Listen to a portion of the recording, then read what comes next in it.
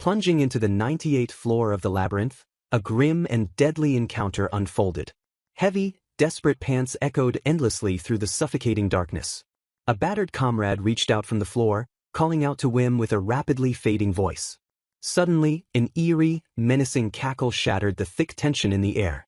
Flashing back to a few months prior, the dark and unforgiving reality of the labyrinth loomed large. Death patiently awaited those who greedily pursued merit instead of immediately retreating from the formidable floor bosses. The atmosphere grew unbearably heavy as the unseen danger prepared to strike. Taking in the absolute carnage, Wim realized he was staring directly at that exact horrific scenario. Peering through the dense dust, he desperately prayed that his fallen comrades were still alive. A sudden, thunderous blast interrupted his panic and violently jolted him backward. Debris scattered everywhere as the sheer, devastating force of the impact ripped through the dungeon. A low, guttural growl vibrated through the cavern walls, signaling impending doom. Staring up at the towering monstrosity, Wim finally understood the true, crushing terror of a floor boss. With blinding speed, the massive beast unleashed a single, devastating strike. Panic set in as Wim realized the monster had incapacitated his entire party with just one hit, forcing him to instantly devise a desperate escape plan. He quickly calculated his options, realizing that carrying 3 people or holding out for a rescue were both mathematically impossible. Resolving himself to a final stand, Wim braced his body and declared there was only one bloody way out. Channeling his latent magic, he boldly activated his unique puppeteer switch. Overcoming the fleeting, cowardly temptation to escape alone, he bravely finished his incantation. Remembering the precious days spent with the Dragon's Wings party, he chose to risk his life for the comrades who had accepted him. The towering beast let out another sinister chuckle to mock his solitary, brave stand. As the monster unleashed a deafening roar, Wim stood tall, feeling a massive surge of pride as he faced the defining moment of his entire life. Meanwhile, back at the Dragon's Wings party house in the present day, the atmosphere felt incredibly grim. A tense, suffocating silence hung over the room as the party members gathered around the wooden table. Feeling their heavy glares, Wim nervously laughed, instantly sensing that something was terribly wrong. A sudden, violent slam on the table made him jump in pure, unadulterated shock. Glaring with absolute malice, his leader coldly warned him not to make him repeat his harsh words. Kronos, the ruthless leader of Dragon's Wings, viciously ordered Wim to get lost while labeling him as utter scum. Without a shred of sympathy, the priest Meles and the mage Nikure sneered in agreement, claiming that Wim had stolen all their glory. They bitterly accused him of strutting around like a hero just because he managed to steal the final blow on the floor boss. Kronos arrogantly claimed his magic blade and Meles' magic had cornered the floor boss, questioning if Wim considered the victory his own accomplishment. Wim nervously explained that he miraculously defeated the boss, insisting he viewed the triumph as a shared victory rather than his own solo feat. He had naively hoped his comrades would praise him for this miracle, but his expectations were instantly shattered by their cold reception. The party ruthlessly blamed him for getting taken out in one hit, fiercely accusing his buffs of being entirely insufficient during the battle. Looking down on him with absolute disdain, they coldly insisted that the entire near-death ordeal was entirely his fault. A crushing realization washed over Wim as he finally understood that his supposed friends had utterly despised him from the very beginning. Staring in stunned silence, the heavy weight of their betrayal fully anchored him in the grim, inescapable reality of the situation. Swallowing his pride, he frantically apologized for his supposed mistakes while desperately trying to salvage his place in the hostile group. He pleaded that Dragon's Wings was his only home, promising to work harder while reminding them that nobody else would hire a mere grantor. Begging them to let him stay, he desperately reiterated that this party was the only place in the world where he truly belonged. Kronos let out a dismissive scoff before pivoting to offer a twisted, completely impossible proposition. The ruthless leader declared that Wim could only stay if he fought him in single combat and actually managed to win. Wim internally despaired, knowing it was absolutely impossible for a weak non-combatant like him to defeat a seasoned warrior. Letting out a broken, eerie chuckle, the battered grantor realized he would need another absolute miracle to survive this ordeal. Angered by the strange laughter, Kronos furiously demanded to know what the pathetic weakling found so amusing. Without a shred of hesitation, Kronos viciously struck Wim, sending him crashing to the wooden floor in sheer agony. Coughing violently, Wim absorbed the brutal impact while his former leader looked down on him as a useless scumbag who could only use beginner-level buffs. Kronos bellowed with raw fury, commanding the bleeding grantor to never disobey his absolute authority as the party's leader. As Kronos prepared another strike, one of the other party members nervously interjected to suggest that going any further might be too much. Ignoring the warning entirely, Kronos delivered another devastating kick, labeling Wim a pathetic weakling as he writhed in excruciating pain. Gripped by sheer frustration, Kronos cursed in complete disbelief over how a weakling like Wim could have possibly defeated a floor boss. Coughing up blood, Wim lay shattered, utterly devastated that they would treat him like trash even after he had put his life on the line for them. He silently recalled his earnest, heartfelt desire to repay Dragon's Wings for taking him in when he was struggling and could only perform odd jobs. Despite all his selfless loyalty and desperate sacrifices, this brutal, unprovoked betrayal was his only ultimate reward. A heavy, palpable silence fell over the room as a mysterious figure suddenly entered the tense atmosphere of the guild house. Confident footsteps clicked sharply against the floor as the new arrival slowly approached the fractured party. Staring up through his overwhelming pain, Wim weakly questioned the identity of the unfamiliar woman standing triumphantly before him. Kronos coldly introduced Sophia, revealing that she would be permanently taking Wim's place in the party. Smirking confidently, Kronos praised Sophia as a phenomenal asset who would easily fill the useless hole left behind by the pathetic grantor. Delivering his final, merciless ultimatum, Kronos fiercely ordered Wim to leave immediately and warned him never to make him repeat himself. Kronos's ruthless voice echoed in his mind, declaring they didn't need him anymore and ordering him to leave immediately. Wandering aimlessly through the busy streets, the heavy weight of his sudden exile dragged his steps down. He trudged along the cobblestone pathways, completely lost in his own crushing despair. The grand, sprawling cityscape rose up around him, bustling with vibrant life and endless energy. This was Fullbrown, a massive labyrinthine city brimming with the boundless hopes and dreams of young adventurers. The streets thrived on the labyrinth's bounties, with merchants excitedly hawking rare monster parts like high fins from the 35th floor. Traders eagerly bartered for high-tier treasures, exchanging gold and silver for first-class magic stones hauled from the deep 60th floor. The treacherous labyrinth offered endless unexplored areas filled with unique monster materials and breathtaking sights unseen on the surface. Adventurers forged family-like bonds by crossing the line of death together, earning immense status and honors proportional to their pioneering accomplishments. Those brave and foolish enough to risk their lives exploring this terrifying abyss were proudly hailed as true adventurers. Slumping heavily against a stone wall in a quiet alleyway, a thoroughly defeated Wim groaned that he just wanted to die. He bitterly reflected that his grantor class was highly unpopular, doubting any legitimate party in the Adventurers Guild would ever hire him. Approaching the rustic Twig Inn, he tried to convince himself he could survive hunting small fry with a lowly E-rank or F-rank party. Inside the lively tavern, boisterous laughter erupted as rowdy patrons eagerly ordered more rounds of drinks. Standing silently at the wooden entrance, Wim gazed at the cheerful crowd while feeling completely isolated from their joy. Trying to numb his agonizing emotional pain, he decided that getting heavily drunk was his only viable option right now. The tavern bell chimed cheerfully as the staff warmly welcomed him into the bustling establishment. Spotting him instantly, the friendly tavern girl Greta excitedly called out his name with a bright, welcoming smile. He politely greeted Greta as she leaned in, buzzing with eagerness to share some incredible news she had just heard. Beaming with pure joy, she loudly congratulated him and announced to everyone that Dragon's Wings had officially defeated a massive floor boss. Rowdy patrons immediately joined the celebration, cheering him on as the world's #1 and playfully demanding he buy them around. Greta excitedly assumed he was celebrating their impending promotion to an A-rank party, but Wim softly shot the idea down. Deflecting the painful and undeserved praise, he quietly ordered a beer and his usual sausage to avoid ruining the festive tavern mood. Sitting alone at a corner wooden table, he quietly chewed his food while the lively tavern buzzed vibrantly around him. Staring blankly at his meal, he noted that the food tasted incredibly bland due to the crushing weight of his recent betrayal. Suddenly, his familiar and eerie chuckle escaped his lips, instantly breaking his silent, brooding session. He quickly covered his mouth, remembering how Kronos used to aggressively scold him for his disgusting laugh. A wave of realization washed over him as he remembered he was no longer chained to the Dragon's Wings party or their cruel rules.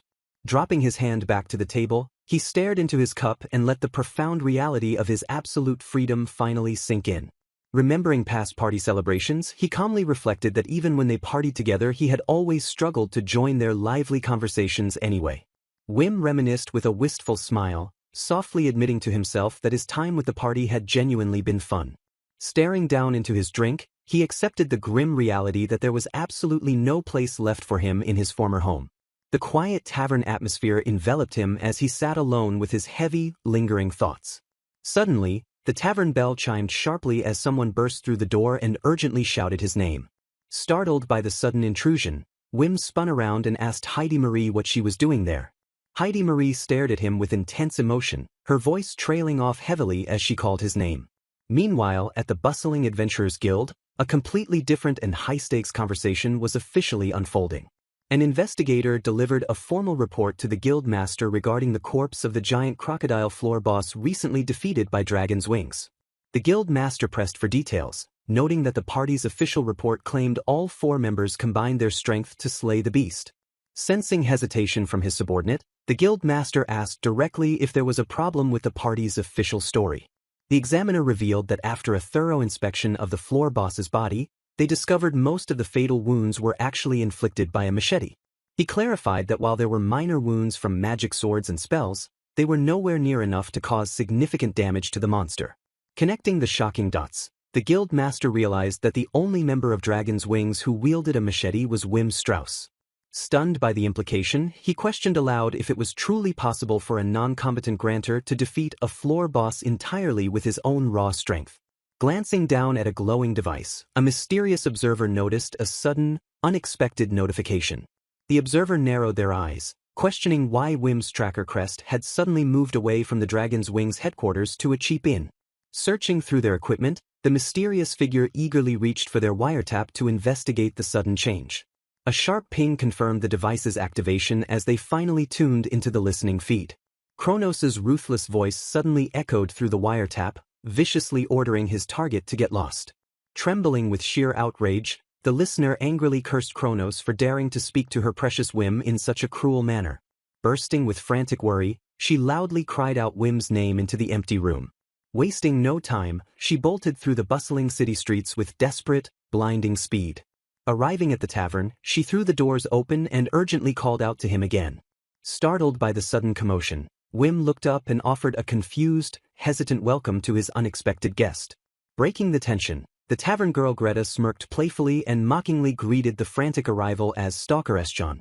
Furious at the nickname, Heidmary snapped back that her true name didn't have an S in it, sharply retaliating by calling Greta a cowgirl. Greta smugly feigned ignorance while flaunting her chest, prompting a deeply irritated Heidmary to repeatedly and venomously wish death upon her. Shaking off the petty argument, Heidmary quickly refocused her attention on Wim and declared that she wasn't there to bicker. Leaning in with deep concern, she gently asked if he was okay, causing a flustered Wim to stammer over his words. Wim nervously wondered aloud if the humiliating news of his expulsion from Dragon's Wings had already spread throughout the entire city.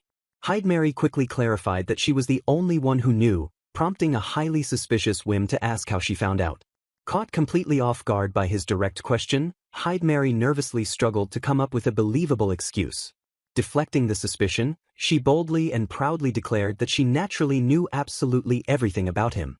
Sweating profusely, she quickly blamed her vast knowledge on the fact that they hailed from the same village, though Wim still found the implication terrifying. Swallowing his lingering doubts, a naive Wim slowly nodded and reluctantly accepted her highly questionable explanation. Greta chimed back in, curiously asking both of them if something terrible had recently happened to Wim. Sighing heavily in absolute defeat, Wim finally broke the news and confessed that he had just been officially fired from his party. Stunned by the abrupt revelation, the surrounding tavern patrons froze in absolute disbelief. A tense, uneasy silence blanketed the room as the shocking news of his sudden dismissal quickly sank in. The crowd erupted in utter confusion over his firing right before an A-rank promotion, though some muttered that they only ever heard about him doing menial chores. Ignoring the loud gossiping crowd, Wim quietly stuffed his face with food to avoid dealing with the overwhelming humiliation.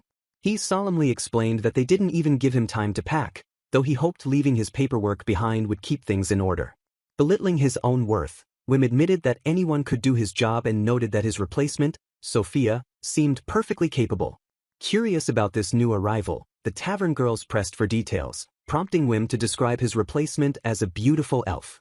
Gossiping about Kronos bringing in another woman, the rowdy tavern patrons quickly dismissed the party leader as nothing but a damn womanizer. Sipping his drink, Wim quietly agrees with the rumors, fully aware of his former leader's predictable and sleazy habits. Remembering the tense atmosphere and the compromising moans from Kronos' room, Wim bitterly laments his inability to build more trust with his former party. A familiar, nervous chuckle inadvertently escapes his lips as he reflects on his absolute failure as a comrade. Stopping abruptly, Heidmary shifts her full attention to the strange, eerie sound of his sudden laughter. Staring directly into his eyes, she bluntly points out that he still hasn't fixed his peculiar habit. Blinking in sheer confusion, Wim genuinely wonders what part of himself she is suddenly critiquing. Frantically apologizing for being disgusting, he is completely caught off guard when she softly reassures him that it doesn't bother her at all. With a gentle expression, Heidmary admits she genuinely likes his laugh and deeply missed the way he used to correct her. Flustered by her incredibly bold words, Wim warns her not to casually say she likes someone, fearing he might get the wrong idea entirely. Leaning in closer, she delivers a stunning blow to his composure by declaring that she is perfectly fine with him getting the wrong idea. Blushing furiously, a completely overwhelmed and panicked Wim desperately begs her to stop teasing him. The lively tavern buzzes loudly in the background as the heavy, romantic tension between the two slowly settles. Shifting the conversation back to his grim reality, Wim admits he still doesn't understand the real, underlying reason behind his sudden firing. Scoffing at his confusion, Heidmary casually drops the absolute bombshell that he single-handedly defeated the floor boss anyway. His eyes widen in absolute shock, his mind utterly paralyzed by her impossible and ridiculous claim. She coldly points out that Dragon's Wings lacks the actual skill to slay a floor boss, insisting he was the one who truly pulled it off. Panicking over her wild accusation, Wim frantically defends his former party and insists he merely landed a lucky finishing blow. Pushing back against his humble excuse, she flatly rejects his claim that the miraculous victory was a shared team effort. Revealing her own tactical speculation, she confidently asserts that the monster took 0 damage from the others, making it entirely his solo subjugation. Waving his hands in desperate denial, Wim insists it is completely impossible and accuses her of wildly overestimating his combat abilities. Defending his former comrades, he praises their outstanding talent and explains he was just fighting desperately to avoid being a burden. Baffled by her unwavering faith, he genuinely questions why she holds a weak non-combatant like him in such incredibly high regard. Heidmary hesitates for a fleeting moment, struggling to articulate the profound depth of her intense feelings for him. Interrupting the highly intimate moment, Greta suddenly chimes in with a nervous, hesitant tone. The tavern girl explains that as a lifelong resident of Fullbrown, she has never once heard of anyone soloing a massive floor boss. Annoyed by the bold claim, Greta fiercely warns Eschon to stop letting her creepy stalking habits fuel such ridiculous delusions. Completely unfazed, Heidmary boldly admits she knows the truth from an illegal wiretap, leaving Greta horrified that she actually crossed the line into felony territory. The two girls immediately erupt into a loud, chaotic bickering match right in the middle of the crowded tavern. Ignoring their noisy argument, Wim stares back into his cup and solemnly blames his firing on his own personal flaws and lack of trust. Staring intensely across the table, Heidmary silently prepared to completely shatter Wim's self-pitying narrative. Slamming her hands down, she furiously commanded him to drop his pathetic and wimpy attitude immediately. Pivoting her wrath toward Greta, the irritated mage aggressively demanded a massive beer from the cowgirl. Startled by the sudden order, Greta nervously reminded her she couldn't handle alcohol, but Heidmary fiercely ordered her to pour it anyway. Recognizing a losing battle, Greta quickly surrendered and cheerfully promised to bring the requested drink right away. Approaching the table with a bright smile, the tavern girl carefully placed the large wooden mug in front of the demanding patron. Griping her newly acquired drink, Heidmary forcefully interrupted Wim to drunkenly ramble about cognitive dissonance and the fairy tale of the fox and the grapes. Tipping the massive mug back, she chugged the alcohol with reckless abandon before swaying unsteadily on her feet. Greta smugly pointed out that the supposedly tough drinker was already struggling on her first jug, prompting Heidmary to angrily demand a refill. Gently shutting down the drunken demands, Wim calmly decided that his old friend had consumed more than enough alcohol for one day. Slurring his name affectionately, the heavily intoxicated mage reached out and practically shoved a small object toward him. Peering closely at the glossy card, Wim realized it was a formal business invitation bearing the prestigious emblem of Nacht Libel. A wave of awe washed over him as he recalled that Nacht Libel was the strongest A-rank party in Fullbrown, boasting an incredibly strict screening process. Reflecting on her meteoric rise, he remembered how Hyde Mary was highly recruited into their elite ranks and quickly built a formidable reputation. Leaning in close, the drunken mage boldly instructed him to visit her party house the next day, leaving Wim thoroughly confused about what she expected him to do. Promising to personally vouch for him, she casually suggested he work with them temporarily just for the experience. Flexing her impressive political power, she bragged about being the 74th sage and a prime candidate for the guild's next top brass. Her confident boasting abruptly vanished as a wave of intense nausea hit, causing her to let out a miserable groan. Hoisting the unconscious mage onto his back, Wim politely thanked Greta for the meal before heading toward the exit. Watching him struggle, Greta gently asked if the girl was too heavy and practically begged him to use a strengthening buff on himself. Flashing a reassuring smile, Wim confidently declared that even a weak grantor like him could handle carrying a friend without any magic. Warning him of the many rowdy adventurers wandering the late-night streets, Greta urged him to be careful as he promised to stay vigilant. Stepping out into the cool night air, the disgraced grantor began his long and silent trek through the darkened city. Trudging along the cobblestone path, a heavy wave of anxiety hit him as he worried that the elite members of Nacht Libel would immediately despise his presence. His crippling self-doubt flared up again, convincing him that a pathetic weakling like himself would only cause massive trouble for such an esteemed guild. Staring blankly ahead, his heart sank at the terrifying thought that dragging Hyde Mary down would eventually cause her to deeply hate him. The quiet, empty streets offered absolutely no comfort to his racing and insecure thoughts. Suddenly, his sharp instincts flared as an unsettling commotion echoed loudly from an obscure alleyway just ahead. A booming, obnoxious burst of mocking laughter violently shattered the peaceful silence of the dark street. Hearing the unseen strangers brutally mock someone for missing an attack, Wim froze in place as he tried to identify the disturbing voices. The dark alleyway remained shrouded in silence as an unseen altercation suddenly unfolded nearby. A drunken figure playfully declared it was their turn before launching a wild, clumsy strike. The intended target easily dodged the blow and loudly mocked the attacker for completely missing. Oblivious to the rest of the world, the rowdy group continued their aggressive and chaotic street brawl. Suddenly noticing Wim walking toward them, one of the aggressive thugs paused and let out a confused grunt. Turning their full attention to the approaching newcomer, the thugs belligerently called out to stop him. Squinting aggressively at the unconscious girl slung over his back, they demanded to know exactly what he was carrying. Hyde Mary let out a soft, drunken hiccup, instantly drawing the aggressive group's complete and unbroken attention. Recognizing the unconscious mage, one of the thugs furiously pointed her out as the infamous thief from a previous encounter. Caught completely off guard by the wild accusation, Wim nervously stammered in utter confusion. The angry thug ranted that she had selfishly bought out all the limited snowball snacks and fiercely demanded Wim hand over all his belongings as compensation. Trying to politely de-escalate the situation, Wim apologized but logically pointed out that buying snacks did not actually make her a thief. Enraged by his calm logic, the thug fiercely demanded that Wim wake her up immediately to issue a formal apology. Sweating profusely, Wim frantically wondered how he was going to talk his way out of this increasingly dangerous confrontation. The belligerent thugs pressed closer, aggressively questioning why he was remaining silent instead of complying. Losing the last of his fragile patience, the lead thug lunged forward and violently ordered Wim to wake the girl. Reacting with blinding speed, Wim instantly cast a double physical enhancement buff on himself. He vanished from their sight in a split second, leaving the aggressive group grasping at empty air. Blinking in absolute bewilderment, the thugs frantically looked around as they completely lost track of their target. Reappearing safely behind them, Wim politely apologized for Hyde Mary's actions while admitting she had shared the snacks with him. The stunned thugs slowly turned around, utterly baffled by his sudden and impossible teleportation. Realizing his polite apology only enraged them further, Wim quickly excused himself and prepared to flee the scene. Utilizing his magically enhanced speed, he effortlessly dashed away into the dark and winding streets.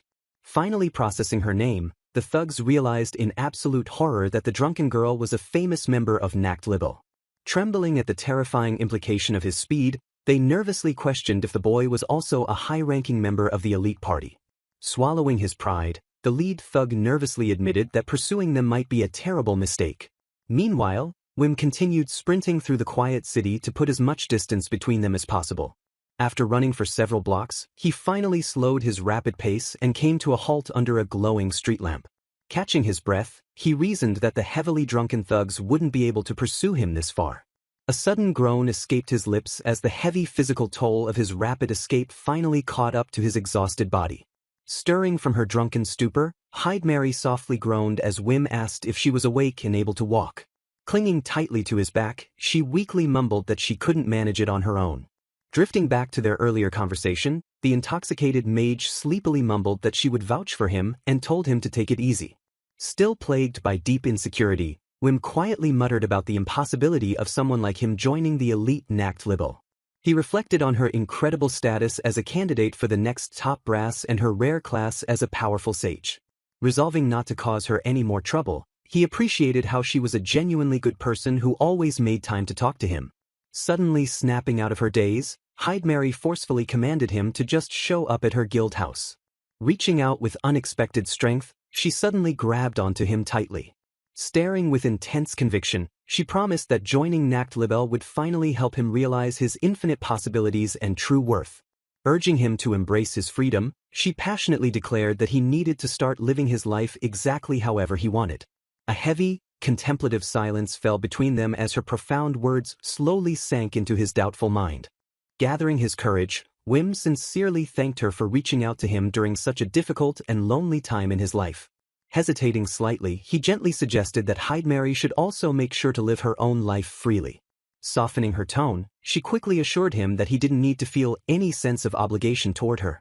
Blinking in absolute confusion, Wim immediately protested and insisted that his gratitude had nothing to do with mere obligation. Pressing the issue, she boldly asked what his true feelings were while reiterating that her own actions weren't born from obligation either.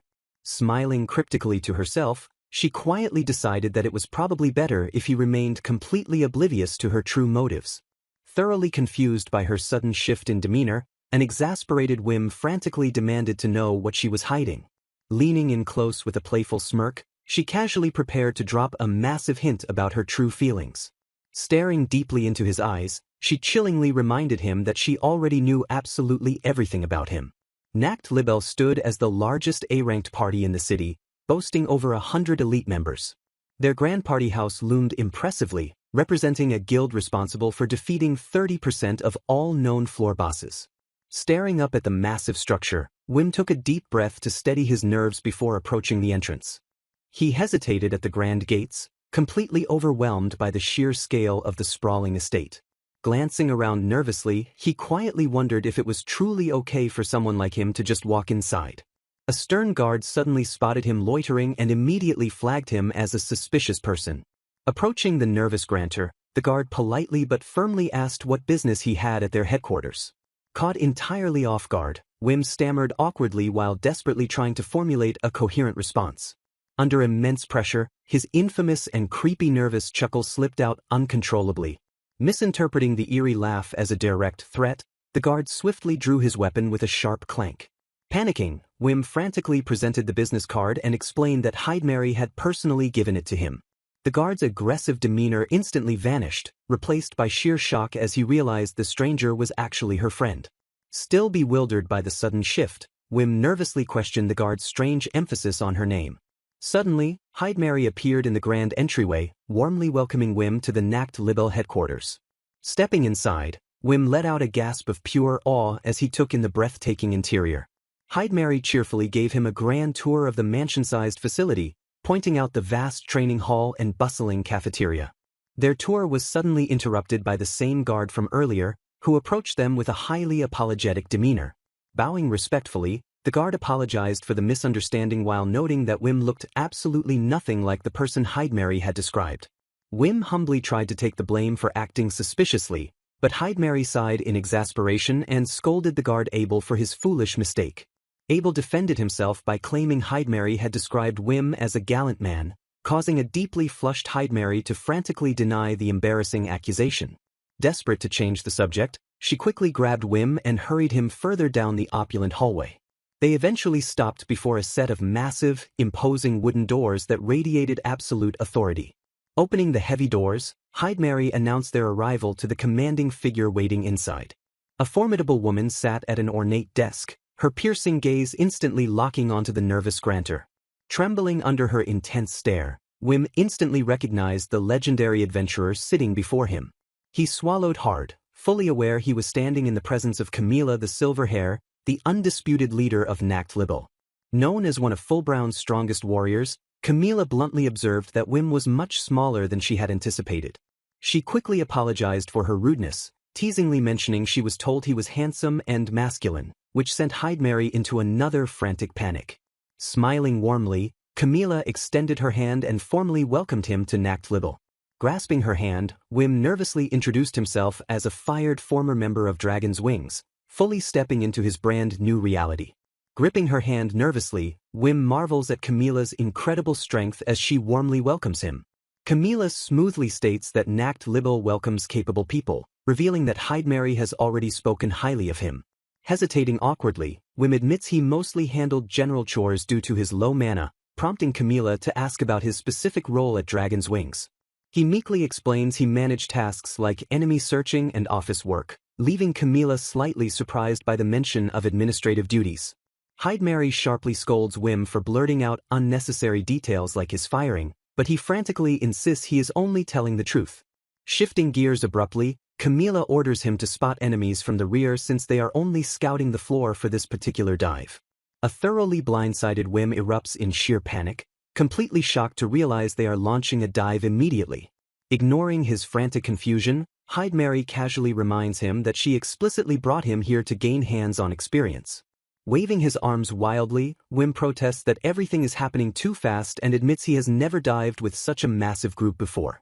Completely unfazed by his anxiety, Mary confidently urges him forward and assures him that everything will be fine. Left with no other choice, a bewildered Wim lets out a defeated groan as he is swept up into the sudden expedition.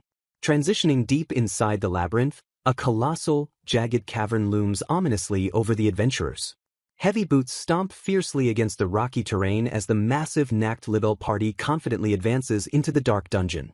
The heavily armored vanguard leads the charge, marching in perfect, disciplined formation down the cavernous path. Deep within the sprawling dungeon walls, the seasoned adventurers fan out to secure the twisting, shadow-filled corridors.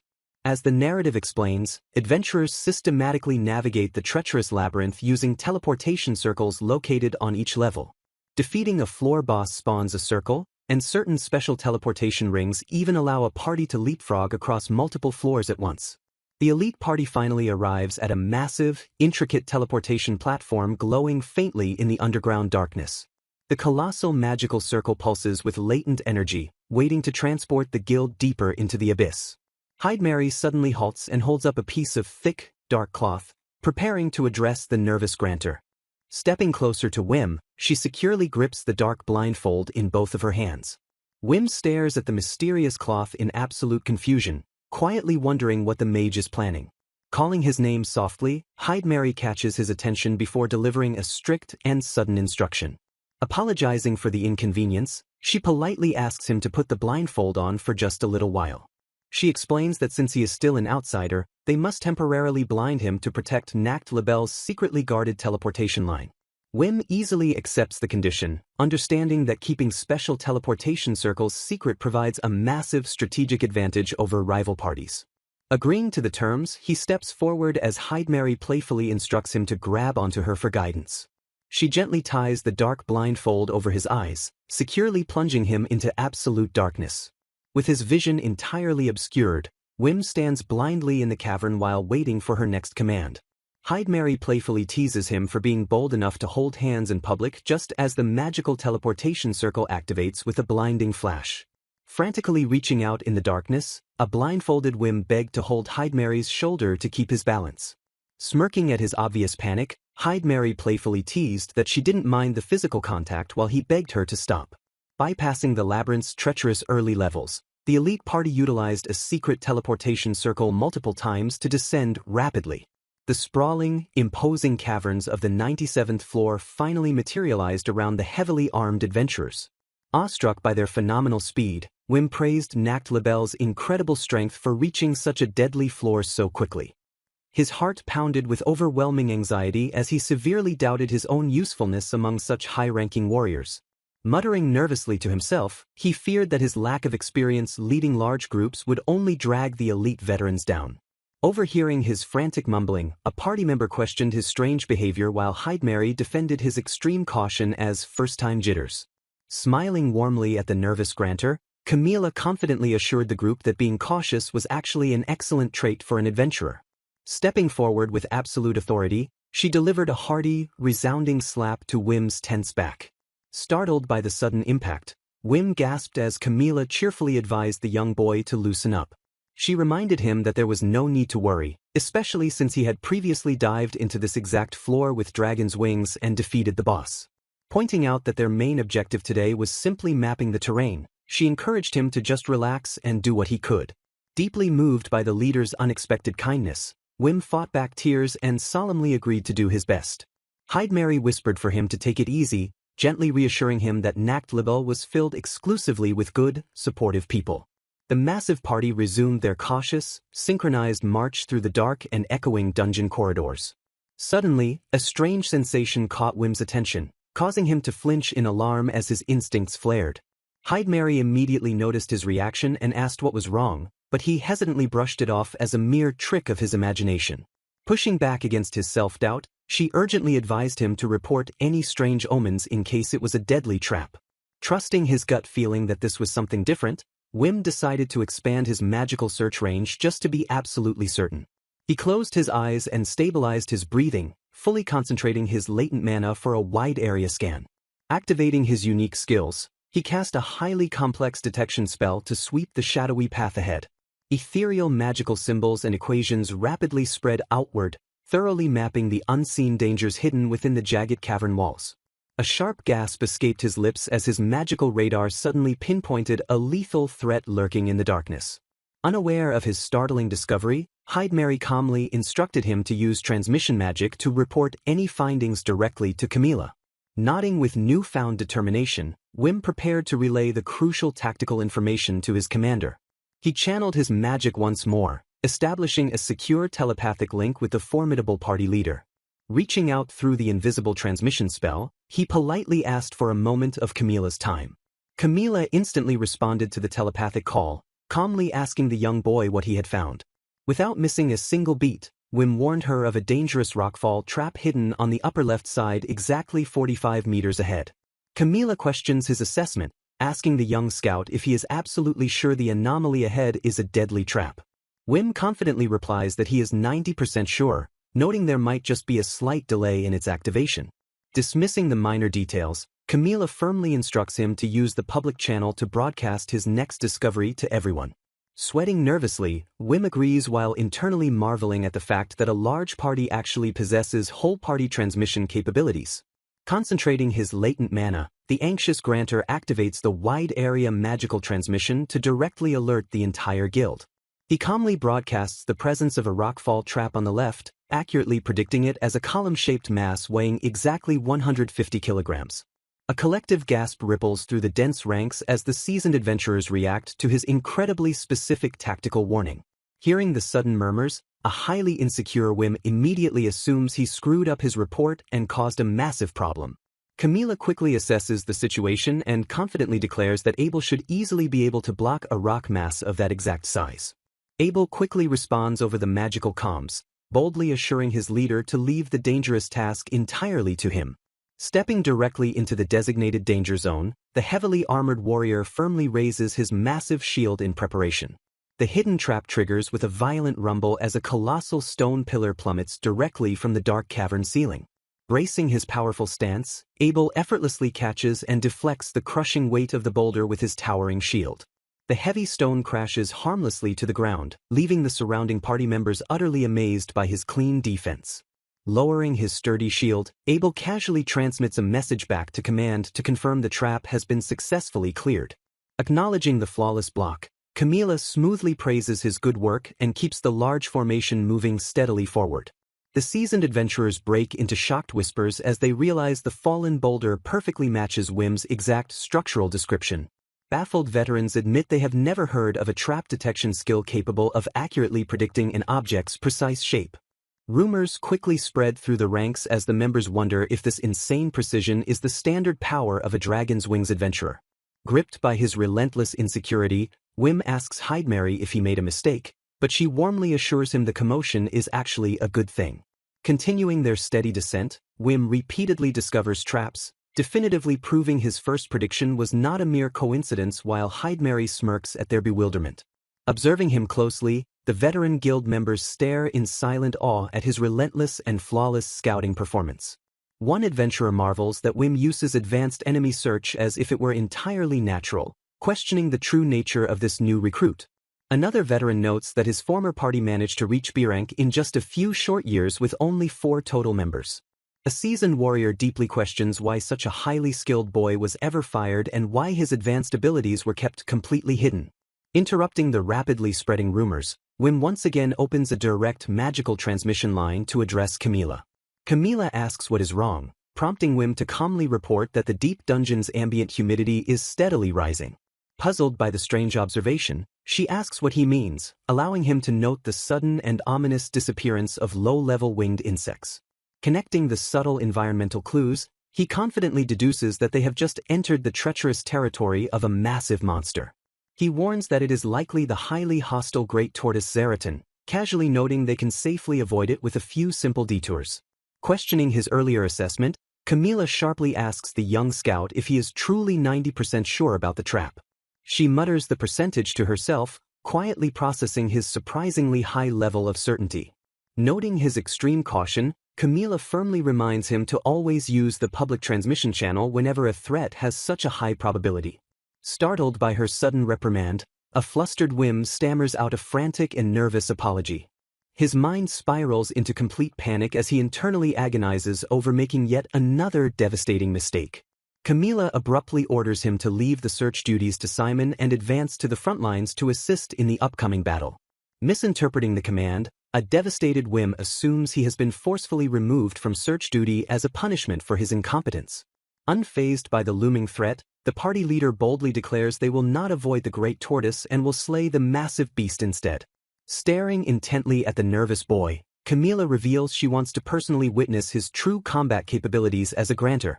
Haunted by the brutal memory of his sudden firing, Wim desperately fears that failing this test will leave him without a place to belong. Swallowing his crushing anxiety, he forces a shaky nod and solemnly promises to do his absolute best in the fight. His heart hammers fiercely against his ribs as he desperately resolves to avoid making any more catastrophic errors. Stepping forward, Hydemary requests to join him on the front lines by arguing that no one understands his buffing skills better than she does. Camila casually agrees with the tactical suggestion, instructing the mage to go ahead and take good care of the nervous recruit. Side by side, the two friends bravely advance through the dark cavern to face the impending monstrous threat. Still plagued by endless self-doubt, Wim quietly apologizes for dragging Hydemary into his chaotic mess. Flashing a confident smile, Hydemary boldly encourages him to finally show the elite party exactly what he is truly capable of. He solemnly recalled his life's original goals of living in seclusion, never standing out, and always helping others in need. Figuring out exactly what he could do for the people around him had always been his primary objective. Peeking out from behind a jagged rock, he bitterly reflected that his life was supposed to remain quiet and completely unremarkable. Meanwhile, the colossal great tortoise viciously tore into its fresh prey with sickening, heavy crunches. Recognizing a perfect tactical opening, Hydemary boldly urged Wim to strike while the massive beast was entirely distracted by its food. She passionately encouraged him to seize this flawless opportunity to finally show the spectating elite party exactly what he was made of. The seasoned veterans of Nachtlibel stood silently in the shadows, their intense and critical gazes locked onto the young grantor. Feeling the crushing weight of their unbroken stares, Wim began to panic as he realized the entire guild was closely scrutinizing his every move. His heart hammered wildly in his chest as he desperately resolved to make up for his earlier mistakes and avoid causing them any more trouble. Spiraling into a massive anxiety attack over his painful lack of experience with large groups, he completely tuned out Hydemary as she repeatedly called his name. Finally snapping him out of his intense self-doubt, she fiercely shouted his name to shatter his crippling and isolating insecurities. Grounding him in reality, she gently asked for his usual support magic and confidently declared they would execute their standard ice spear tactic.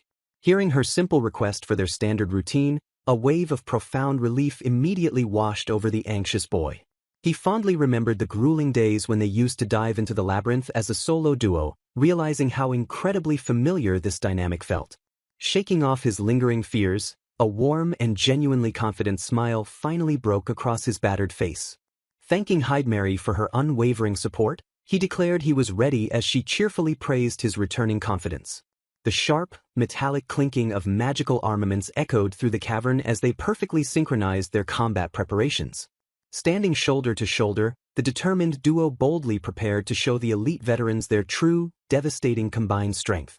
Noticing her shrinking magic stone, Vim quickly realized she had aggressively remodeled her gear to triple its overall casting density. Deeply impressed by her phenomenal ingenuity, he quietly praised her brilliant and highly efficient magical engineering. Igniting their latent power, they confidently declared their readiness and immediately initiated the complex magical generation sequence. Brilliant points of raw magical energy began to sparkle and fiercely gather in the palm of her outstretched hand. A highly complex, glowing magic circle rapidly expanded outward, brilliantly illuminating the dark and treacherous dungeon walls. Startled by the sudden, blinding flash of light, the colossal giant turtle finally turned its massive head toward the intruders. Unfazed by the terrifying beast, Hydemary forcefully thrust her arm forward to unleash the fully charged spell. Several massive, jagged spears of pure ice materialized in the air, radiating an intense and deadly magical chill. The sheer scale and overwhelming complexity of her conjuration would easily leave any ordinary mage completely astonished. Her phenomenal spellcasting utilized ancient principles completely different from modern magic, a feat only possible for those possessing the rare sage class. While basic magic was universally usable for simple tasks like transmissions, her unique application magic was heavily restricted by specialized class types. Boasting the absolute pinnacle of versatility, the sage was widely revered as the strongest job because it granted the user absolute mastery over all types of magic. Hydemary notes they can create basic magic units as she signals Vim to begin. Shouting her approval, Hydemary formally accepts the magical grant from Vim Strauss.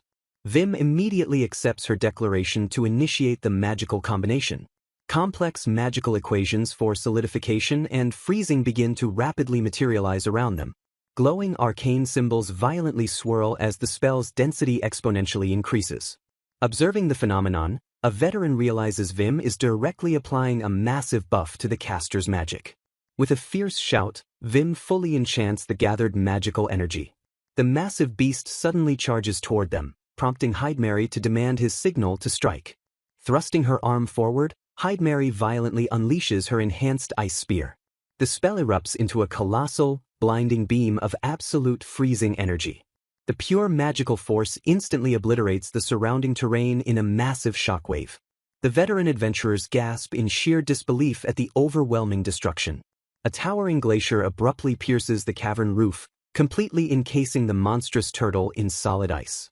The sheer concussive force of the blast violently knocks the heavily armored guild members completely off their feet.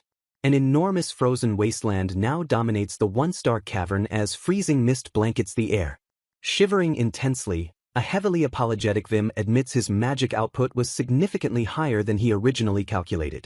Brushing off the extreme cold, Hydemary cheerfully assures him that he successfully demonstrated his phenomenal skills. Turning to their stunned leader, Hydemary proudly asks Camilla if Vim's power isn't absolutely amazing. Ice aggressively cracks and shatters right off of Camilla's frozen heavy armor.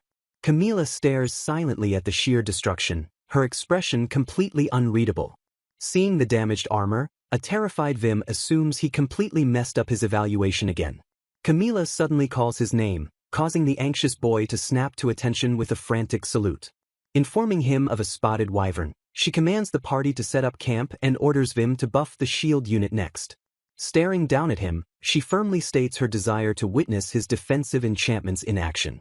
Relieved that he wasn't immediately fired, Vim nervously promises to complete the assigned task. Smiling knowingly, Hydemary realizes that the formidable leader genuinely liked what she just witnessed. Misunderstanding the situation entirely, Vim clenches his fist and vows to do his absolute best with his supposed second chance. Sighing at his chronic insecurity, Mary playfully mutters that his self-doubt is practically an illness at this point. Accepting the misunderstanding, she notes that everyone besides Vim is finally realizing just how incredibly overpowered he truly is. The veteran adventurers whisper among themselves, utterly baffled by the impossible speed and strength of the oddball grantor. Mary asked if Vim had said something, but he frantically waved his hands and denied it completely. A young man stepped forward to formally introduce himself as Abel, the squad leader, and offered a polite greeting. Awestruck that someone his own age was already a squad leader, a nervous Vim stammered out a polite greeting in return. A heavy, incredibly awkward silence suddenly fell between the two young men as they stared at one another. Panic entirely consumed Vim's mind as he realized he had absolutely no idea how to hold a conversation with a complete stranger. Noticing the intense distress on the grantor's face, a concerned Abel stepped closer and asked if he was okay. Spiraling into self-loathing over his own awkwardness, Vim frantically insisted he was perfectly fine to avoid seeming disgusting. Dark memories of his previous party flashed through his mind, convincing him that Abel would eventually despise him too. Shattering the anxious tension, Abel flashed a warm, reassuring smile and gently urged the young grantor to relax. Overwhelmed by the squad leader's genuine kindness, a profound wave of relief and happiness instantly washed over Vim's battered heart. Shifting the conversation to tactics, Abel eagerly asked about defensive buffs while Vim nervously questioned the elite guild's lack of grantors. Abel admitted that the guild only ever had one grantor in its history since it was widely considered a highly unpopular job. Demonstrating his tactical knowledge, Abel explained that grant magic fundamentally requires the target's explicit verbal approval before the buff can take effect. He elaborated on the mechanics, noting that buffs could drastically enhance a body's speed or magically reinforce the hardness of their weapons. Emphasizing that willing acceptance is absolutely mandatory, Abel was suddenly interrupted by another squad member stepping forward. Crossing his arms with a stern expression, the veteran adventurer bluntly declared that he absolutely despised receiving magical buffs. Towering over the anxious grantor, the imposing warrior presented a massive, intimidating wall of stubborn resistance. Quickly correcting his rude behavior, the warrior formally introduced himself as Mark and firmly demanded to know the exact details of Vim's magic. Explaining his deep skepticism, Mark recalled diving with a grantor in the past and hating how the magic completely altered his body's natural movements. He complained that being recklessly overloaded with random elemental attributes often caused him to lose control and dangerously miss his crucial strikes. Desperately trying to de-escalate the tension, Vim humbly insisted that he only used beginner-level buffs that would never cause such wild side effects. Attempting to reassure the veteran, Vim casually admitted to using a highly complex combination of basic buffs to perfectly balance the effects. Mark raised a skeptical eyebrow in absolute confusion, completely baffled by the highly contradictory claim of complex beginner-level magic. Taking immediate offense, Mark aggressively accused Vim of treating him like an ignorant amateur and fiercely pressed for the actual tactical details. Shrinking back in absolute terror, Vim's mind went entirely blank as he panicked over accidentally enraging the veteran warrior. Eagerly joining the interrogation, Abel echoed the request by expressing a genuine, earnest desire to learn about Vim's highly unique magical theories.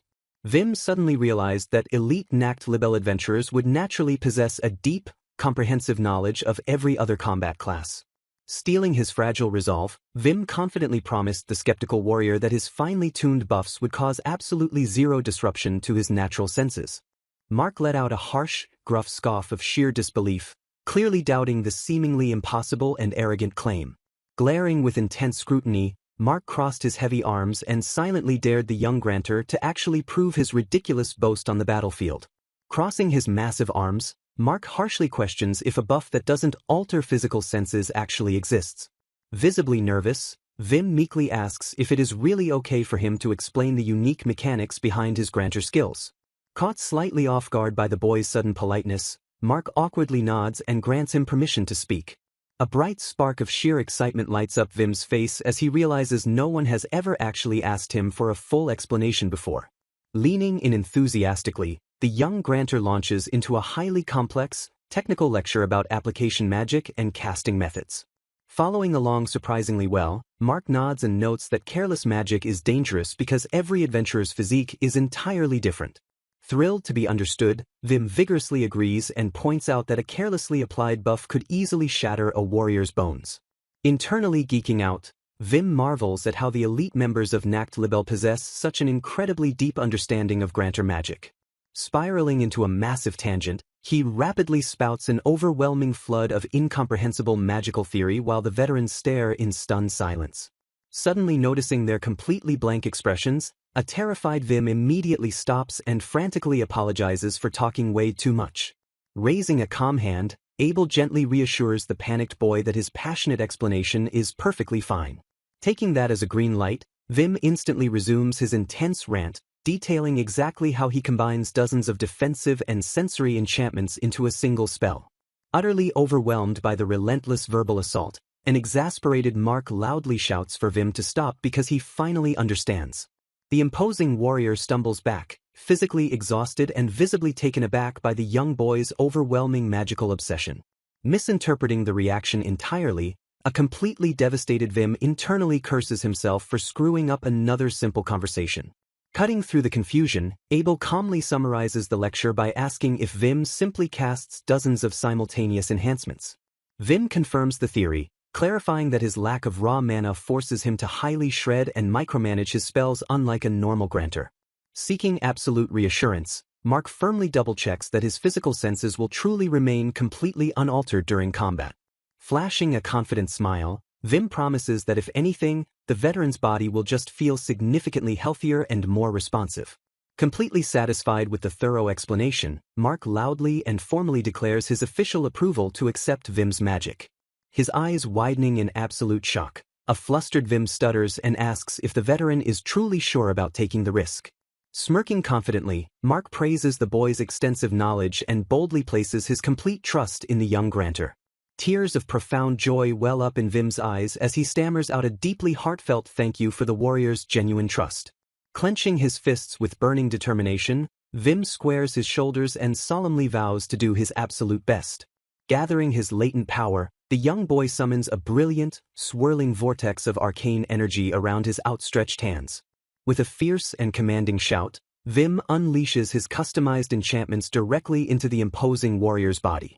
A sudden, confused grunt escapes Mark's lips as the incredibly potent magical enhancements instantly surge through his veins. The magical energy settled around the veteran warriors as they prepare to test their new physical limits.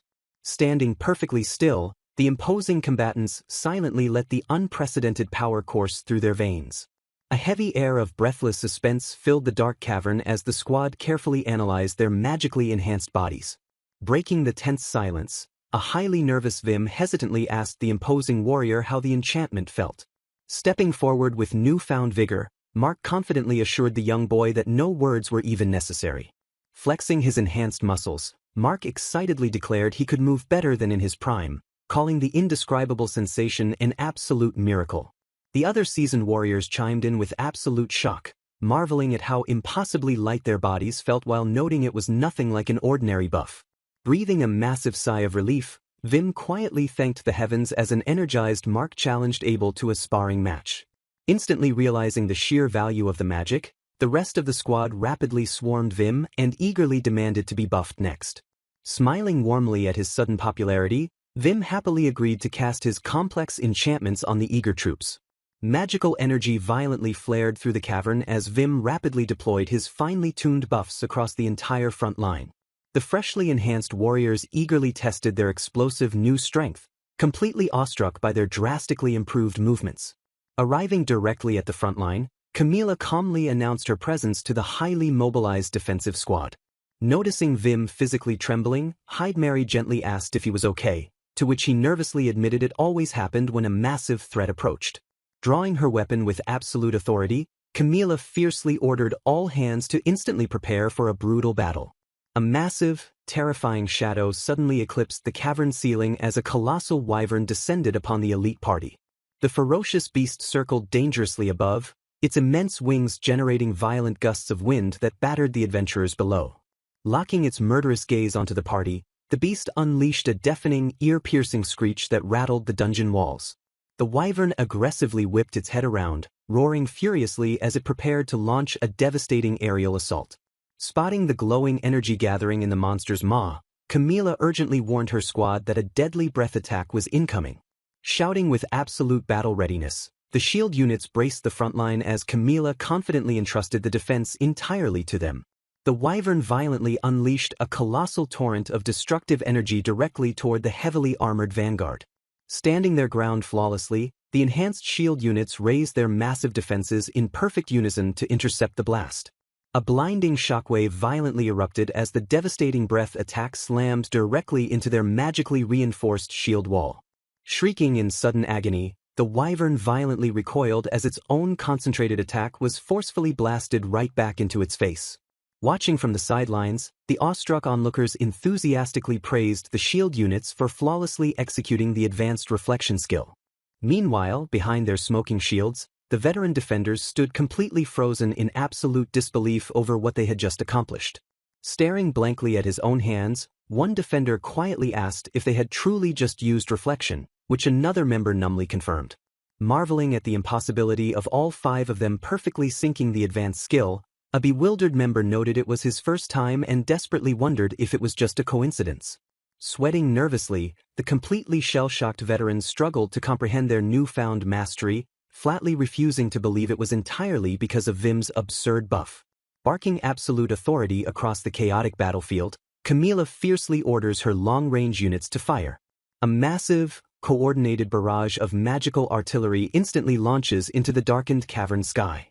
Channeling her immense power, Hydemary unleashes her devastating Jevitor spear directly at the flying beast. The concentrated magical blast violently slams into the wyvern, causing the monster to roar in sheer aggression. Staring intently as the dense smoke clears, Camilla coldly realizes that their combined assault completely failed to pierce its defenses. An observant veteran quickly notes that the beast possesses unique eyes and highly resistant anti-magic scales. Camilla confirms the grim tactical assessment, identifying the terrifying creature as an incredibly rare and dangerous wyvern subspecies. Instead of showing fear, a fierce and hungry smirk slowly spreads across the veteran commander's face. Stepping forward with undeniable presence, she loudly commands the entire frontline vanguard to immediately fall back. Resting her massive weapon on her shoulder, Camilla boldly declares that it is finally her turn to enter the fray.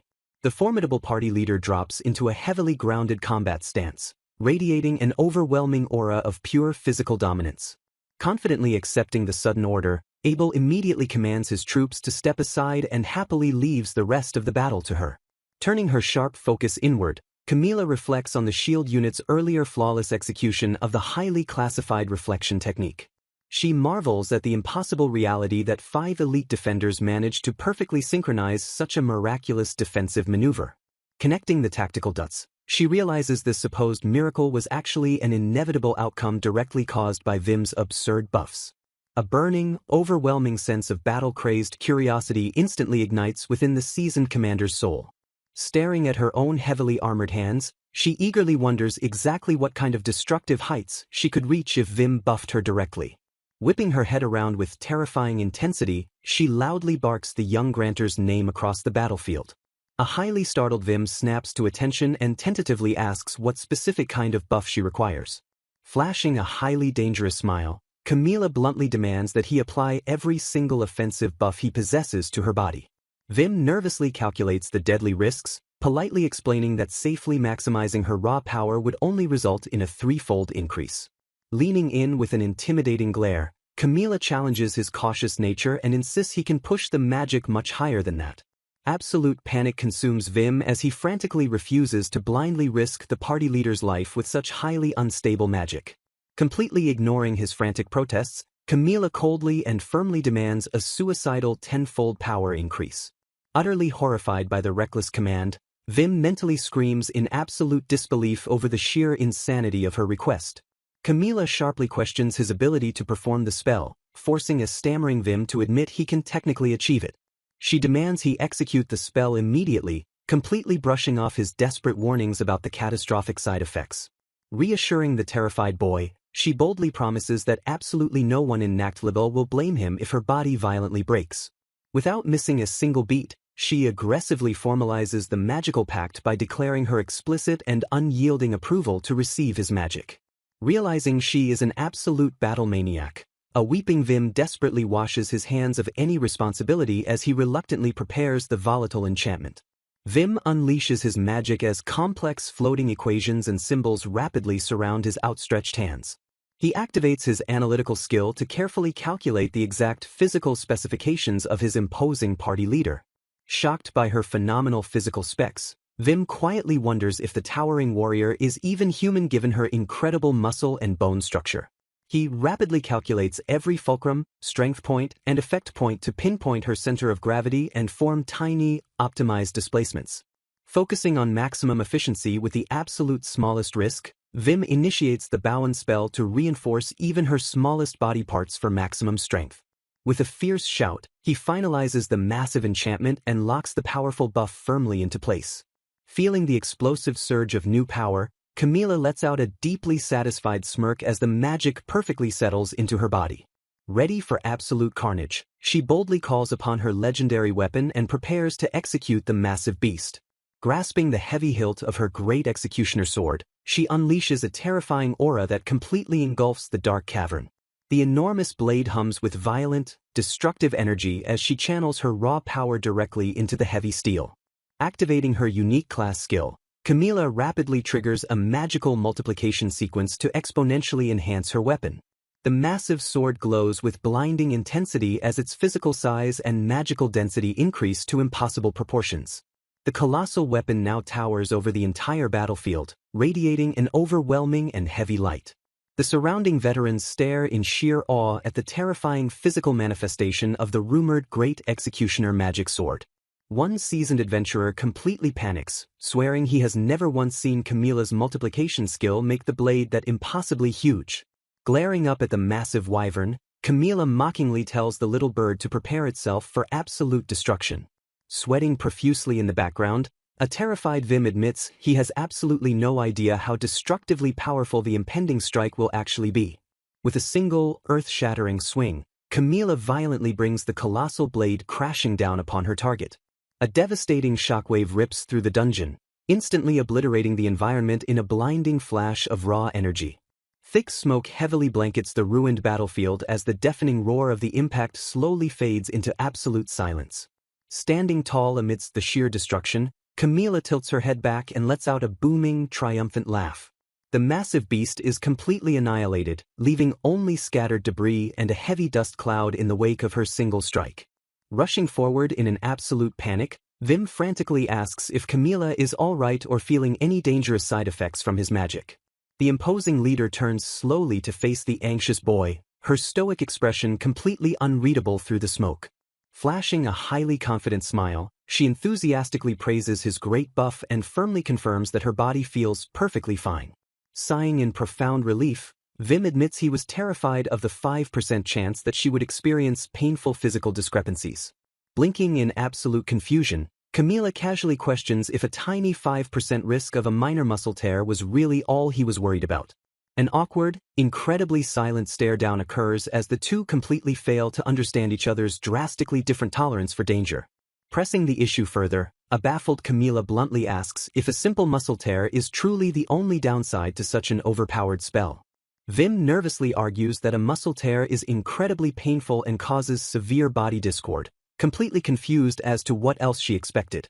Throwing her head back once again, Camila erupts into another booming, utterly uncontrollable fit of laughter. She joyfully declares Wim Strauss an incredibly interesting man, leaving the anxious boy entirely bewildered by her sudden outburst. Internally praising the nervous recruit, she marvels at his first-class search skills, vast labyrinth knowledge, and completely unmatched grantor abilities. Completely ignoring his past firing, the resolute commander mentally vows that she absolutely must recruit this exceptional boy into Nacht Libel. As Camila continues to laugh hysterically, a deeply confused Vim hesitantly asks his towering leader exactly what is so funny. Spiraling right back into his usual anxiety, Vim starts to panic and genuinely wonders if her uncontrollable laughter is a weird side effect of his buff. Back at the Grand Nacht Libel party house, a massive celebration officially kicked off. Joyous shouts of cheers erupted across the room as wooden mugs violently clanked together in the air. Camila enthusiastically praised the labyrinth dive's massive success and ordered everyone to eat and drink their fill. Amidst the rowdy celebration, a completely overwhelmed Wim nervously clutched his mug while sweating profusely. The mage Monica suddenly approached him, bubbling with excitement as she praised his thrilling enhancement for Marie's ice spear. She eagerly asked if his complex magic required extensive knowledge, leaving a highly flustered Wim to awkwardly agree. He nervously explained that he originally wanted to be a mage, expanding his knowledge from there, which Monica found incredibly studious. Monica laughed cheerfully at the complicated magical concepts while Wim managed a highly strained chuckle in return. Spiraling into internal panic, the anxious grantor desperately wondered how he was supposed to hold a normal conversation with a near stranger. Suddenly, Simon and Bettina burst onto the scene, eagerly calling out his name with bright smiles. Bettina apologized for interrupting the feast while Simon aggressively declared his intense interest in the young boy's search skills. Wim froze in sheer disbelief, instantly recognizing the legendary leader of the search and rescue unit standing right before him. Frantically fanning out, Wim revealed he had read all of the elite scouts' published books and articles. Suddenly, Mark slung a heavy arm around Simon's neck and aggressively scolded him for bringing up boring studies at a banquet. Thrusting a mug forward, the boisterous warrior fiercely commanded the scout leader to just drink instead. Simon laughed off the roughhousing, playfully jabbing at Mark's notoriously heavy drinking habits. Ignoring the jab, Mark cheerfully invited Wim to drink with them, causing the poor boy to shrink back in absolute terror. Turning his full attention to the nervous recruit, Mark prepared to bring up the battlefield. The veteran warrior praised the incredible enhancement and asked if Wim genuinely aimed for the synchronized reflection skill. Waving his hands in desperate denial, Wim humbly credited the miraculous feat entirely to the 5 defenders' own elite skills. Mark let out a booming laugh and slapped the boy's shoulder, confidently declaring that the talented kid was definitely going places. Abel nervously stepped forward next, quietly calling out to the overwhelmed grantor. Bowing deeply, the squad leader praised the great enhancement and offered a highly sincere apology for his rude discourtesy that morning. Frantically waving off the apology, Wim insisted it couldn't be helped and admitted his own awkward behavior was equally improper. He let out a strained laugh, internally agonizing over whether his sheer awkwardness was actively ruining everyone's good mood. His infamous, creepy chuckle accidentally slipped out again, completely shattering his fragile facade. Abel hurriedly told him not to mind, prompting a mortified Wim to internally beg for the sweet release of death. Smiling warmly, the squad leader kindly noted that Heidmary had already warned him about Wim living in his own unique world. Gripping the boy's hands earnestly, Abel asked if the talented grantor finally felt like officially joining Nacht Libel. Deeply moved by their overwhelming kindness, Wim timidly agreed to join if they genuinely thought he fit the bill. Despite everyone showering him with praise, his deeply ingrained insecurities whispered that it was all just polite flattery. Abel beamed with genuine joy, promising the young boy that this elite guild was a place where he could truly spread his wings. Scanning the lively banquet hall, Wim stared in profound awe at the elegant and cheerful veterans surrounding him. A warm spark of genuine hope ignited in his chest as he desperately wished this guild could finally become his true home. Meanwhile, a passing guild member casually thanked Heidmary for her hard work during the dive. Returning the greeting with a stuffed mouth, the ravenous mage aggressively chewed through a massive plate of food. Sweating profusely at her sheer gluttony, the guild member sighed and told her to just grab a seat. Heidmary complained about the missing meat, prompting the member to bluntly point out she had already eaten it all. Leaning on a wooden post, the observer smiled and pointed out how incredibly popular Wim was tonight. Heidmary smiled softly and asked if his success calmed him down, while Wim humbly insisted he just offered a little support to the truly amazing veterans. Heidmary points out to Wim that he is completely oblivious to how Camilla has been looking at him. She sighs at his chronic self-doubt, boldly declaring that the fierce leader is already head over heels for the young grantor. Wim notes that Camilla is likely in her office dealing with the massive administrative aftermath of the successful dive. Thanking Heidmary for the information, he decides this is the perfect opportunity to make his move. Wim cautiously approaches the heavy wooden door of the commander's private office. Meanwhile, Camilla sits buried in paperwork, desperately wondering if she can actually finish her massive workload today. Staring at the reports, she warmly reflects on the Labyrinth dive's massive success and Wim's phenomenal performance. She silently marvels at the sheer power and precision of the significant magical enhancements he provided. The magic felt incredibly natural, seamlessly syncing with her body as if powerful wings had sprouted directly from her back. She realizes the buff pushed her performance far beyond her normal capabilities while maintaining the perfect illusion of simply being in great shape. Visualizing the intense combat, she remembers her enhanced body moving with unprecedented fluidity and destructive grace. Pondering the tactical applications, she wonders if vividly recalling the enchantment sensations could guide the squad to even greater heights during training. With Vim's unparalleled assistance, she feels an overwhelming certainty that she can finally shatter the combat ceiling currently holding her back. A sudden knock on the heavy office door instantly breaks her deep, strategic concentration. Hearing Vim announce his presence, a pleasantly surprised Camilla eagerly invites the young boy inside. She blinks in sheer confusion as Vim enters, bluntly asking why he is still wearing his heavy combat armor. Sweating nervously, Vim stammers as he slowly approaches her massive wooden desk. He formally presents a stack of detailed documents, explaining that he always submits comprehensive operational reports to the guild. Staring at the extensive paperwork, Camilla cautiously asks what exactly the detailed report contains. Vim explains that since they discovered a gold vein with an outside participant, a formal operational report from his side is strictly necessary for legal clarity. Realizing his sheer administrative brilliance, a stunned Camilla graciously thanks him for the crucial documentation. She eagerly flips through the pages, noting that combining his thorough report with her own will instantly resolve her massive paperwork headache. A spark of pure joy lights up her face as she realizes this brilliant contribution means she can finally finish her work today. Glancing back at the boy, she recalls his earlier mention of handling general odd jobs for Dragon's Wings. Vim humbly admits that because he couldn't fight on the front lines, he single-handedly managed all their logistics and accounting. The sheer weight of his words hits Camilla as she realizes he literally handled absolutely everything for his former party. Staring intensely at the documents, she silently deduces that this perfectly timed report is actually a calculated negotiation tactic. She assumes he intentionally took the report home to meticulously showcase his immense worth and secure a highly favorable position within Nacht Libel. A fierce, competitive smirk crosses her face as she mentally praises his deceptive insecurity and brilliantly calculated power play. Brimming with battle-ready excitement, the fiery leader silently accepts the young grantor's unspoken challenge. Noticing her intense and suddenly aggressive aura, a highly confused Vim nervously calls out her name. Cutting straight to the chase, Camilla forcefully offers him a starting rate of 500 milk. Vim freezes in utter bewilderment, completely failing to understand the sudden and intense financial negotiation. She clarifies that while he won't receive a cut of the gold deposit, joining them officially will instantly earn him an extra 2,000 milk bonus. Misinterpreting his blank stare as a hard bargain, she asks if the massive sum still isn't enough to satisfy him. Thrilled by his supposed ruthlessness, she mentally praises his audacity for holding his cards close to secure the absolute highest price. Refusing to let any rival guild steal this ridiculous and invaluable man, she decides to completely overwhelm him with immense wealth. Raising the stakes, she boldly offers a daily reward of 700 milk plus a staggering 3,000 milk signing bonus.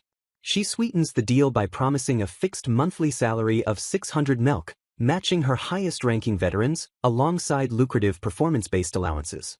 Leaning forward with a victorious and demanding smirk, the formidable leader firmly asks the stunned boy what he thinks of her final offer.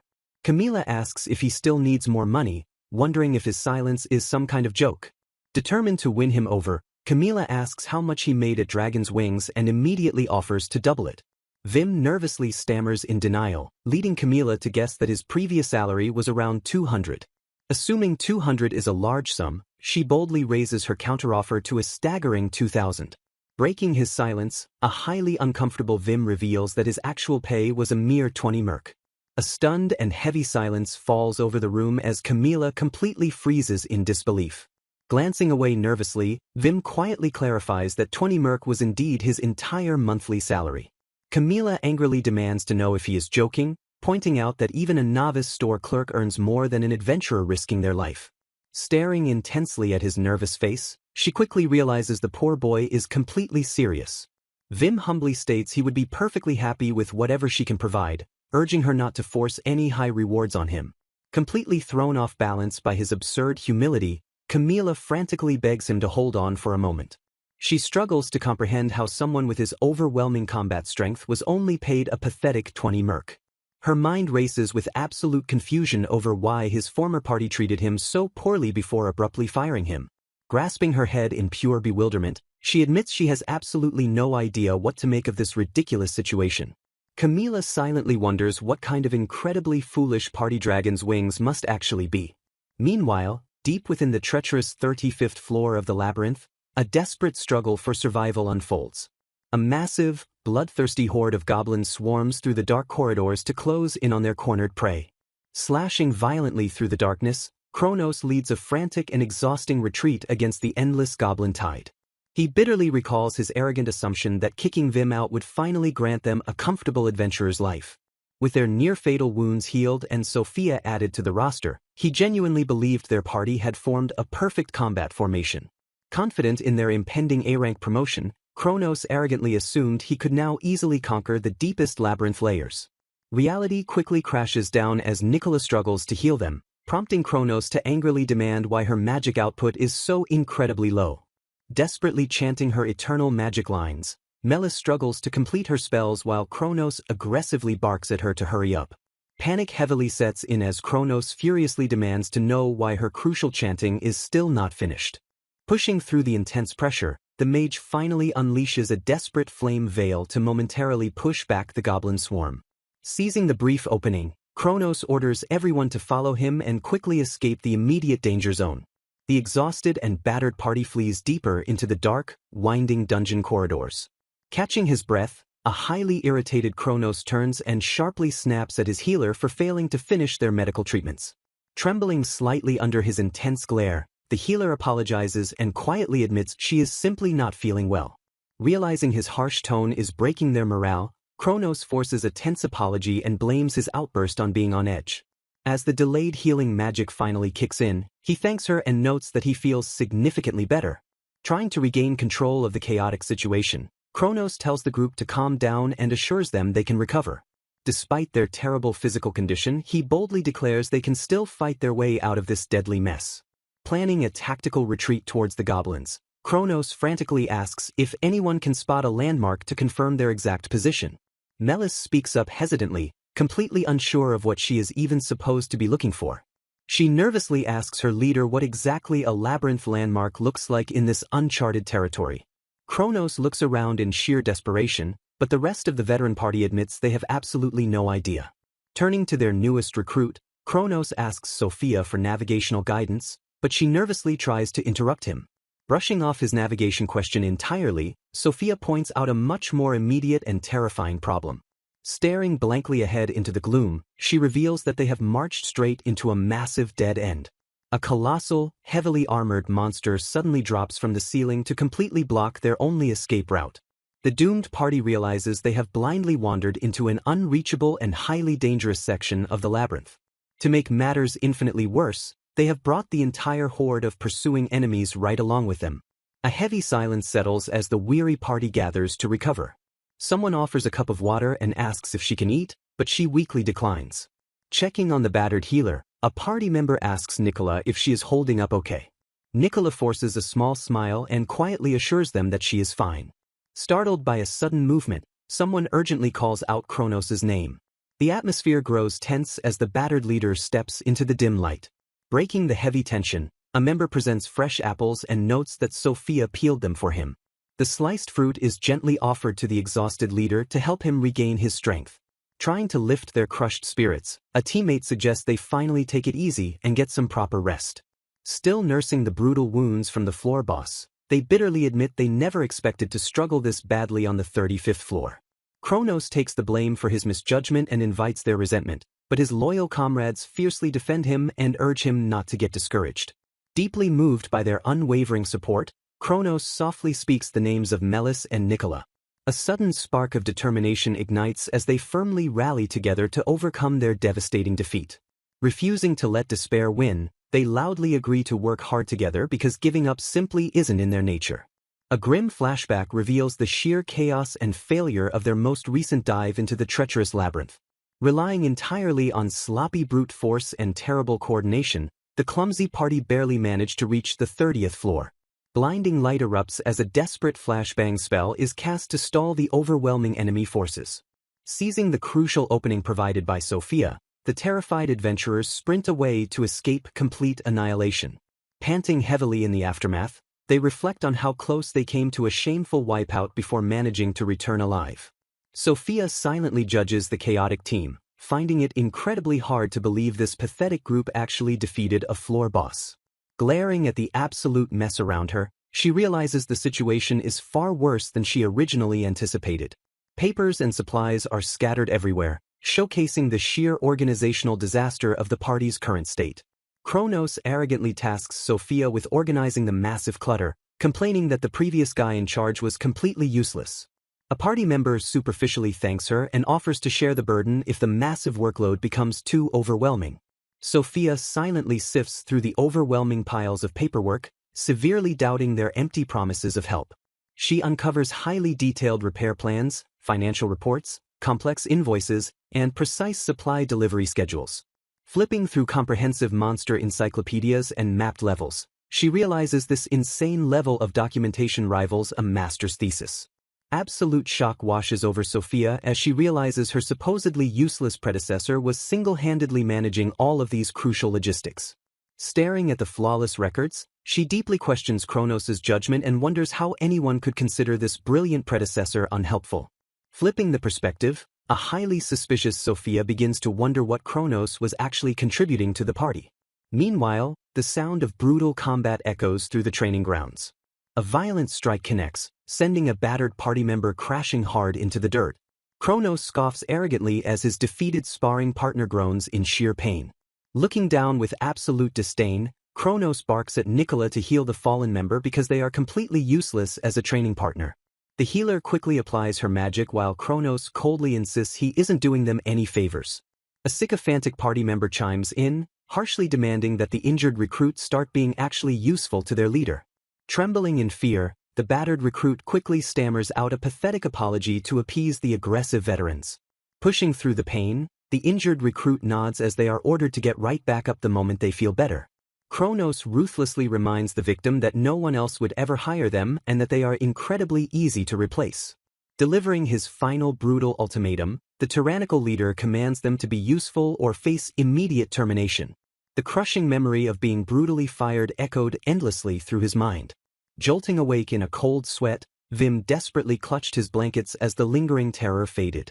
Observing him closely, Hyde-Mary silently pitied the poor boy for continuing to suffer from relentless nightmares about dragon's wings. She noted that Vim had safely moved into the guest house as a provisional member of Nacht-Libel to wait out the mandatory 3-month penalty for leaving a party. A satisfied smirk crossed her face as she happily realized that keeping a close eye on him was much easier now that he lived nearby. She reflected on the dangerous physical limitations of her past stalking methods, relieved that sneaking into his former guild was no longer necessary. Utilizing her full magical arsenal of signaling crests and eavesdropping stones, she prepared to safely and thoroughly watch over him at all times. An unsettling, maniacal giggle escaped her lips as her obsessive tendencies fully took over. Furiously scribbling into the 105th volume of Vim's diary, she meticulously documented every single detail of his daily life. As the sun barely began to rise, the dedicated observer carefully logged the exact start of his early morning routine. Vim always kicked off his mornings with a vigorous run to thoroughly loosen up his muscles. Heading to the Nacht-Libel restaurant for breakfast, he happily enjoyed a simple but perfectly seasoned meal of sausages, steamed potatoes, and bacon. He dedicated his peaceful afternoons to productive hobbies, diligently practicing his magic and studying complex monster biology. She happily noted that unlike his grueling days at Dragon's Wings, the new environment finally allowed him to make personal time for himself. Peeking in on his quiet moments, she absolutely melted over the sheer cuteness of his peaceful sleeping face. Taking her obsession to extreme lengths, she even precisely calculated his exact body weight and tracked the tiny fractional differences from the previous day. Blushing furiously, she practiced a casual morning greeting to perfectly orchestrate their next supposedly coincidental encounter. Trembling with sheer joy, she gleefully wondered how many years it had been since she was this wonderfully close to him. Her magical surveillance suddenly spiked, alerting her that the young grantor was completely breaking from his established daily routine. Puzzled by the sudden change, she furiously checked her tracking spells and realized someone had unexpectedly called him out to the courtyard. Wasting absolutely no time, she instantly activated her eavesdropping stone to secretly monitor the secretive morning meeting. Absolute panic seized her heart as she distinctly heard an unknown woman's voice apologizing for calling him out so early. Staring blankly in pure shock, the obsessive mage mentally prepared for the worst possible romantic betrayal. Stepping into the courtyard, Camilla firmly locked eyes with the boy and boldly declared it was time to begin. A massive sigh of relief washed over the eavesdropper as she realized it was just their battle-crazed leader conducting early training. Gathering his latent magical energy, Vim thrust his hand forward and successfully cast his powerful enhancement spell. Analyzing the situation, Hyde quickly deduced that Camilla was actively utilizing Vim's buffs to develop a brand new physical training method. The brutal training strategy required Vim to apply a significantly weaker version of his enhancements so Camilla could safely force her body to memorize the impossible speeds. After releasing the magical enchantment, the seasoned warrior would then desperately attempt to organically reproduce the enhanced movements using only her raw physical strength.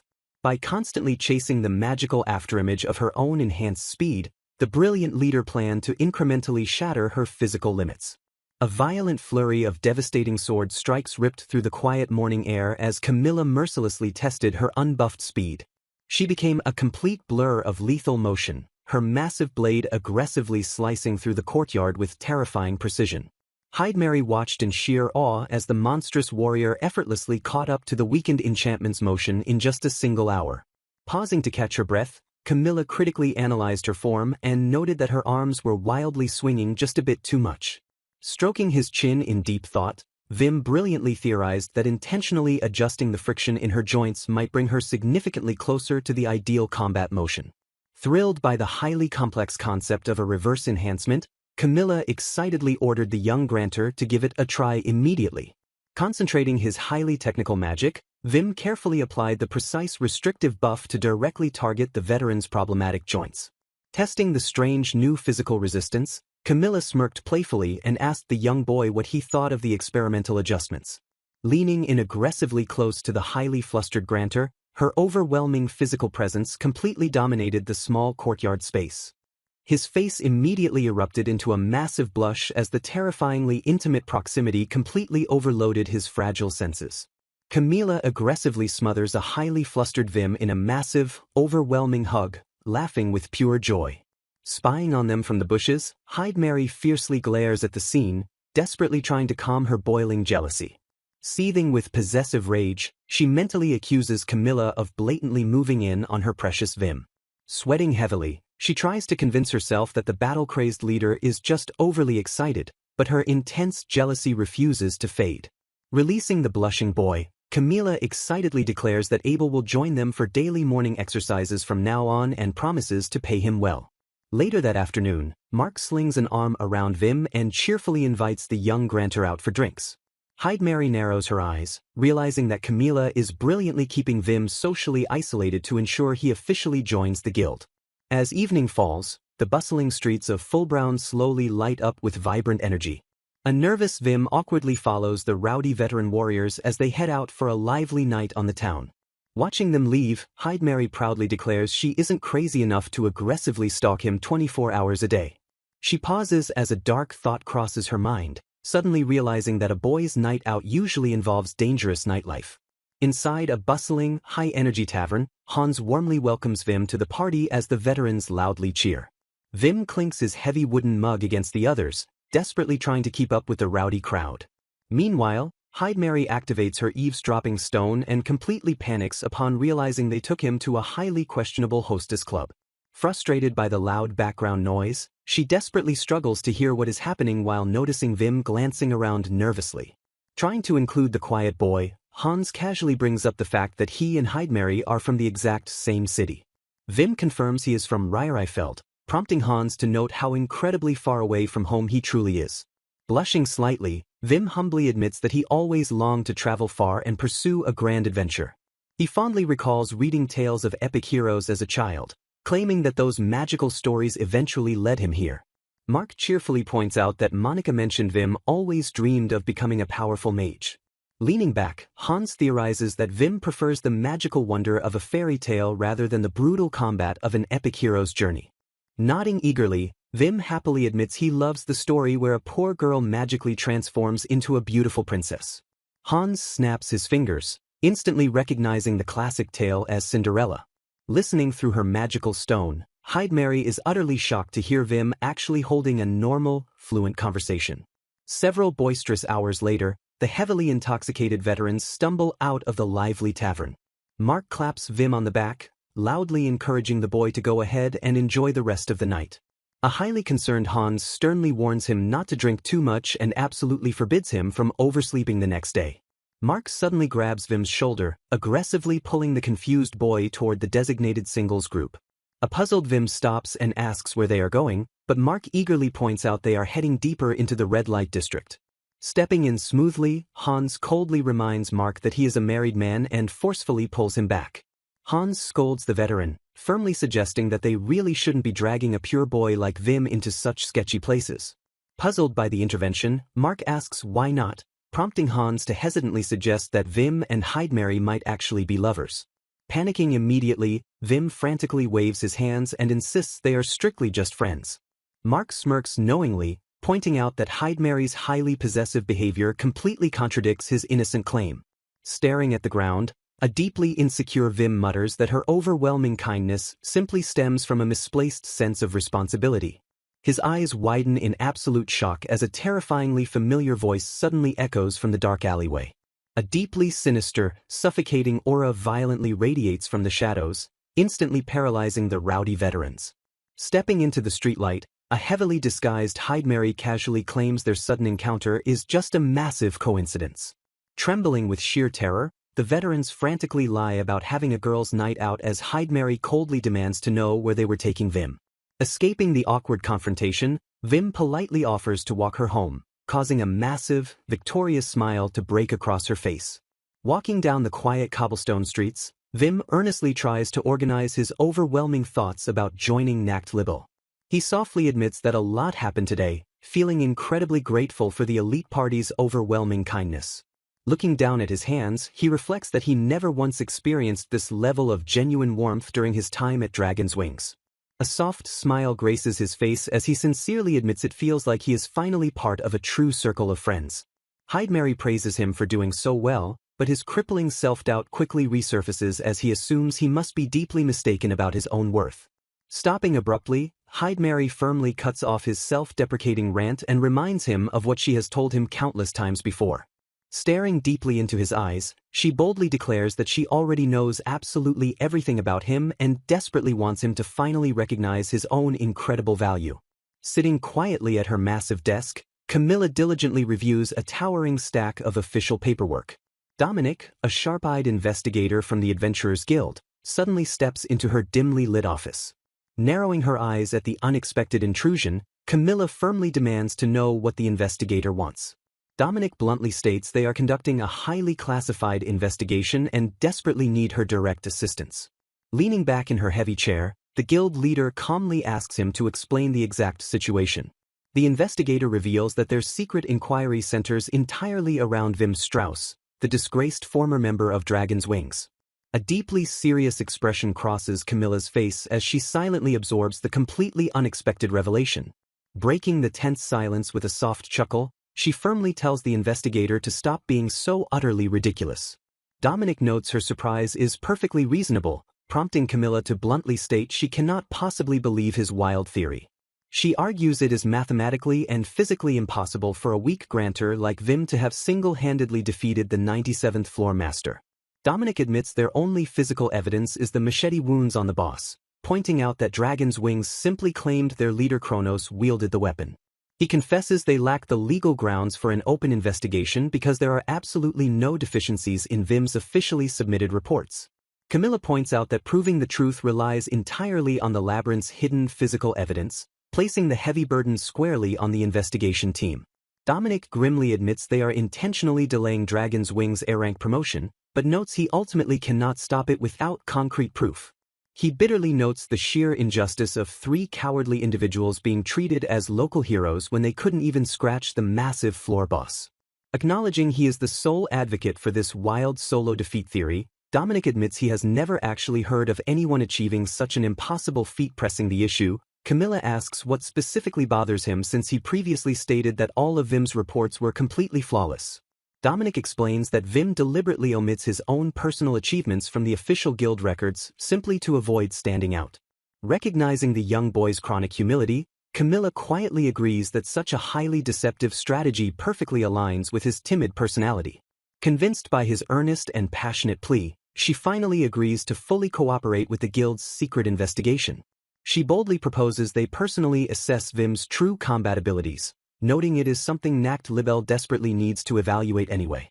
Meanwhile, deep inside the treacherous labyrinth, Vim nervously transmits a tactical warning about a possible pitfall trap 50 meters to the left. Camilla instantly acknowledges the crucial report and smoothly orders the entire elite party to change their marching course. Relieved by the flawless communication, Vim reflects on the passing months and quietly wonders if his constant warnings are truly helping.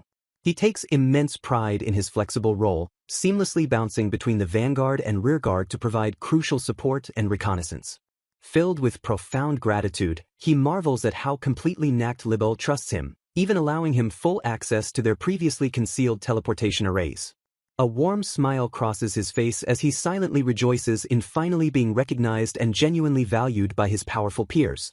His peaceful thoughts are suddenly interrupted when Camilla approaches from the shadows and firmly calls out his name. Staring down at the nervous boy, she boldly asks him to immediately demonstrate his raw, one-on-one fighting skills. A panicked Vim frantically reminds her that he usually only provides backline support magic during massive group battles. Pressing the issue, Camilla notes he previously hunted small fry and suggests he simply apply his grantor enhancements directly to himself to fight. She firmly explains that understanding his true solo combat capabilities is absolutely vital before they launch their next massive labyrinth dive. Easing his soaring anxiety, she assures him that proving his self-sufficiency will simply stop her from constantly worrying about his safety on the chaotic battlefield. Suddenly, a massive clay doll golem is spotted exactly 140 meters ahead of their current position. Camilla playfully suggests he fight the towering monster alone for a bit before tagging Heidmary in, confidently asking if he is up for the challenge.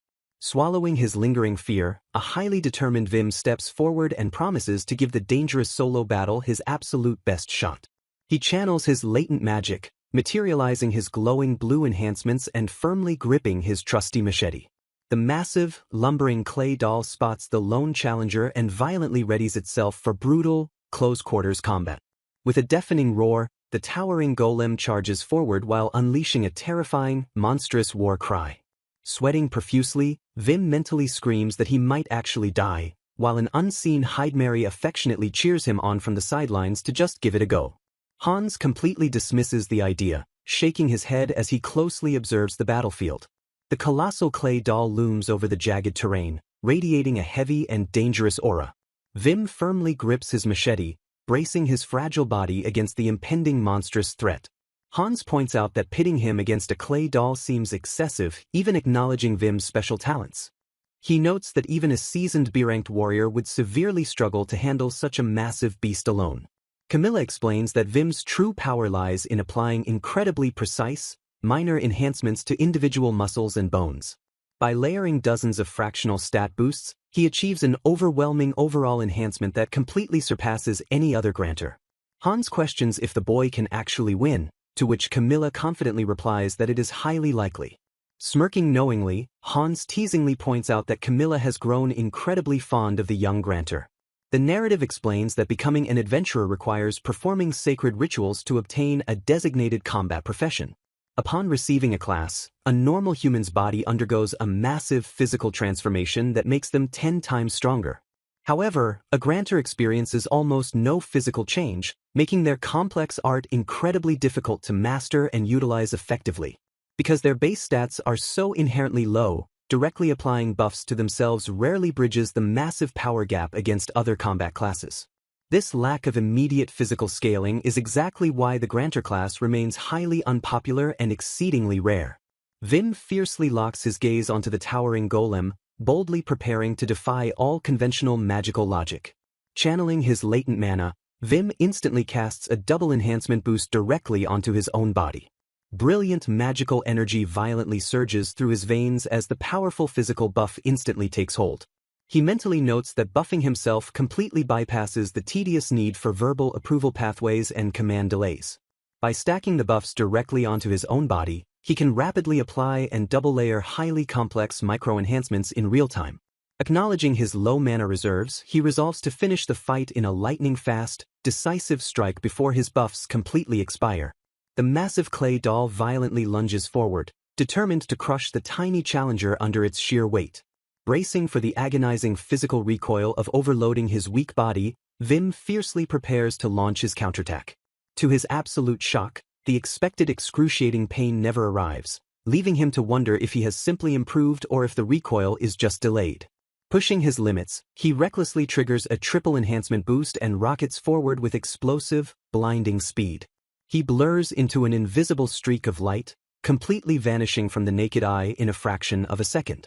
Tearing across the battlefield, his magically enhanced speed violently shreds the surrounding air. The towering golem helplessly flails at empty space, completely unable to track his impossible and erratic movements. Locking onto his massive target, Vim finally spots the monster's glowing, vulnerable core exposed in the chaos. With a fierce and determined shout, he violently unleashes a devastating, high-speed slash. His heavy machete effortlessly cleaves through the solid rock, tearing the massive beast wide open in a single strike. A blinding flash of raw energy violently erupts as the colossal golem completely shatters into countless pieces. Hans stares in sheer disbelief, stuttering that the entire execution happened in an incomprehensible instant. The rest of the stunned veterans frantically look around, completely baffled that the massive battle is already over. Awestruck, Hans quietly declares that Vim's raw combat speed easily ranks among the absolute highest in all of Fielbron. Oblivious to his own terrifying power, a nervous Vim frantically apologizes for supposedly taking too much time to finish the fight.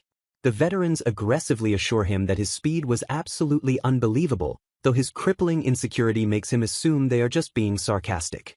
The rowdy party members swarm the confused boy, loudly showering him with genuine praise and overwhelming excitement. Staring blankly at the destruction, Hans urgently turns to Heidmary and demands to know the young boy's true identity. Flustered by the intense questioning, she awkwardly repeats that they merely share a hometown, completely missing the veteran's actual point. Cutting through the confusion, Hans firmly clarifies that this supposedly weak grantor is actually impossibly strong. Heidmary silently watches the chaotic scene unfold before her. Bursting with adrenaline, Vim eagerly tells Heidmary to listen because he finally tried being just a little bit reckless. He frantically explains how his body suddenly went completely wobbly after pushing past his physical limits.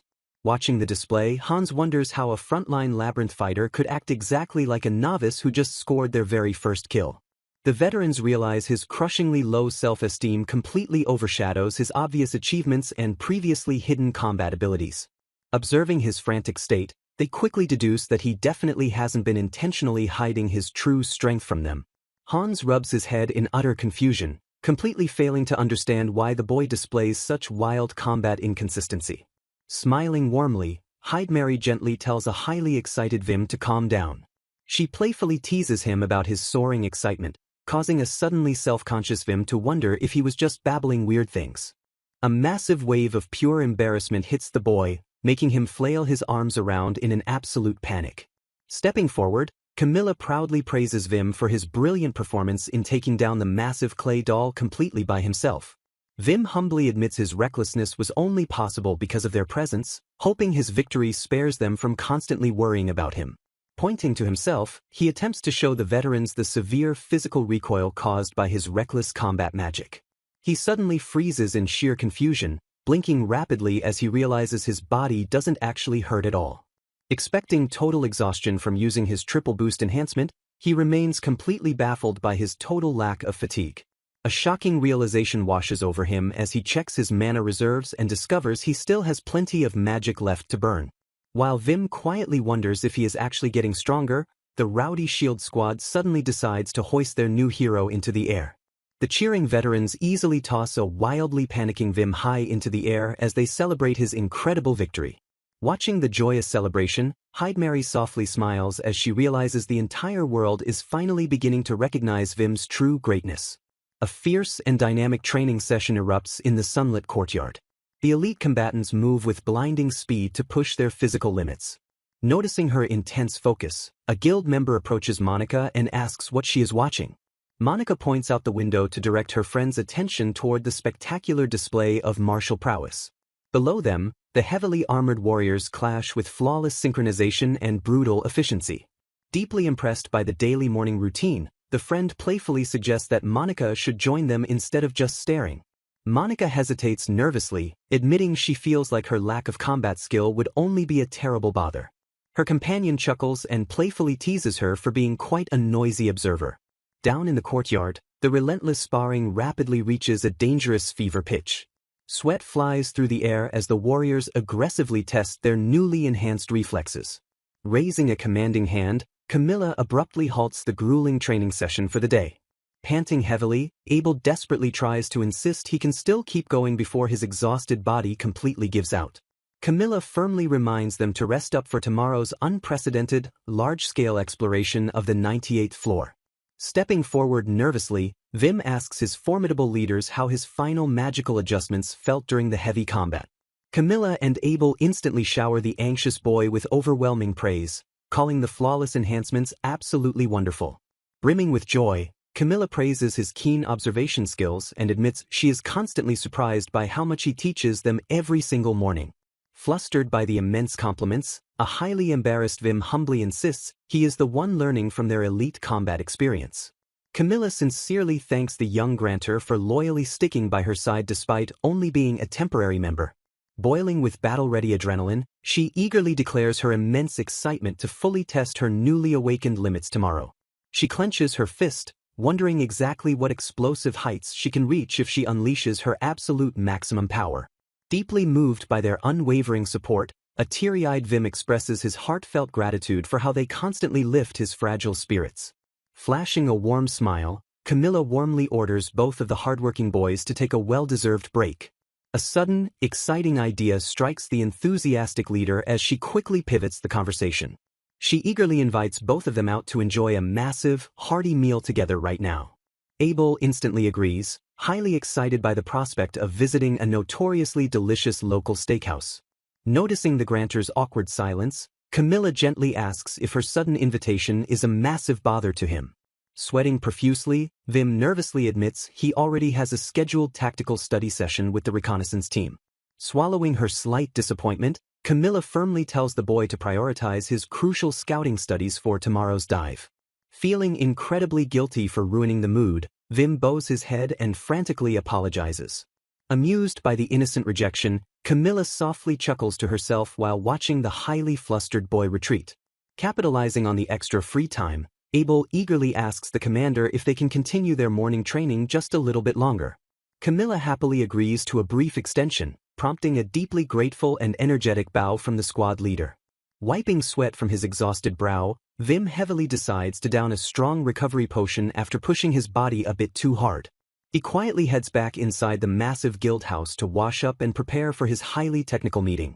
Later during the study session, the veteran scouts analyze how Vim perfectly trades wide area coverage for pinpoint magical accuracy. The reconnaissance members marvel at his flawless trap detection, noting how his arrival has positively influenced the entire guild. They realize his insane self-discipline is entirely contagious, effortlessly inspiring anyone who directly interacts with him. A veteran scout boldly declares it is absolutely inevitable for Nacht Libel to violently improve with such a dedicated recruit pushing them forward.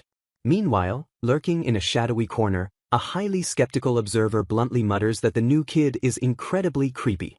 Deeply suspicious of the unanimous praise, the hidden figure wonders exactly what dark and twisted secrets Vim might actually be hiding. A sudden shout of "Oi!"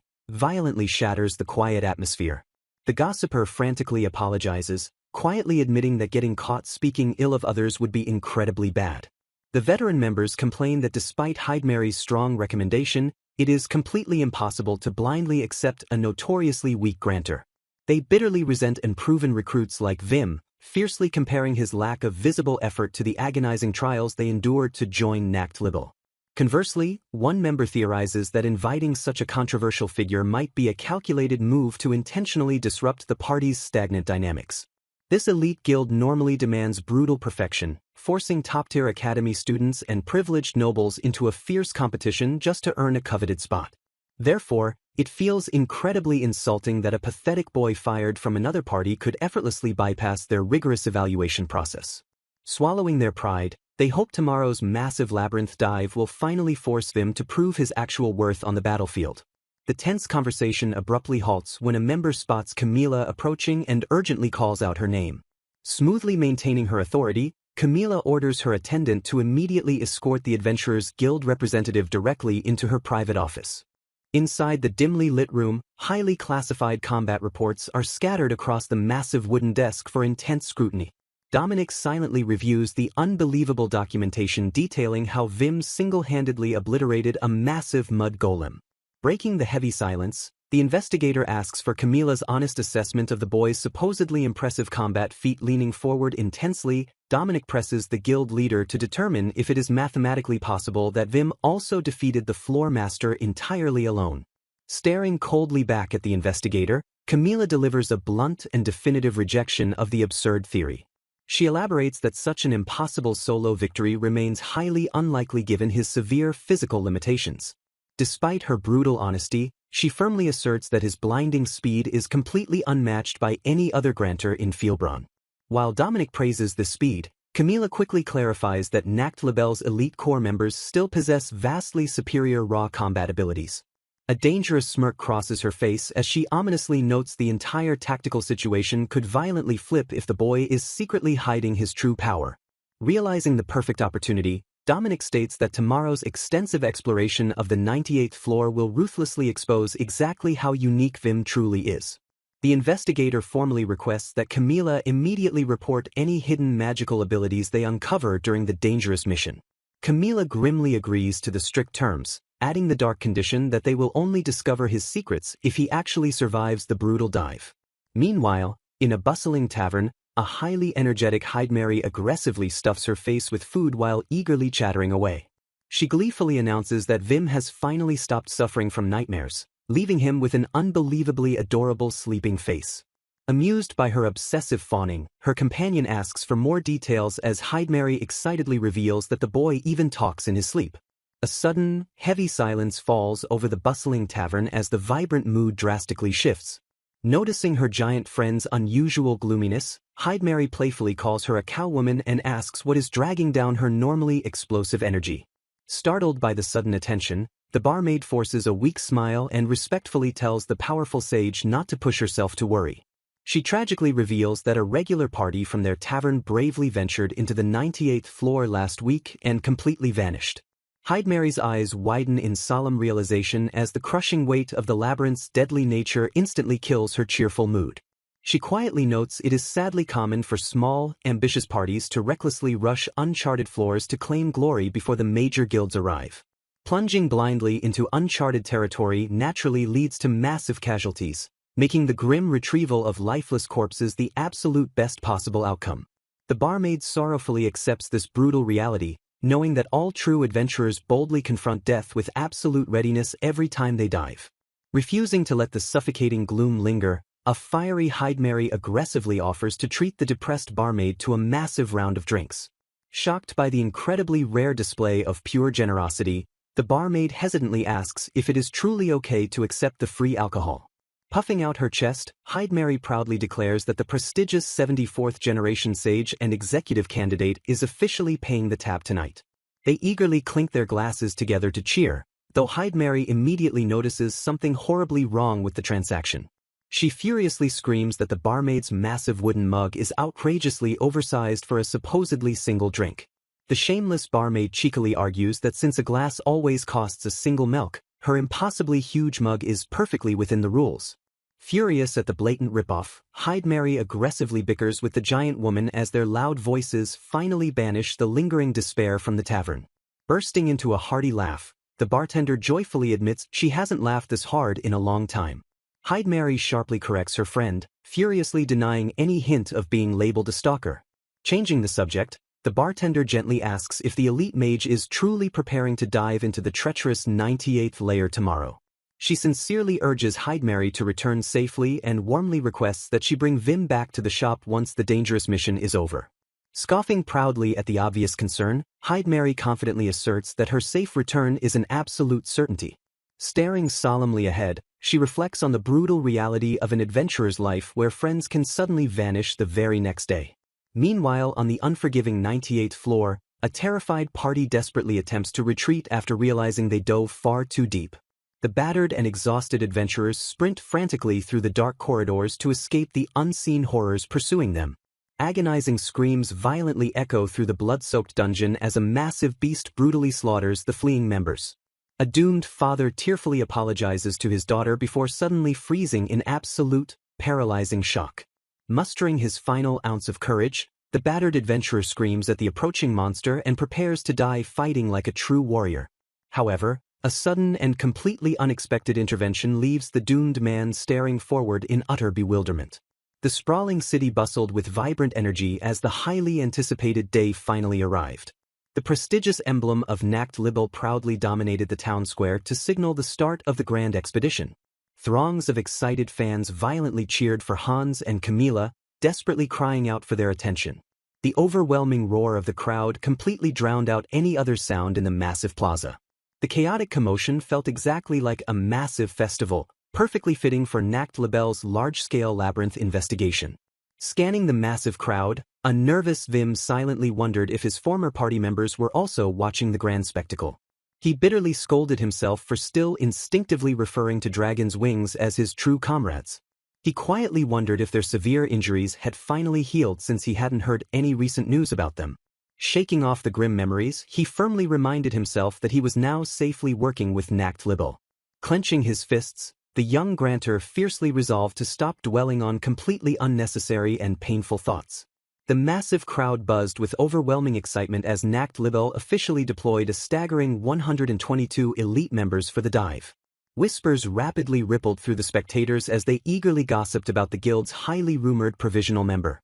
They excitedly confirmed the rumor, noting that the mysterious recruit was a grantor magician recently fired by Dragon's Wings. The disgraced boy had instantly become a massive topic of conversation because he was supposedly an incredibly capable fighter. One spectator scratched their head, desperately struggling to remember the famous new recruit's actual name. Meanwhile, the elite frontline party braced themselves for their heavy responsibility to plunge headfirst into absolute danger. They solemnly acknowledged the brutal reality of the labyrinth, knowing that unreasonable deadly traps and terrifying floor masters eagerly awaited them. Standing before her massive army, a commanding Camilla violently demanded everyone's attention to remind them of the ultimate honor of conquering the labyrinth. The seasoned veterans stood in absolute silence, their eyes burning with unwavering resolve. She fiercely declared that plunging into the unknown depths of the 98th floor was a genuine, high-stakes gamble with their very lives. Barking with absolute authority, she commanded her elite troops to fiercely steel themselves and leave all lingering fears completely behind. She ruthlessly ordered them to abandon their lives to protect their comrades, vowing that Nacht Libel would return completely intact and victorious. The massive cavern violently shook as the entire guild unleashed a deafening, blood-pumping war cry. Completely overwhelmed by the intense battle aura, a highly terrified Vim barely managed to stutter out a pathetic little cheer. Heidmary playfully nudged him, noting that he was absolutely terrible at handling such massive, high-energy crowds. The heavily armored vanguard confidently marched forward into the treacherous underground abyss. Marching down into the dark cavern beneath the guild, they rapidly proceeded along their highly optimized and perfectly secured safe route. Plunging incredibly deep into the earth, the vanguard finally breached the completely uncharted territory of the 98th floor. Staring up into the suffocating darkness, the awestruck adventurers realized they couldn't even see the massive cavern ceiling. Taking his crucial position on the front lines, Vim fiercely prepared to cast his complex enhancements and assist with critical trap scouting. Crushing anxiety heavily weighed on his shoulders as he realized a single mistake could drastically delay the entire guild's progress. Pushing down his rising panic, he desperately tried to convince himself that he had already prepared perfectly for this massive operation. His fragile facade instantly shattered as he violently doubled over and vomited from the sheer, overwhelming stress. Spiraling into a massive panic attack, he rapidly babbled out his highly complex, multi-phase magical strategies until his brain completely overloaded. Abel gently placed a reassuring hand on his shoulder, warmly asking the terrified grantor to finally rely on his elite comrades. Flashing a confident smile, the squad leader fiercely promised to endure any floor boss and personally protect Vim with his life. A heavy blush quickly spread across Abel's face as he awkwardly apologized for sounding so incredibly cheesy. Blushing furiously, Abel mentally berated himself for ruining the smooth camaraderie they had built during their daily morning training sessions. The awkward squad leader desperately wondered if they were actually friends yet, internally plotting to invite the boy out for a meal later. Breaking the awkward silence, an extremely nervous Vim suddenly called out Abel's name to catch his attention. Stammering heavily, a nervous Abel awkwardly tries to invite Vim out for a meal. An ominous, dark gateway slowly groans open to welcome the elite adventurers into the abyss. Hearing a familiar buzzing sound, Vim writes it off as just a bug while Abel checks on his sudden distraction. Mobilizing instantly, the forefront team locks into a highly coordinated bident formation. The colossal, cavernous depths of the labyrinth stretch out endlessly before the heavily armored vanguard. Stepping forward to look, Vim listens as the scouts confirm the hostile presence of a Type B Hydra. A terrifying multi-headed beast emerges from the shadows, establishing itself as a dangerous aquatic species. Rapidly analyzing the moist walls and local fauna, Vim deduces a high probability of hidden water veins nearby. Coordinating flawlessly, Vim orders Bettina to cover the front and left while he personally scouts the underground and far right. He urges extreme caution during map creation and sharply notes that the labyrinth path is gradually descending. Realizing the brilliant accuracy of his environmental assessment, Bettina nods in absolute agreement. Vim's eyes dart frantically as he processes a massive influx of magical and tactical data. He furiously calculates complex sequences and distance estimates to perfectly optimize their dangerous route. A veteran observer silently marvels at the boy, completely astounded by the sheer volume of detailed hypotheses he generates. Vim flawlessly updates the labyrinth map in real time, mapping every twist and turn with impossible precision. The seasoned veteran realizes that such an incredibly detailed map will multiply its selling price several times over. Sweating profusely under the immense mental strain, Vim spirals into a massive panic over his spell management. The sheer, overwhelming stress violently breaks his concentration and causes him to abruptly vomit. Handing him water, Abel assures the apologetic grantor that his brilliant efforts are the only reason they are progressing so smoothly. A passing scout briefly interrupts their conversation to inform both boys that the commander is summoning them. Camila confirms Vim's brilliant tactical estimation that a massive haul waits just up ahead. She confidently commands her squad to push forward and discuss their next strategic move in the open clearing. Smelling moisture down every path, a scout confirms the absolute certainty of a flowing river or lake inside the upcoming haul. Camila turns to Vim, ordering him to quickly analyze the water quality so they can safely replenish their depleted supplies. Spotting a delicate butterfly that only thrives in pure environments, Vim confidently confirms the water is perfectly safe. Having shared all critical intelligence, an energized Camila asks if anyone else has vital information to add. A highly anxious Vim fidgets in silence, clearly agonizing over whether he should speak up. Catching his obvious hesitation, Camila gently prompts the nervous boy to share what is bothering him. Waving his hands frantically, Vim tries to dismiss his thoughts, but Camila firmly commands him to just say it. Swallowing his fear, Vim points out that the previously downward path has peculiarly started sloping uphill. Camila strokes her chin, theorizing that this strange incline might be an entirely new trap designed to drown or crush them. Confirming her dark theory, Vim warns that if the uphill trend continues and water floods in, they will face a worst-case scenario. He grimly explains that a flooded rear would completely trap them in the labyrinth right before a deadly floor boss attack. As terrified murmurs ripple through the elite squad, a highly flustered Vim desperately apologizes for sharing his grim hypothetical. Trembling violently, he bows his head and begs forgiveness for making the veteran warriors so anxious. Sighing heavily, Camila genuinely wonders how many times they have been forced to repeat this exact same self-deprecating exchange. She gently reminds him that while his introspective nature fueled his massive growth, he absolutely must stop holding himself back. Flashing a warm and encouraging smile, she firmly tells the boy that he is finally allowed to live his life however he likes. Deeply moved by her unwavering support, a teary-eyed Vim sincerely thanks his formidable commander. Thanks to his brilliant foresight, the massive expedition proceeded flawlessly without a single brutal battle against any large monsters. Reviewing their progress, the elite adventurers realize the labyrinth dive is already highly profitable due to the discovery of multiple gold veins. However, the flawlessly smooth progression raises dark suspicions that they might be intentionally getting lured deeper into the trap-filled labyrinth. Pushing those fears aside, they acknowledge the significant results already achieved for this week-long expedition. Despite their lingering concerns over the strange uphill slope, the veterans firmly decide that they absolutely cannot turn back now. Refusing to retreat over mere paranoia, they remind themselves that the proud members of Nacht Libel never back down from a challenge.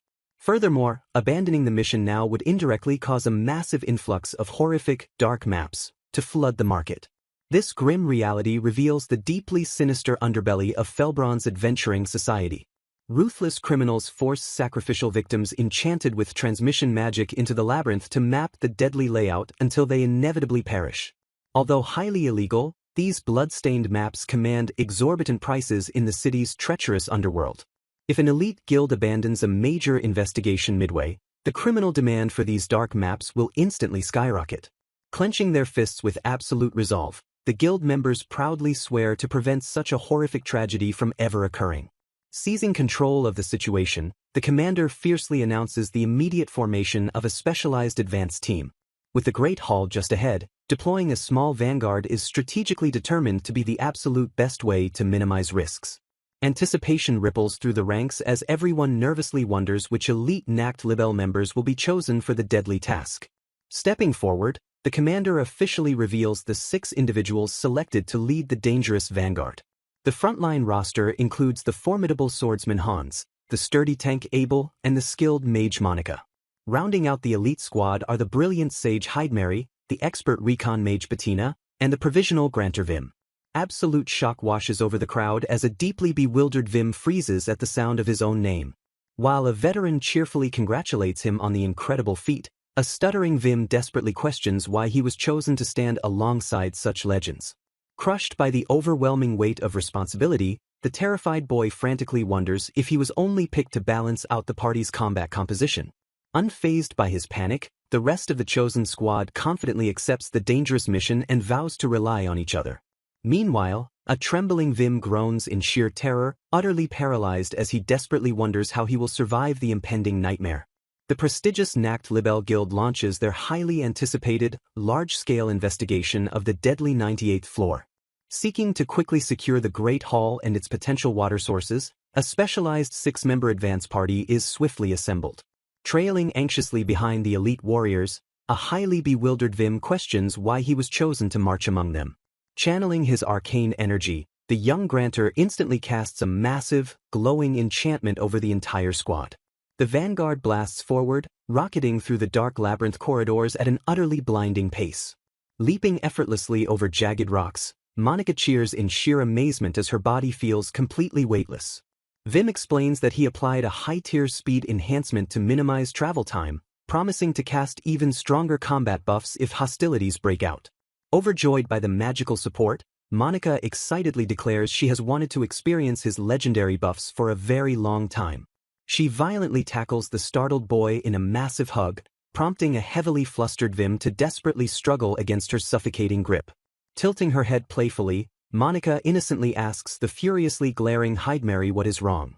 Boiling with intense jealousy, Heidmary fiercely commands the mage to stop acting so chummy with him while aggressively ordering her to drop the cute honorifics. Blinking in feigned confusion, Monica teasingly reminds the enraged sage that they are supposed to be good friends. Heidmary completely rejects the sentiment, branding the bubbly mage as her absolute enemy and dubbing her Cowwoman B.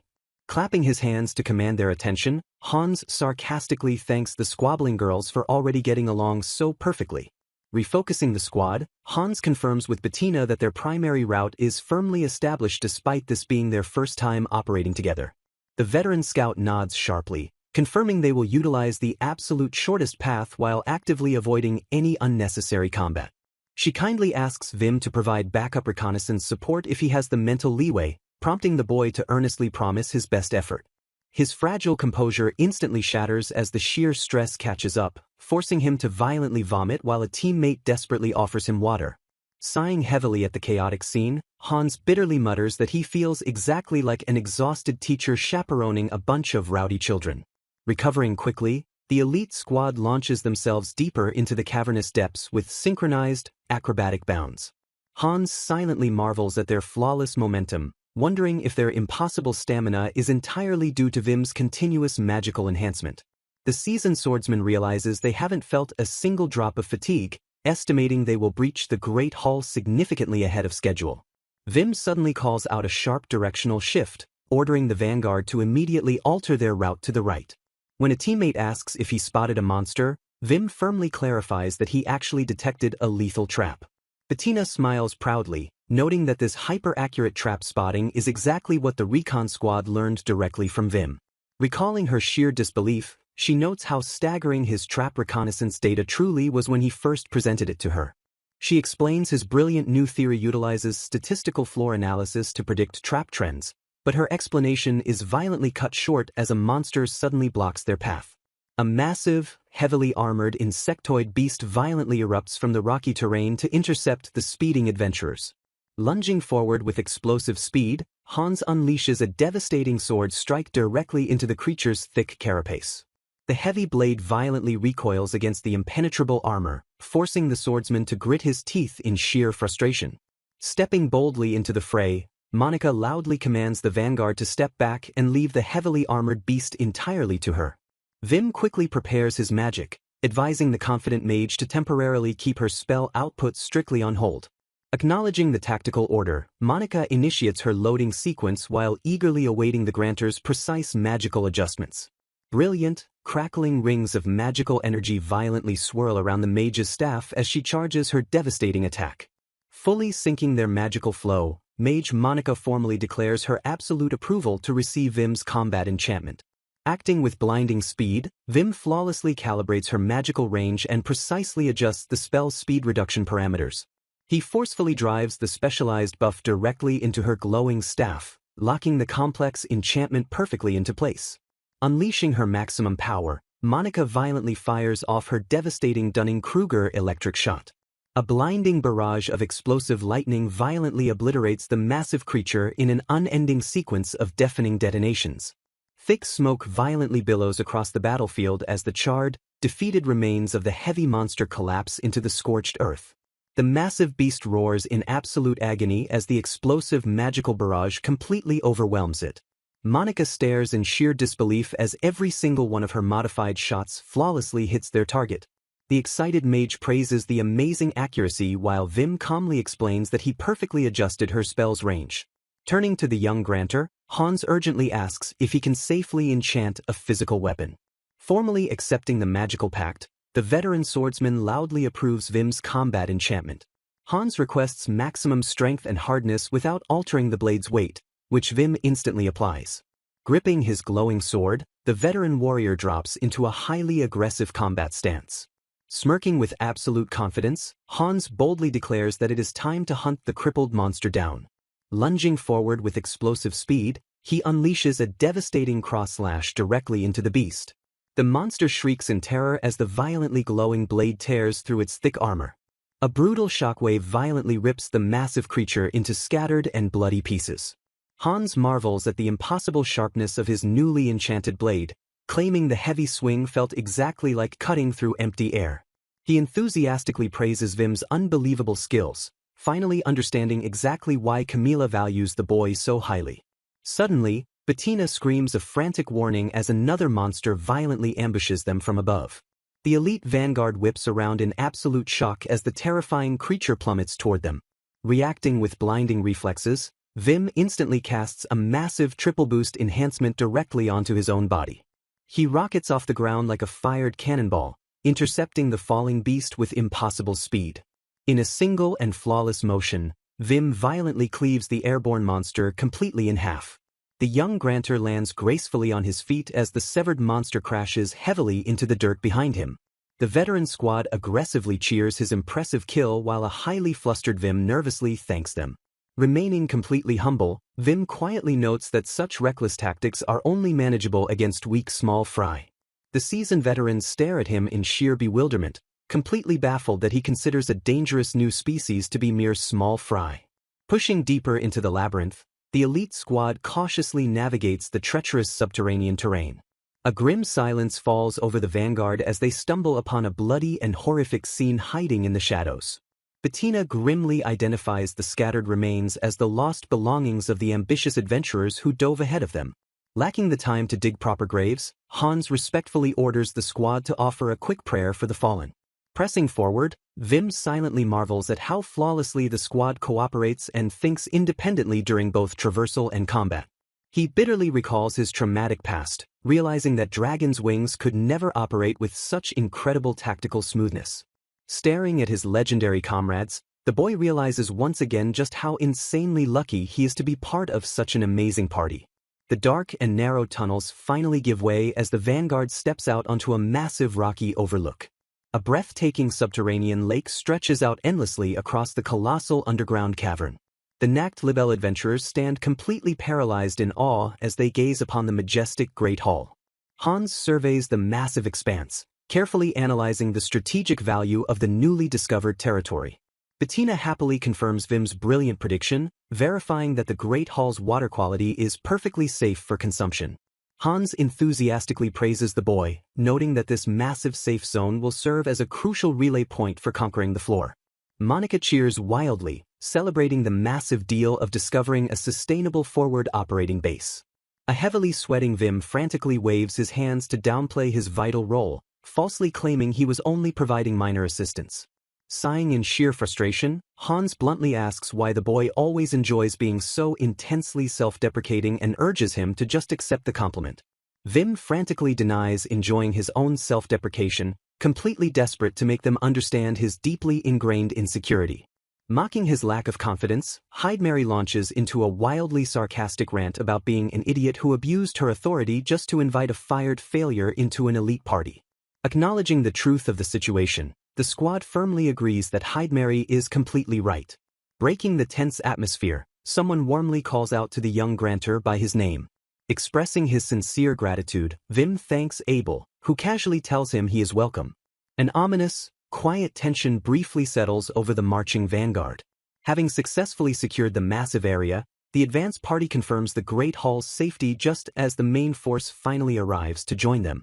Surveying the vast expanse, the seasoned veterans assure everyone that there is absolutely no need to worry about hidden traps with this much water naturally present. Celebrating their flawless victory, the relieved guild members loudly cheer and praise each other for doing such a great job.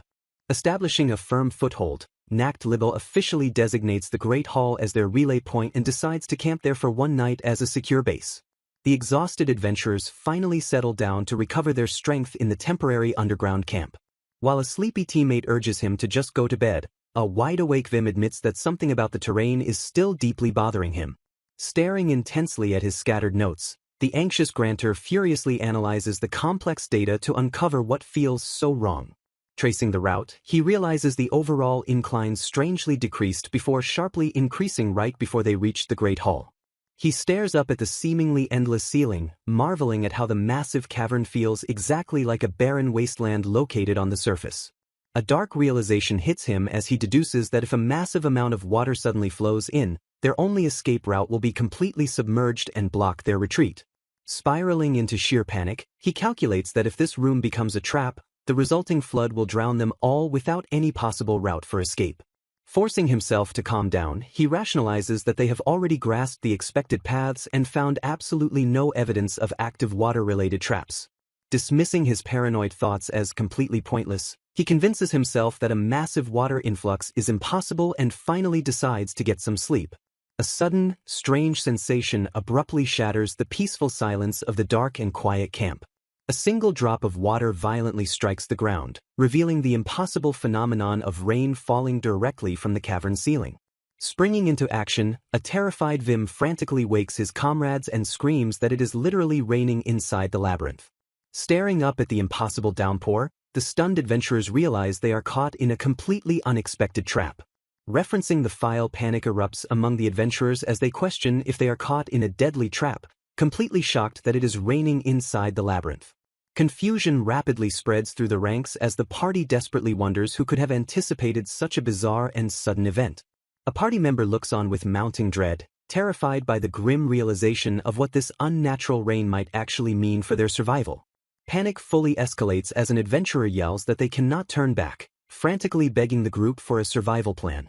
Camilla orders everyone to stay calm and hold their ground, even as dire reports confirm that the southern passage has completely flooded. She firmly declares that the labyrinth has trapped them, meaning they must prepare for a floor boss attack while urgently searching for a new escape route. Rallying her guild with fierce authority, she commands Nacht Libel to get ready and definitively prove their true worth in this worst-case scenario. Hearing her commanding words, the party members steel their nerves and shift their expressions from terror to hardened determination. A collective, resounding shout of agreement rings out as the guild members stand united against the unseen threat. Observing the sudden shift in the atmosphere, an adventurer marvels at how quickly Nacht Libel turned everyone's paralyzing fear into absolute resolve. Fired up by the infectious courage of their elite comrades, the rest of the adventurers tightly grip their weapons and prepare for the inevitable clash. Scouts rapidly shout out their recon reports, confirming no anomalies in the west, south, or east passages and thereby narrowing down the direction of the danger. Unbearable tension mounts as the fully armed adventurers stand at the ready, peering deeply into the darkened corridors. A frantic warning abruptly echoes through the ranks as someone detects a massive presence rapidly approaching from the north passage. Unable to fully grasp the picture in the oppressive gloom, the party braces themselves for what is undoubtedly the dreaded floor boss. The tactical commander orders the rear guard to hold their fire, instructing them to shoot their magic only after Vim applies his powerful enhancement. Acknowledging the strict command, the mages ready their magical arsenals and eagerly prepare to unleash total devastation.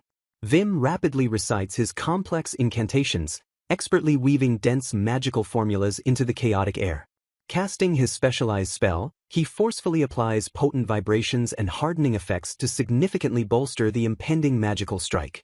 The crackling magical energy coalesces into a dense sphere and aggressively surges forward through the dark labyrinth halls. A menacing growl echoes from the darkness as a large, obscured figure looms into view, prompting the frantic mages to drastically increase their magical output. Adjusting perfectly for hardness, vibration, and air resistance, Vim successfully enchants the devastating thunderstorm spear before it launches. The massive, supercharged spell rockets straight down the corridor, violently illuminating the damp cavern walls with raw crackling energy. A blinding explosion aggressively erupts upon impact, tearing fiercely through the shadowy passage and engulfing the target.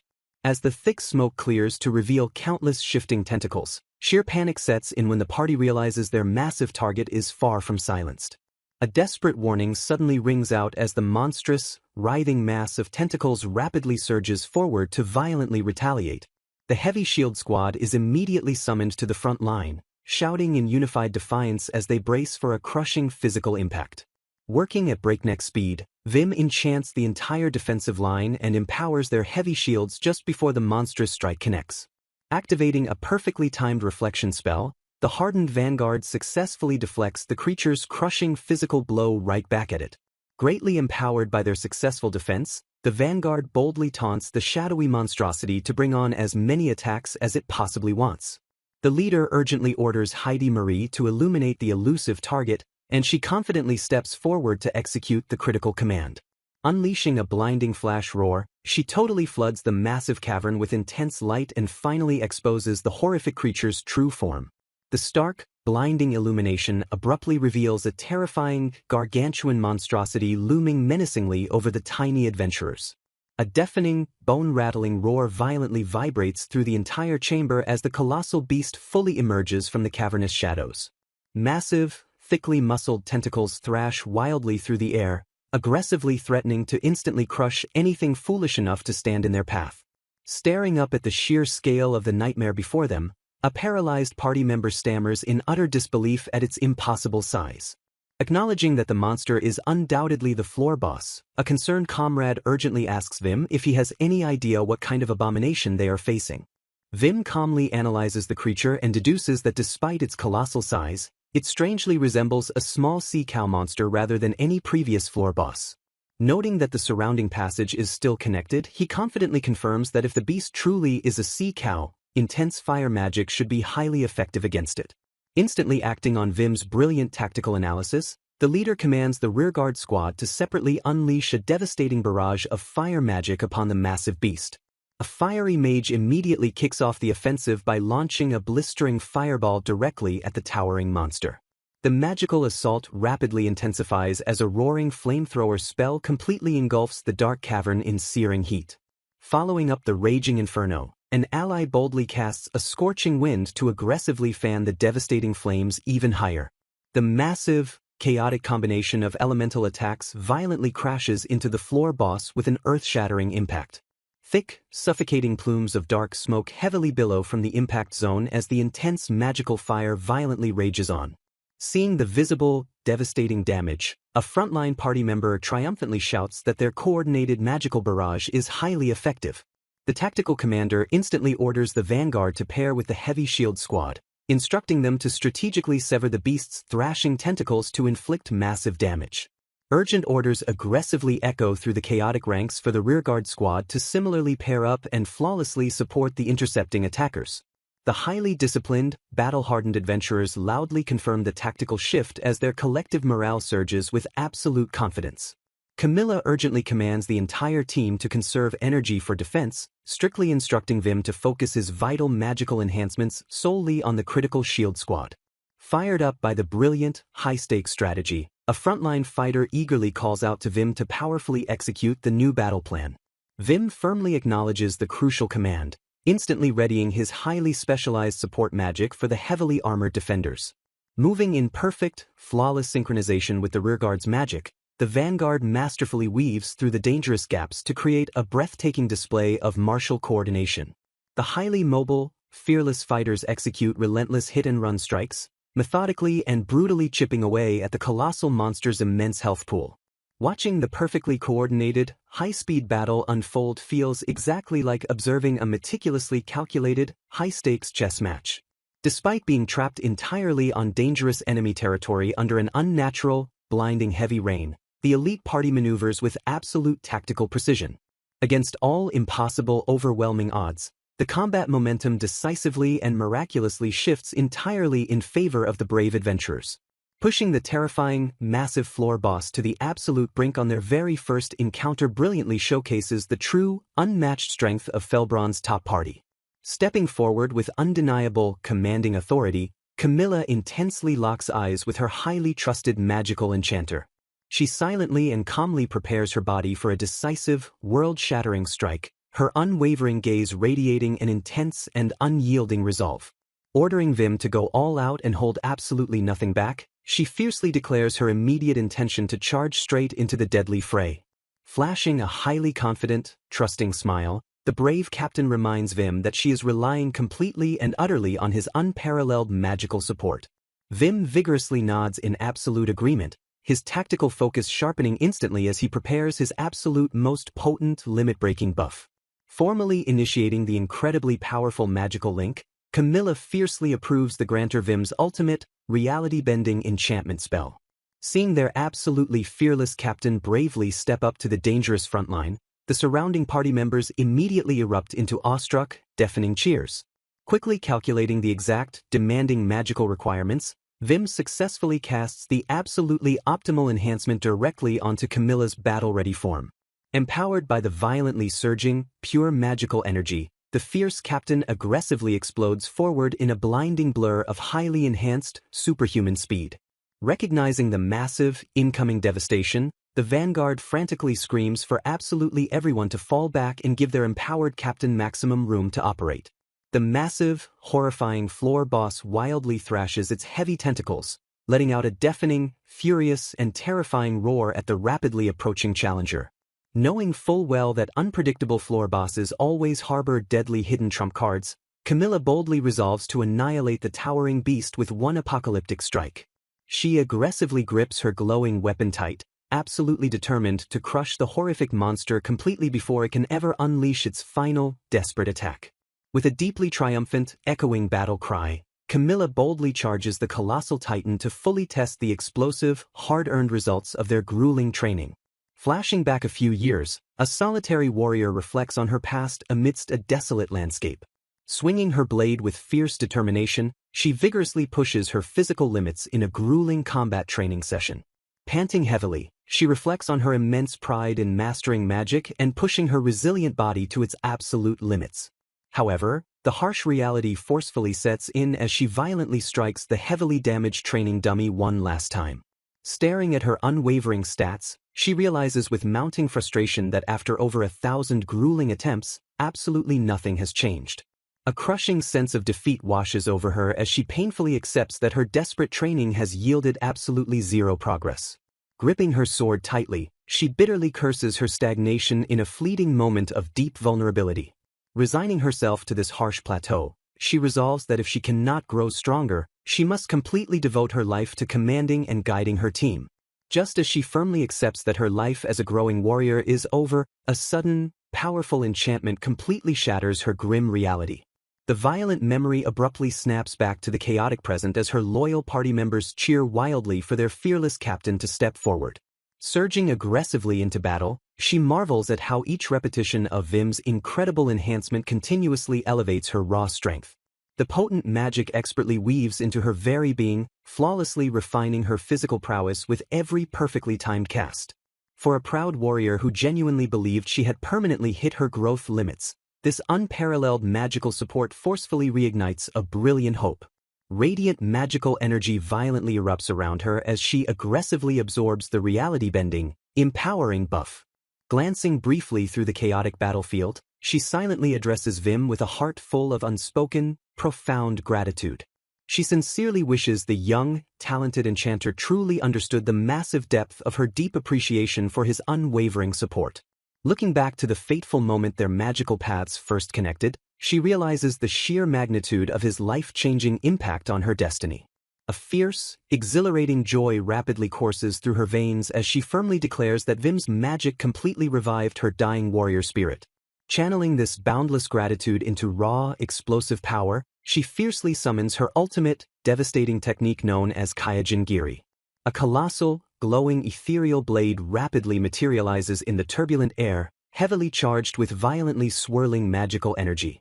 Watching in utter awe, her stunned comrades loudly gasp as the newly manifested weapon completely dwarfs the massive one she used in their previous wyvern battle. A tactical party member confidently notes that the cavern's open ceiling perfectly allows their captain to fight fiercely without any spatial restrictions. Raising her massive, glowing weapon incredibly high, she flawlessly positions herself to deliver a catastrophic, world-ending physical strike.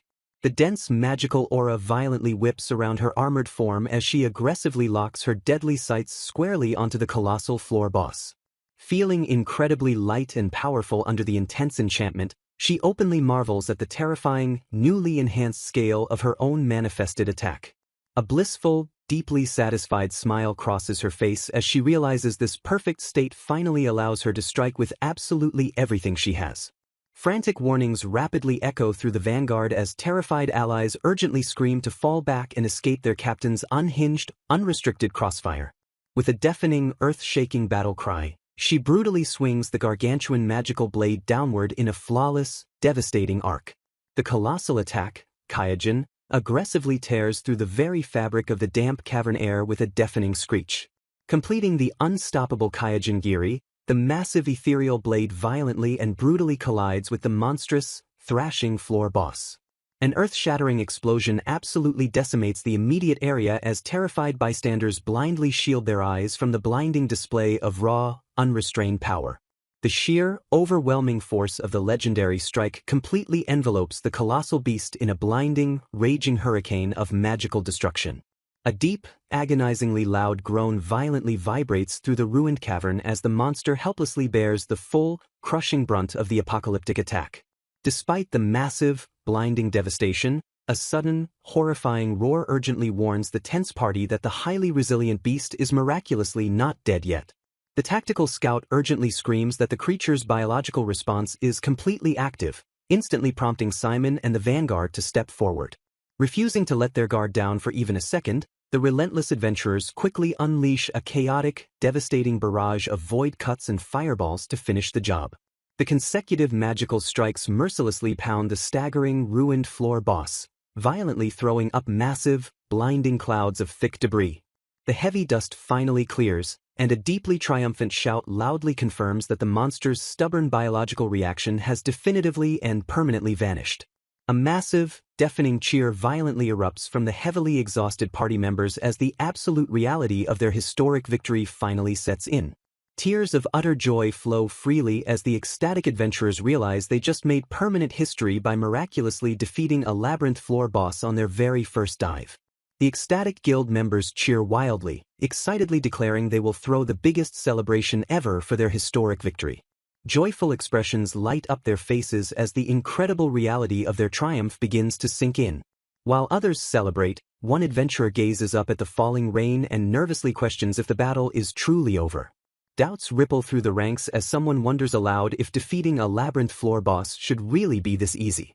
A veteran firmly denies it was easy, stating they simply defeated the creature before it could become a real threat.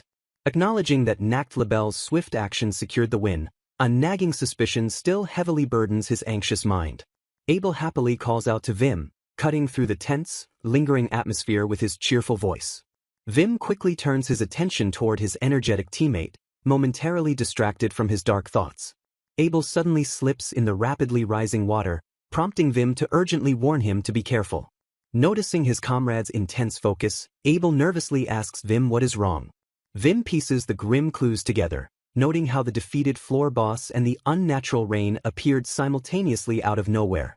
Brushing off his own terrifying theory about the boss creating the weather, Vim tells a confused Abel not to jump to conclusions. Camilla suddenly contacts Vim through their communication link, her calm voice cutting sharply through his rising panic. Vim urgently warns her that the rising water levels from the rain will make semi-aquatic monsters dangerously active. He grimly notes that while the guild's movement speed has severely decreased, aquatic enemies will only move faster in these wet conditions. Camilla quickly grasps his dire warning, confirming his unspoken fear that the crisis is far from over. She calmly praises his tactical awareness and apologizes for letting the party get carried away in their premature celebration. Deeming their current results sufficient given the dangerous floor conditions, Camilla officially orders an immediate retreat. She urgently asks Vim if he has a viable escape plan in mind to get everyone out safely. Vim quickly confirms he does, pointing out a potential escape route through the narrow passage to the northwest. He explains they can likely bypass the deep water there, though leading such a large group will take critical time. Despite formulating a solid plan, Vim suddenly realizes he is still uncontrollably trembling with fear. The dark waters ominously churn and bubble, signaling a massive, terrifying disturbance lurking just beneath the surface. A sudden, terrifying rumbling sound echoes through the cavern, instantly putting the entire party on high alert. Confusion and dread wash over the adventurers as they frantically try to identify the source of the deafening noise. Thick bubbles violently burst at the water's surface as a colossal, nightmarish shadow begins to rise from the depths. The sheer scale of the emerging entity sends shockwaves of absolute terror through the paralyzed guild members. A massive, horrifying sea creature erupts from the water, completely dwarfing the cavern and the terrified adventurers below. In a single, horrifying instant, absolute despair crushes the party as they stare up at the impossible monstrosity. Everyone simultaneously realizes with crushing dread that this towering behemoth is the true, undisputed boss of the 98th floor. The colossal beast unleashes a blinding, destructive attack that violently shatters the surrounding labyrinth walls. Heavy debris violently explodes outward as the true boss asserts its overwhelming, apocalyptic dominance over the flooded cavern. Staring in absolute disbelief at the apocalyptic power, they grimly realize the creature they previously defeated was just a common mob. Accepting the terrifying reality of the 98th floor, the heavily outmatched adventurers brace themselves for an impossibly brutal fight for survival. Thick bubbles violently burst from the surface of the dark water as an unseen horror begins to emerge. A terrified whisper echoes through the oppressive gloom as someone stares blankly at the massive disturbance. Despair quickly washes over the paralyzed adventurers as they desperately wonder what they should do next. A panicked party member screams that the torrential rain is making it completely impossible to see or count the swarming mobs. Realizing the worsening storm must be the boss's unnatural ability, another adventurer notes that the heavy downpour is completely drowning out all sound. Shouting over the deafening rain, a frantic scout from the west side urgently confirms the approach of two hostile mobs. Another terrified yell instantly pierces the chaos as an east side lookout spots two more enemies closing in.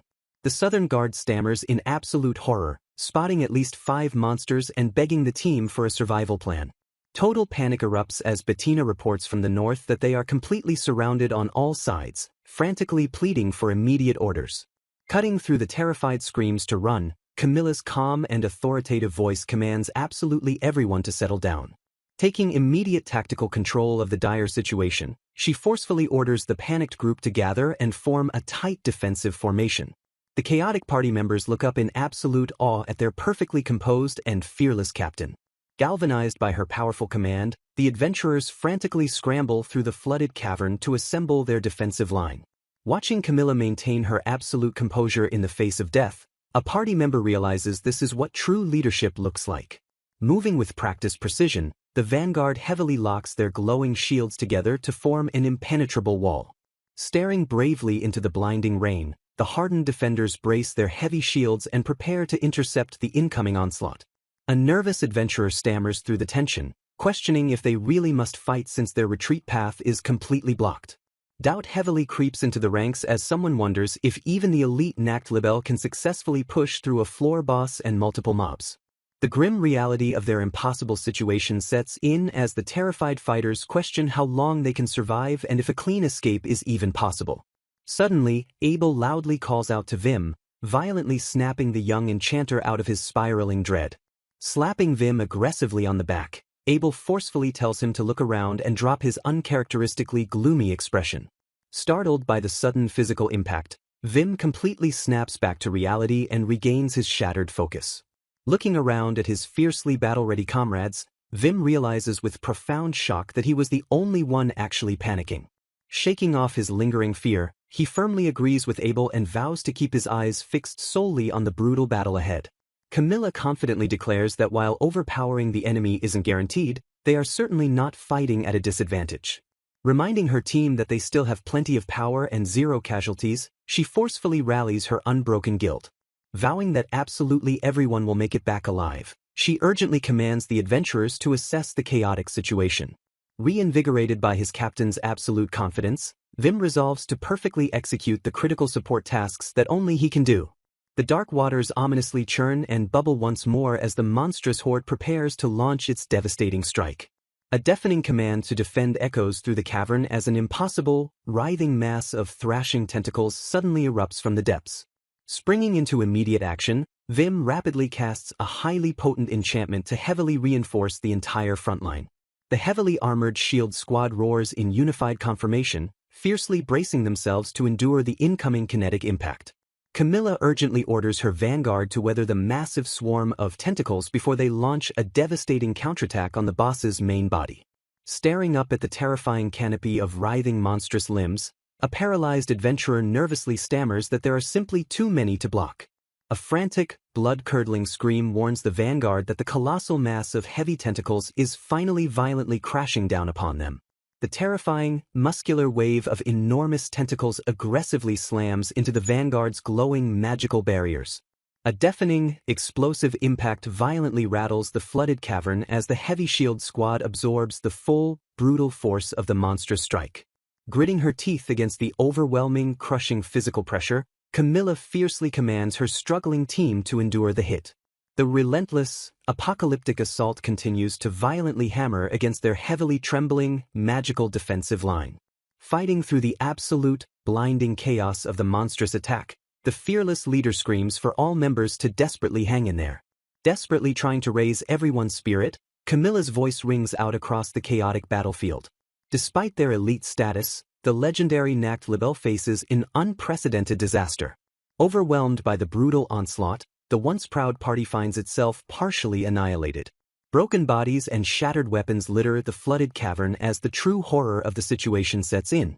The remaining adventurers struggle to maintain their footing against the relentless, crushing despair. Blood mingles with the heavy rain as the surviving vanguard desperately tries to hold the collapsing line. Knowing the risks, they acknowledge they had come this far fully prepared for the worst possible scenario. Nevertheless, the grim reality of their immense training and strength proving insufficient hits them hard. Accepting the labyrinth's sheer irrationality, they realize that returning home together is no longer a viable option. It becomes painfully obvious that the group to first encounter the floor boss was ultimately destined for annihilation against such a strong enemy. Cutting through the heavy despair, Camilla suddenly calls out to Vim with a dire sense of urgency. She calmly notes that since he isn't officially a Nacht Libelle member yet, no one would blame him for escaping alone. Looking him directly in the eyes, she seriously asks the young enchanter for one final, critical favor. Stammering in absolute disbelief, Vim immediately rejects her grim implication and refuses to abandon them. Camilla firmly insists that they are the core of this desperate plan, grimly asserting that heavy casualties are now inevitable. Filled with burning resolve, she demands Vim give her absolutely every enhancement he can muster so she can single-handedly defeat the monster. She quickly outlines a tactical retreat, ordering the rest to form three-man squads and disperse without providing her any support. Stunned by the suicidal command, Vim tries to interject, but Camilla instructs him to guide everyone else along the escape route. Brushing off his frantic concerns, she boldly declares she will take full responsibility while praising Nacht Libelle's talented members. Trembling with dread, Vim begs her to stop talking like she is actively marching toward her own certain death. Smiling softly, she reassures him that Nacht Libelle's future will be entirely secure with him, Hyde and Abel leading the way. Cutting off any further protests, Camilla officially and formally approves Vim's ultimate magical enchantment. A blinding surge of raw magical energy forcefully erupts as Vim channels his absolute limits into his captain. Empowered by the reality-bending buff, Camilla achieves her fully enchanted, maximum combat state. Standing tall and glowing with radiant power, she broadcasts an urgent, commanding message to all remaining guild members. Her voice echoes with unyielding absolute authority as she issues what she grimly calls her final, absolute order. She commands them to help the wounded and instantly escape in small groups, declaring she will fight the floor boss alone while Vim guides them. A bittersweet smile crosses her face as she deeply thanks her beloved comrades for absolutely everything they have done. Horrified by her sacrificial order, the party members scream out in absolute, desperate denial. Before anyone can countermand her suicidal strategy, Camilla abruptly and decisively severs the magical communication link. A strange, eerie silence falls over the survivors as an unnatural weight seemingly lifts from their deeply burdened shoulders. Gripping her colossal weapon, the fearless captain slowly strides forward to face the nightmarish titan alone. Torrential rain violently washes over her armor as she heavily locks her deadly sights on the towering monstrosity. Standing completely unfazed before the apocalypse, she formally introduces herself as Camilla and acknowledges the beast as the floor's true master. With chilling, polite respect, she vows to personally reap its monstrous life right then and there. Summoning her devastating ultimate technique, she commands her massive, ethereal blade to come forth and completely sever the beast's colossal head. A blinding, earth-shattering wave of pure destructive energy violently explodes outward as she launches her final, suicidal assault. The cavern instantly detonates in a raging storm of apocalyptic magical power, marking the climax of her legendary last stand. A tense silence falls as the battlefield heavily shifts in anticipation of the next move. Preparing for a massive strike, a confident fighter boldly asks for permission to make a big move while questioning if their opponent has enough time. Acknowledging the impending attack, someone remarks with awe that the overwhelming power on display is of absolute top quality. Explosive energy violently surges across the cavern as the intense physical exertion reaches its absolute peak. The chaotic battle rages on with a flurry of rapid, destructive movements shattering the immediate surroundings.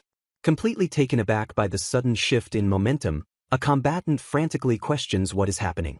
Pushing past all human limits, the empowered warrior realizes her body moves effortlessly and can continuously climb to new heights without feeling fatigue. Shocked by this newfound agility, she intensely questions if she is truly the same person who used to be so dull and apathetic.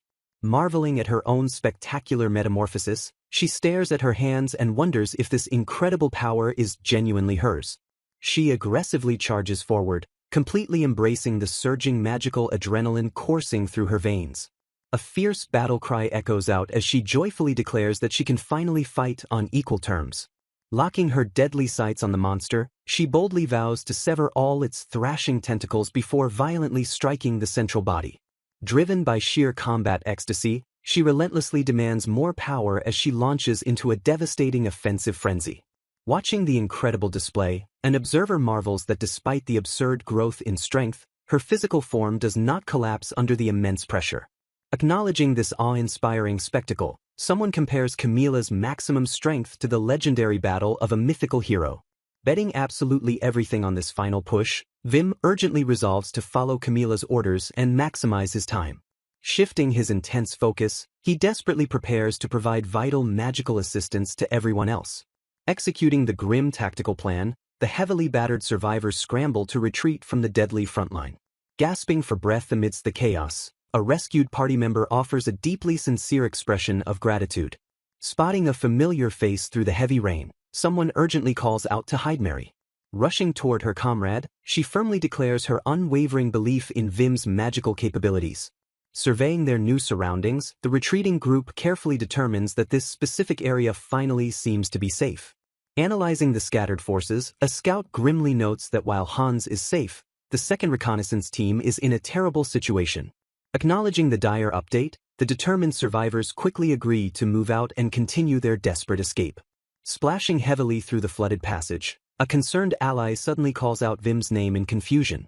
The exhausting physical toll of the chaotic retreat finally begins to visibly catch up with the young enchanter. Stumbling slightly under the immense pressure, Vim grimaces and notes how incredibly heavy his tired body suddenly feels.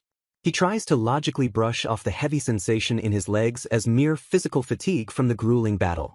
However, a dark realization quickly washes over him as he recognizes this specific, paralyzing feeling. A bitter memory violently flashes in his mind, echoing cruel commands that he was useless and must only listen to the leader. He realizes with mounting dread that this heavy sensation perfectly mirrors his traumatic time with the Dragon's Wing Party. Desperately trying to shake the intrusive thoughts, he mentally scolds himself for relaxing and losing focus during such a critical moment. Snapping him back to reality, his anxious teammates loudly yell his name over the deafening rain. A seasoned veteran calmly reminds the young enchanter that retreating in battle never guarantees absolute safety. Grounding him in the present, the veteran firmly advises him to just focus entirely on what he can actually do.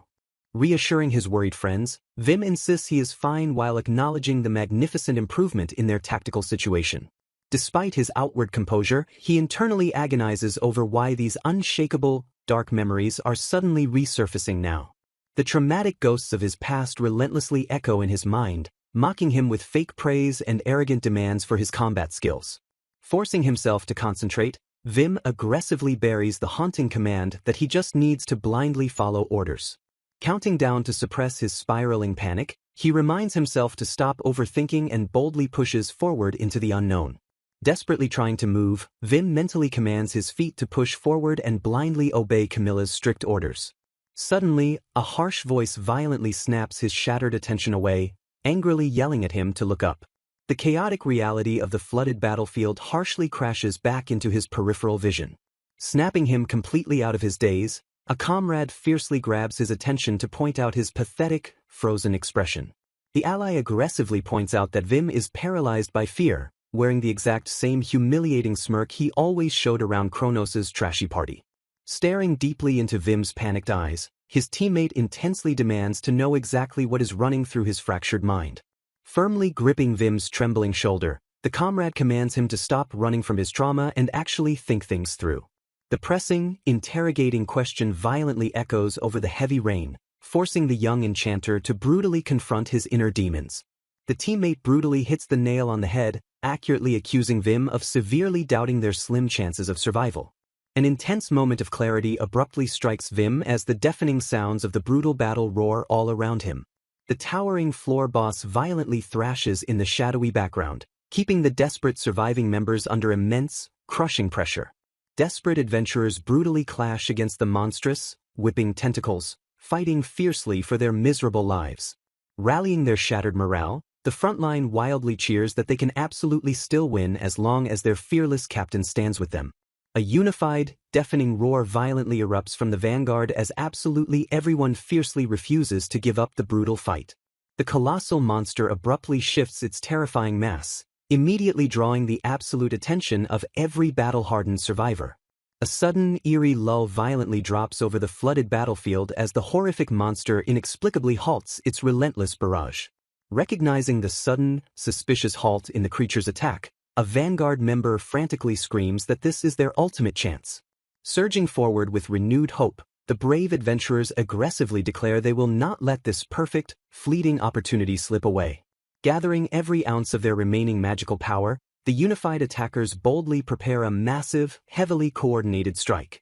Unleashing absolutely everything in his magical arsenal, a furious combatant aggressively launches a devastating spell directly at the towering beast. A horrifying, deafening screech violently echoes as the beast suddenly reveals its deadly counterattack, aggressively initiating a brutal human hunt. A sinister sense of impending, absolute doom crashes over the chaotic battlefield as the creature perfectly springs its horrifying trap. Realizing the immense, lethal danger too late, a terrified voice desperately screams for absolutely everyone to dodge the incoming apocalyptic strike. The colossal, heavily muscled tentacle aggressively whips through the damp air with terrifying, blindingly fast speed. A devastating physical impact violently shatters the magical defensive line, sending heavily armored debris flying everywhere. Sacrificing everything, Camilla forces a temporary augmented moment to painfully and brutally intercept the catastrophic blow meant for her team. Blood violently sprays through the heavy rain as the heroic captain absorbs the full, bone-crushing force of the monstrous strike. Horrified by the devastating, bloody sacrifice, a frantic comrade violently screams Abel's name in pure, unadulterated panic. Abel recklessly dives straight into the deadly impact zone, desperately trying to catch his rapidly falling captain. Stretching out his heavily battered arms, Abel miraculously manages to catch Camilla's limp, bloody body right before she heavily hits the ground. Landing heavily in the rapidly rising water, he cradles his fallen, broken captain and desperately screams her name in absolute horror. Panting heavily through agonizing, blinding pain, the desperately injured captain weakly manages to reflect on the brutal, devastating aftermath. Flashing a painfully weak, bloody smile, Camilla sincerely thanks Abel for catching her and fiercely vows to keep the momentum going. Completely ignoring her brave facade, Abel frantically shakes her broken form and desperately begs to know if she can still hear him.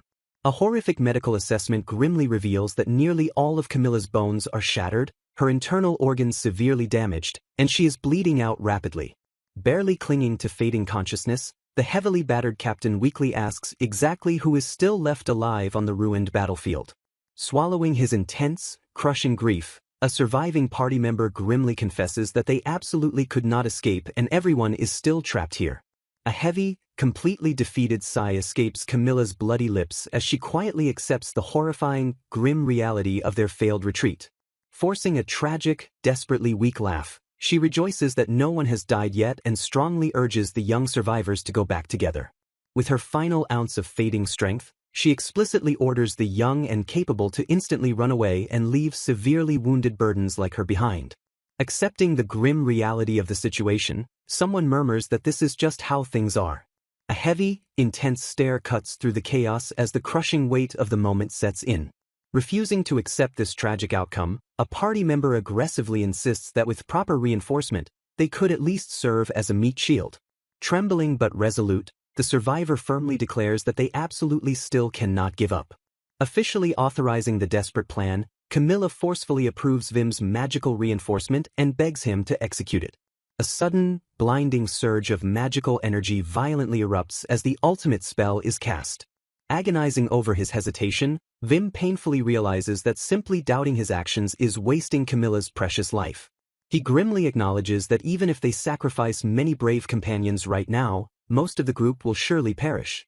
Spiraling into self-doubt, he bitterly reflects that he simply does not fit in with a genuinely good party like Ferbrin. A dark, gloomy shadow completely obscures his face as deeply ingrained trauma violently resurfaces. Overwhelmed by agonizing insecurity, Vim painfully lists his awkward flaws and vaguely realizes he truly believes he deserves to be banished for not being a normal person. Despite his crushing self-hatred, he fiercely vows that Camilla and the rest of the Ferbrin party must be protected at all costs. He desperately reasons that no matter how many times he theoretically dies, he could never truly redeem his worthless self. Looking around at his brave comrades, he acknowledges that these wonderful, admirable people completely accepted him exactly as he is. Taking a deep breath, he urgently contacts the entire party and firmly declares that there is still one last shred of hope. Hearing his completely unexpected broadcast, a confused teammate cautiously calls out Vim's name. Apologizing profusely, Vim aggressively announces his immediate intention to outright disobey his captain's direct orders. Shock and sheer panic rapidly spread among the surviving party members as they frantically scream for him to stop. Ignoring their desperate cries, Vim boldly asserts that while it may not be the perfect plan, it is undoubtedly the best action he can possibly take. Accepting his terrifying fate, he bitterly reasons that since it is his only remaining option, he truly has no other choice. He urgently commands everyone to seize this fleeting opportunity and retreat while he personally stays behind to stop the Lord of the Levels. Casting a massive, oppressive spell known as Hertz Stalemate, Vim violently shocks his confused teammates. He quickly explains that the aggressive magic is a powerful debuff designed to completely alter the battlefield. Radiating an intense, unyielding magical aura, Vim fiercely vows to single-handedly defeat the Lord of the Levels. Watching the young enchanter's incredibly brave stand, a veteran ally warmly notes that there is truly something special about him. Acknowledging his usual disdain for such irregular, reckless actions, the veteran realizes with a bittersweet sigh that there is absolutely no turning back now.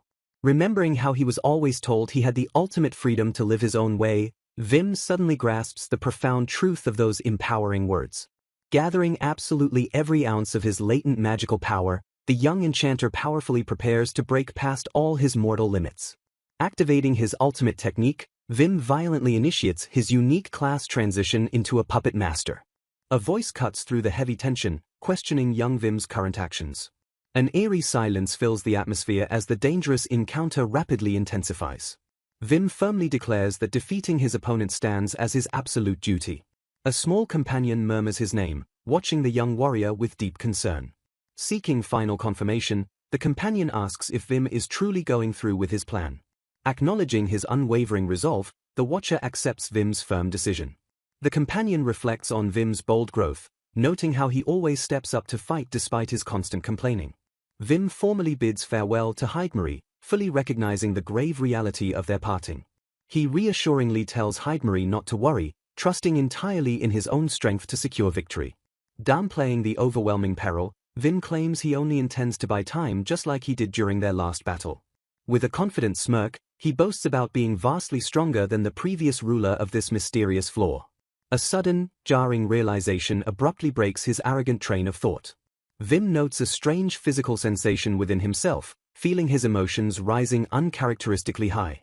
Observing his slight trembling, Heidmarie asks if fear has finally taken hold of his mind. Vim rationalizes his shaking body, dismissing it as a completely natural response to gambling with his own life. Studying him closely, Heidmarie realizes that his intense shaking probably does not stem from actual fear. Pressed heavily for time, Vim abruptly cuts the conversation short and charges forward into the unknown. Watching him depart, Heidmarie silently reflects that she understands Vim better than he currently understands himself. She hopes that someday he will discover his true nature and share everything he learns with her. Heidmarie admits to herself that she still does not know everything about him, completely contradicting her previous confident claims. She questions why Vim would be mysteriously laughing in the face of such overwhelming danger. The tense atmosphere shatters entirely as a massive, intricate mechanical structure suddenly activates. Elsewhere, a wary group groans as regenerated tentacles return to relentlessly mock their previous combat efforts. The battlefield grows incredibly perilous as the surrounding dark water level rises considerably. Oppressive, chaotic waters churn violently around the trapped remaining combatants. Realizing the rising flood will dramatically accelerate the enemy's movements, the support team desperately scrambles for a rapid resolution. Writhing, monstrous tentacles thrash menacingly through the newly formed, surging floodwaters. The slithering biological appendages close in rapidly on their desperate, cornered prey. A massive, explosive splash erupts as the aquatic beast readies its next devastating strike. A determined support specialist steps up, vowing to use their versatile enhancement abilities to turn the terrible tide. They quickly analyze the human body, noting that structural reinforcement difficulty varies wildly depending on the specific anatomy. The specialist explains that basic bone and muscle enhancements remain the easiest to complete with just a few minor medical treatments. Pushing past those basics demands the critical, advanced strengthening of internal blood flow and vital heart capacity. They gravely warn that enhancing the body's invisible core is highly restricted and actively performed by only a select few elite practitioners. The ultimate, mysterious level of biological enhancement is finally revealed to be the intricate human brain itself. A highly complex, glowing diagram of the cranial nervous system flashes brightly into full view. Frustrated by a severe lack of information, the specialist realizes their medical texts contain almost nothing about cognitive strengthening. Historical records clearly show that despite numerous desperate attempts, successfully strengthening the human brain has never actually been achieved. While boosting neural processing speed would massively spike combat capacity, it carries an extreme, highly lethal degree of danger. The specialist laments that successfully enhancing another person's brain remains practically impossible on a chaotic battlefield. A voice questions if anyone is willing to risk their life to attempt the impossible. A heavy, tense silence completely fills the atmosphere. A fighter violently demands others move aside so they can end the battle, apologizing while telling them not to bother with the weaker enemies. The combatant quietly reflects on what it truly takes to obtain pure strength. Realizing the desperate situation, they accept that this drastic measure remains their only viable option left. Initiating a highly dangerous technique, the warrior forcefully activates the puppet master transition. An intense, rapid countdown begins as they prepare to dive deeply into their own mind. Acknowledging the extreme danger, the fighter knows that deliberately increasing their already fast brain processing speed severely risks cognitive overload and unconsciousness. To execute the perilous technique, they deliberately become hyper-aware of their own core consciousness. Tuning their physical senses to a razor's edge, they repeatedly interrogate their own mind with rapid questions and answers. Seeking the absolute limit without blacking out, they meticulously adjust the neural multiplier right to the very edge of total overload. The final cognitive enhancement locks in precisely at a dangerous fractional multiplier of 1,000,001 times.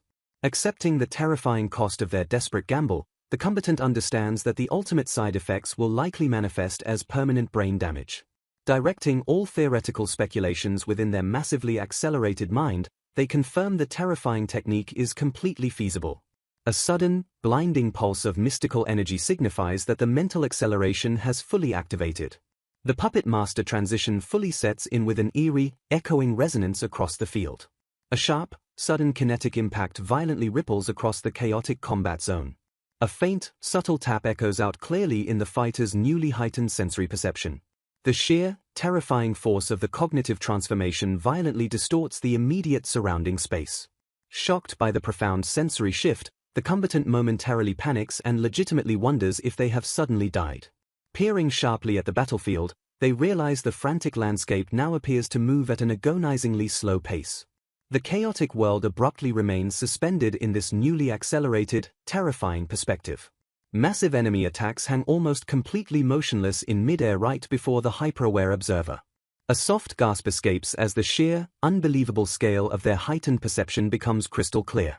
The overwhelming physical threat looms large but remains completely captured in stunningly high-speed detail.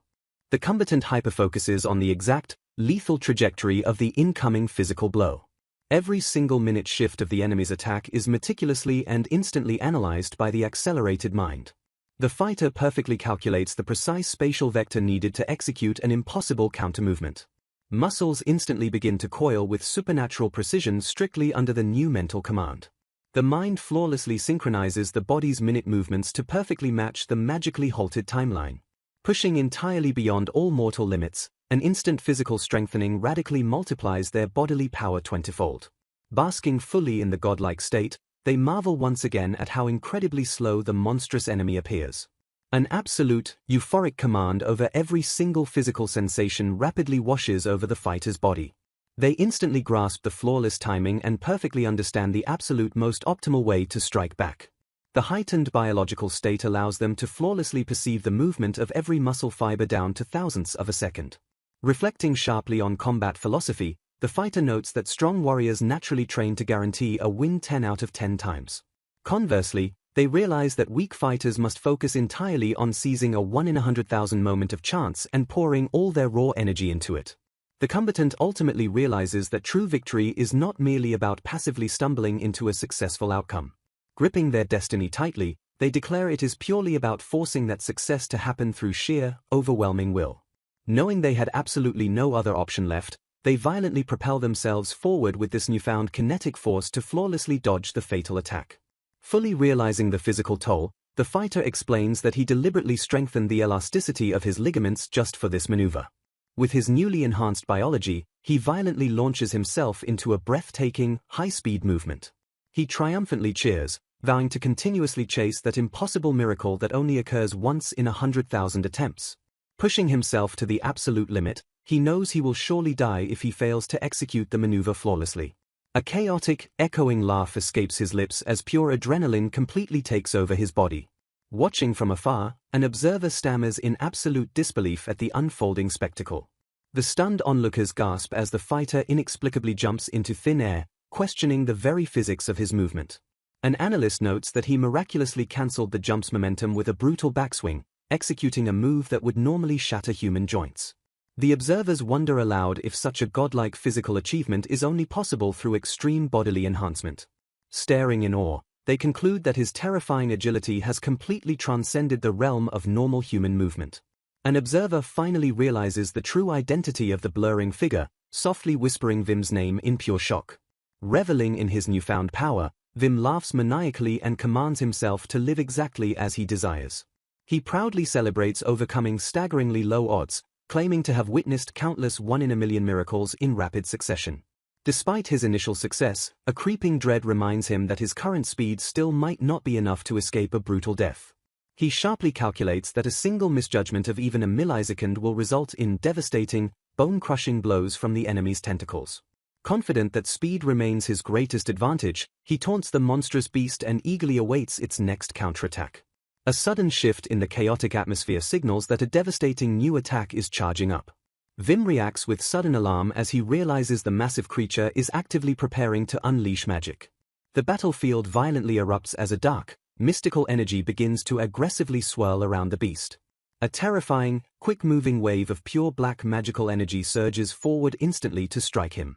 The sheer force of the dark magic violently tears through the surrounding flooded environment. Shocked by the brutal tactic, Vim realizes the enemy is recklessly attacking using its very own tentacles as physical conduits. A massive, inescapable barrage of lethal dark strikes furiously rains down directly onto his position. Frustrated by the relentless assault, Vim grits his teeth and complains that the monster absolutely refuses to give him a single moment to breathe. With a defiant smirk, he boldly swears to flawlessly dodge absolutely everything the beast throws at him. A heavy silence violently descends upon the desolate battlefield. Heavy breaths echo continuously as exhaustion begins taking its toll on the solitary warrior. A breathless chuckle suddenly escapes as a small smirk completely breaks the tension. The rhythmic panting continues unabated while thick dust slowly settles around the fierce combatants. Confused observers struggle desperately to comprehend how Vim executes such impossible physical maneuvers. Spectators watch in absolute awe as a lone warrior faces the most powerful hierarch. They marvel at the ultra-high-speed clash where every single millisecond brutally dictates survival. Quiet murmurs of profound amazement furiously ripple through the deeply stunned audience. A ferocious clash of unseen forces violently shakes the ruined landscape's core. Shattered debris aggressively scatters into the air from the intense invisible shockwaves. The colossal enemy violently propels itself through explosive water jets for a massive leap. Defying physics, the gigantic beast suddenly floats lightly in the mid-air space above. A terrifying shadow rapidly eclipses the area as the massive entity prepares to land. Pure confusion severely paralyzes Vim as he questions the totally inexplicable aerial stunt. Vim realizes a terrifying disconnection is rapidly growing between his mind and active consciousness. Panic spikes as he realizes the enemy effortlessly executed multiple complex attacks instantly. He perfectly calculates that he will be instantly crushed if he fails to escape. Clinging to survival, he violently asserts that dodging death means beating 1 in a million odds. Coughing heavily, he bizarrely notes his vital internal organs somehow remain totally intact. Adrenaline surges powerfully as he forcefully commands his bleeding body to evade again. Panic violently spikes as he realizes time has completely run out for his escape. A deafening impact completely obliterates the immediate area with sheer kinetic physical force. Surviving the blast, Vim genuinely marvels that he flawlessly executed every desperate survival tactic. He realizes his broken body burns in agony while his hyper-focused mind remains calm. The intense euphoric high violently crashes as sharp realization physically grounds him back. Snapping back, he reminds himself that innocent Furbrón lives absolutely depend on him. He aggressively scolds himself to never stray from the mission for selfish battle enjoyment. A dark realization creeps inward as he genuinely questions if he enjoyed near death. He silently acknowledges that greater absolute danger directly correlates with an immensely intoxicating thrill. Staring into the abyss, he chillingly admits secretly waiting for this exact brutal moment. Peering through thick dust, terrified onlookers desperately wonder if the monstrous enemy somehow survived. Sickening squelching sounds loudly echo as grotesque biological flesh rapidly begins to forcefully reform. Surviving spectators suddenly freeze in absolute horror, questioning the beast's terrifying new form. Existential dread completely washes over everyone as a sharp observer realizes it is transforming. An eerie rhythmic chanting violently pulses as the creature permanently sheds its original form. A collective gasp of pure confusion heavily ripples through the deeply terrified surviving combatants. Desperately applying logic, a spectator angrily complains that magic should not completely defy physics. The brutal truth finally sets in that ruling hierarchs always hold a logic-defying transformation. A heavy silence violently descends upon the desolate landscape as the massive battle pauses briefly. A subtle, ominous sound suddenly breaks the quiet tension of the completely flooded battlefield. A combatant readies himself, boldly declaring the aggressive start of the brutal second round. A veteran desperately orders the youth to evacuate, warning that the terrifying transformation means an unpredictable attack is imminent. He frantically yells for Abel to abandon his post immediately and leave the deadly front line solely to the experienced veterans. Abel furiously refuses to retreat, loudly declaring his duty as shield commander to deflect all stray shots despite his clear terror. He stammers nervously, struggling immensely to push past his overwhelming fear to stubbornly stand his ground. Staring into the raging chaos, a fighter realizes there still has to be a small glimmer of hope remaining. Snapping back to reality, a warrior aggressively reminds himself to completely stop thinking about his own impending death. Eerie floating anomalies violently begin to manifest silently in the air directly above the destroyed arena. Vim stares at the bizarre hovering entity, utterly overwhelmed by a deeply unsettling premonition. He calculates that leaping will not save him from a wide aerial assault, suspecting the floating masses are massive biological support organs. Realizing his current speed is entirely insufficient, Vim grits his teeth and demands even more raw power from his battered body. Pushing past every mortal limit, he violently triggers a terrifying 50-fold instant biological boost. He triumphantly cheers as the massive internal enhancement radically expands his visual perception far beyond normal human limits. His hyper-accelerated mind violently forces itself to process and store absolutely every environmental detail far beyond his active field of view. The sheer, crushing physical toll of the massive cognitive boost actively threatens to make him completely black out. A sudden, blinding array of magical kinetic beams violently erupts across the devastated battlefield. The dark air itself visibly distorts as devastating, inescapable attacks aggressively rain down from the sky. Lethal explosions forcefully tear through the surrounding waters, creating a chaotic maelstrom of absolute destruction. A blurred figure furiously weaves through the lethal magical barrage with impossible, godlike agility. Vim loudly marvels in pure shock at the absolute sheer scale of his newly awakened physical perception. He gleefully realizes that his radically enhanced mind can simultaneously track absolutely everything happening on the chaotic battlefield. He flawlessly perceives every single water reflection, shifting shadow, and hidden tentacle striking viciously from his blind spots. Processing information far beyond his sight, he meticulously counts hundreds of incoming tentacles, blades, lances, and deadly magical bullets. The hyper-accelerated warrior realizes he can now perfectly predict the exact, lethal trajectory of every single incoming attack. He physically bends his body with terrifying precision, slipping flawlessly through the impossible web of deadly aerial strikes. Laughing amidst the endless carnage, he notes that the incredibly powerful hierarch never wastes energy on a useless attack. He revels in the immense, satisfying joy of total omnipotence as his mind effortlessly encompasses a flawless 360-degree combat view. Despite the absolute certainty that a single mistake means instant death, the overwhelming thrill violently sends shivers down his spine. He questions his own twisted internal impulses, finding a dark excitement in treating the lethal battle like a high-stakes negotiation. Basking completely in the euphoric chaos, Vim loudly declares it an absolute joy as he finally reaches his maximum combat performance. A swift panel shift captures a tense moment as Vim narrowly dodges a lethal attack right in front of him. Landing safely, Vim calmly tells Heidemarie that is enough and expresses his gratitude. Hans urgently calls out to evaluate their escape prospects amidst the overwhelming chaos.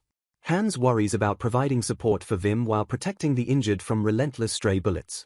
The team quickly realizes that offering support in such an ultra-high-speed battle is completely impossible. Recognizing they would only serve as a hindrance, they resolve to focus solely on defense. The group orders everyone to evacuate as far away as possible and deploy the protective curtain. Watching from afar, the allies reflect on how they initially thought Vim was merely bluffing about defeating the floor boss. To their utter astonishment, Vim is actively pushing the terrifying floor boss into a desperate corner. Acknowledging they can no longer participate in a battle of this caliber, they place all their trust in Vim. Mid-combat, Vim experiences a shocking psychological shift as he discovers an unexpected joy in slashing away mindlessly. He notes that while he can handle the attacks, he hasn't landed a clean hit on the main body yet. Realizing the fight is devolving into a grueling war of attrition, Vim forces his mind to think harder. Staring through the swirling black mist, he zeroes in on a hard shell hiding deep within as the ultimate weak point.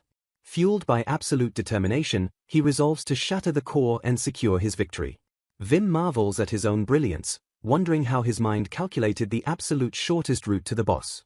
He attributes this tactical breakthrough to a brilliant spark of inspiration ignited by parallel events. Laughing maniacally, Vim vows to end the conflict swiftly as long as he maintains this precise route. Reflecting on the harrowing ordeal, he admits he has been trembling with fear since the very beginning.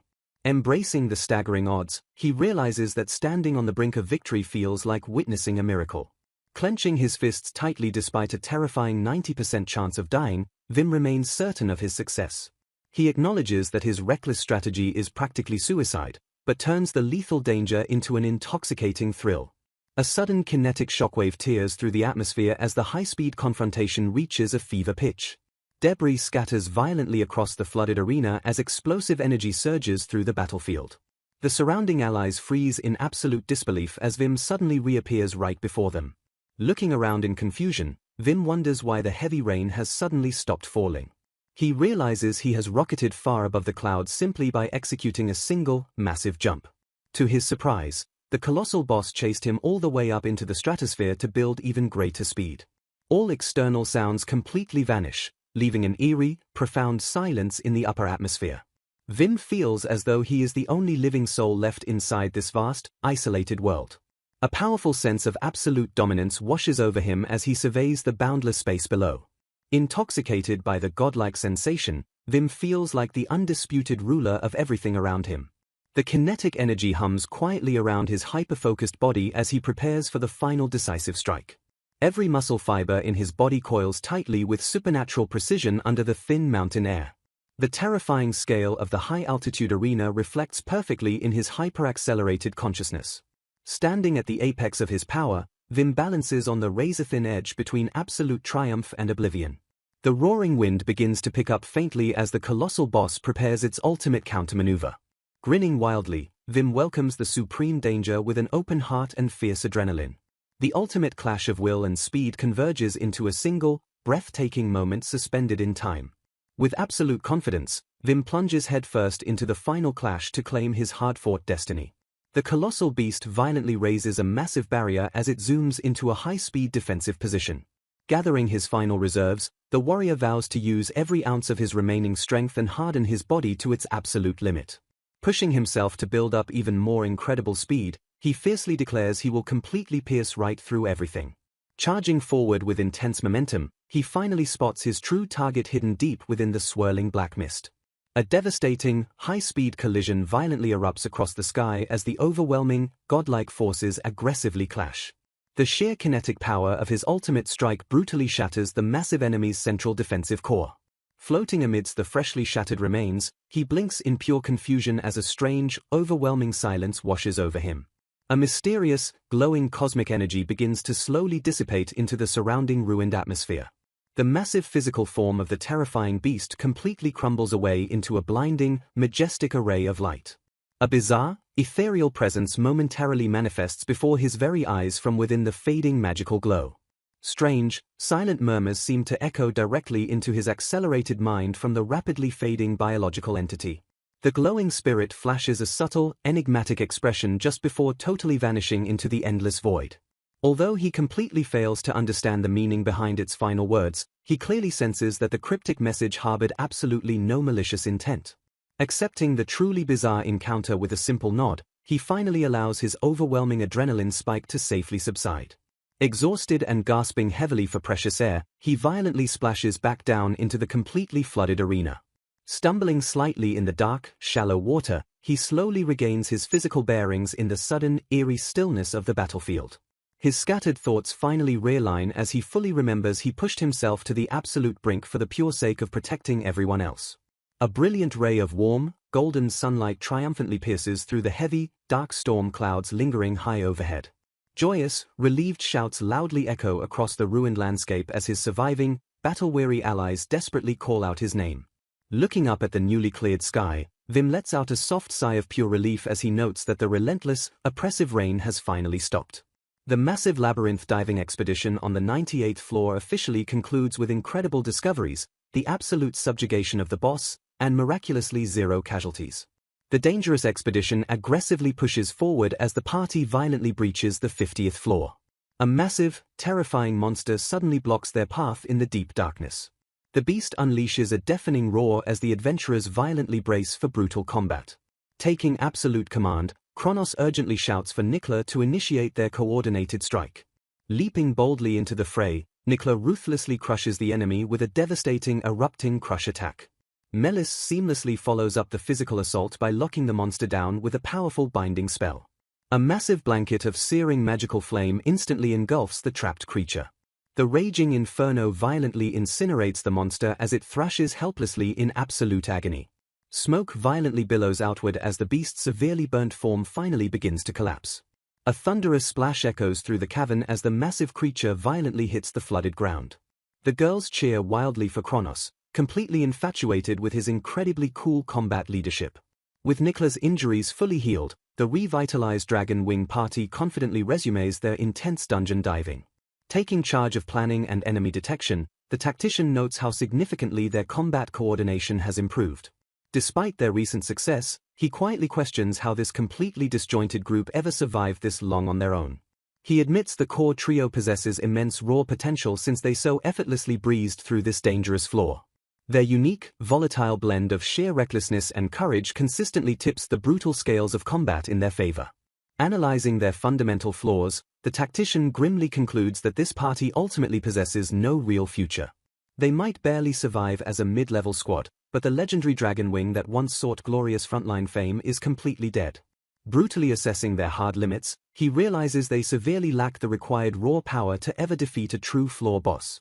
The intense action abruptly shifts to the peaceful, quiet confines of the Dragon Wing party's private estate.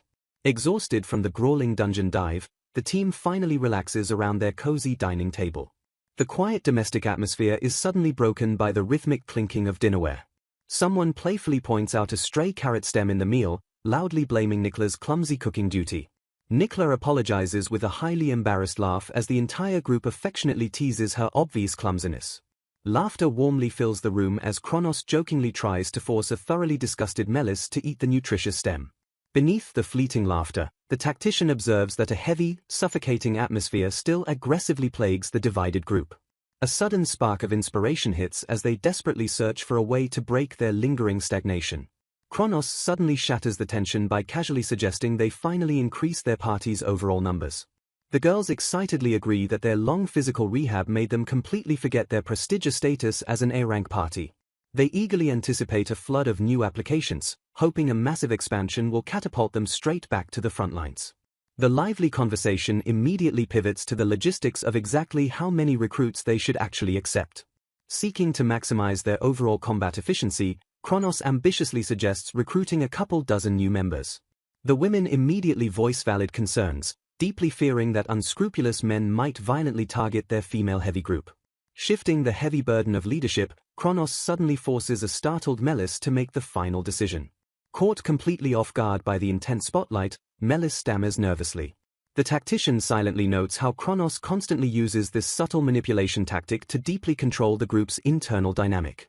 Highly flustered, Melis admits she would feel much safer recruiting only girls while keeping Kronos as the sole male member.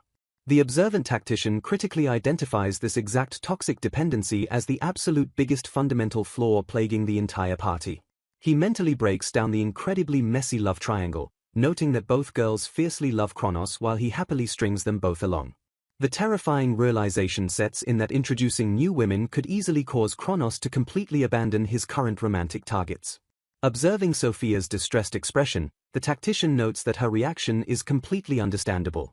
Kronos gently asks Sophia if something is wrong, prompting her to nervously call out his name. Sophia timidly suggests they should be more careful about expanding the party, pointing out their severe lack of funds and roster management experience. The atmosphere in the room immediately tenses up as her logical concerns hit the group. Kronos aggressively cuts her off, demanding she just admit she thinks the expansion is impossible instead of making up excuses. Sophia stammers desperately, trying to explain that he is completely misunderstanding her genuine concerns. Dismissing her worries entirely, Kronos confidently declares that money is not a problem since they should be receiving a massive reward for defeating the floor boss. Sophia internally panics, frantically wondering if she forgot to mention a crucial detail about the boss reports. Leaning in closer, Kronos smoothly suggests she can always visit his private room later if she has trouble speaking her mind. Trembling slightly, Sophia confesses that they still lack approval for the subjugation because they failed to submit the required proof outlined in Wimi's old records. Realizing her massive slip of the tongue, Sophia gasps in absolute horror. Kronos' demeanor instantly turns lethal as he fiercely commands her to never mention Wimi's name again. Utterly terrified, Sophia apologizes and quickly clarifies that they supposedly sent out everything that person required. Kronos smugly concludes that Wimi must have screwed up the paperwork, completely ignoring the fact that their reward money is still entirely missing. Sophia quietly notes that they should have been approved by now anyway, reluctantly agreeing with his flawed logic. Trying to steer the conversation back, Sophia weakly suggests they should hold off on their expansion plans. A sudden, violent surge of raw anger aggressively distorts Kronos' face. Furious beyond reason, Kronos loudly curses Wimi for somehow getting in their way yet again. The girls immediately rush to comfort a screaming Kronos, blindly reassuring him that he genuinely defeated the 97th floor boss. They adamantly declare their unearned victory as an absolute, unchangeable fact. Observing the pathetic scene, the tactician coldly notes that the Dragon Wing party now solely exists to lick each other's wounds while scapegoating Wimi Strauss. The scene shifts abruptly to a quiet, dimly lit hospital room where a heavily bandaged figure rests silently. Wimi's eyes slowly flutter open as he finally regains consciousness after the grueling battle.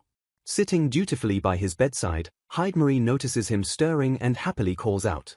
Wimi weakly croaks out a morning greeting before groaning in agonizing physical pain. Heidemarie gently warns him not to strain his thoroughly battered body or throat as he winces sharply. Disoriented and utterly confused, Wimi frantically scans the sterile white room trying to piece his scattered memories together. Pushing past his immense physical pain, his first desperate question is whether his allies survived the ordeal. Heidemarie immediately scolds him for pushing his broken body, watching him violently flinch in pain.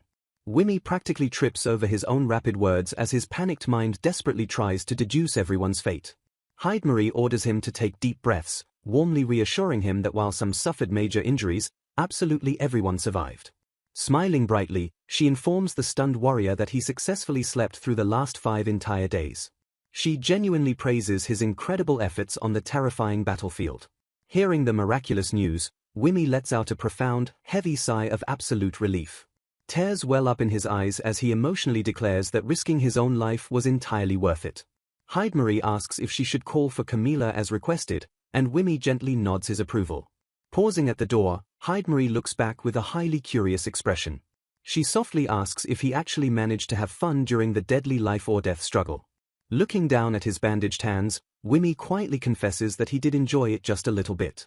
Heidemarie smiles knowingly at his honest answer as the peaceful morning light filters through the window.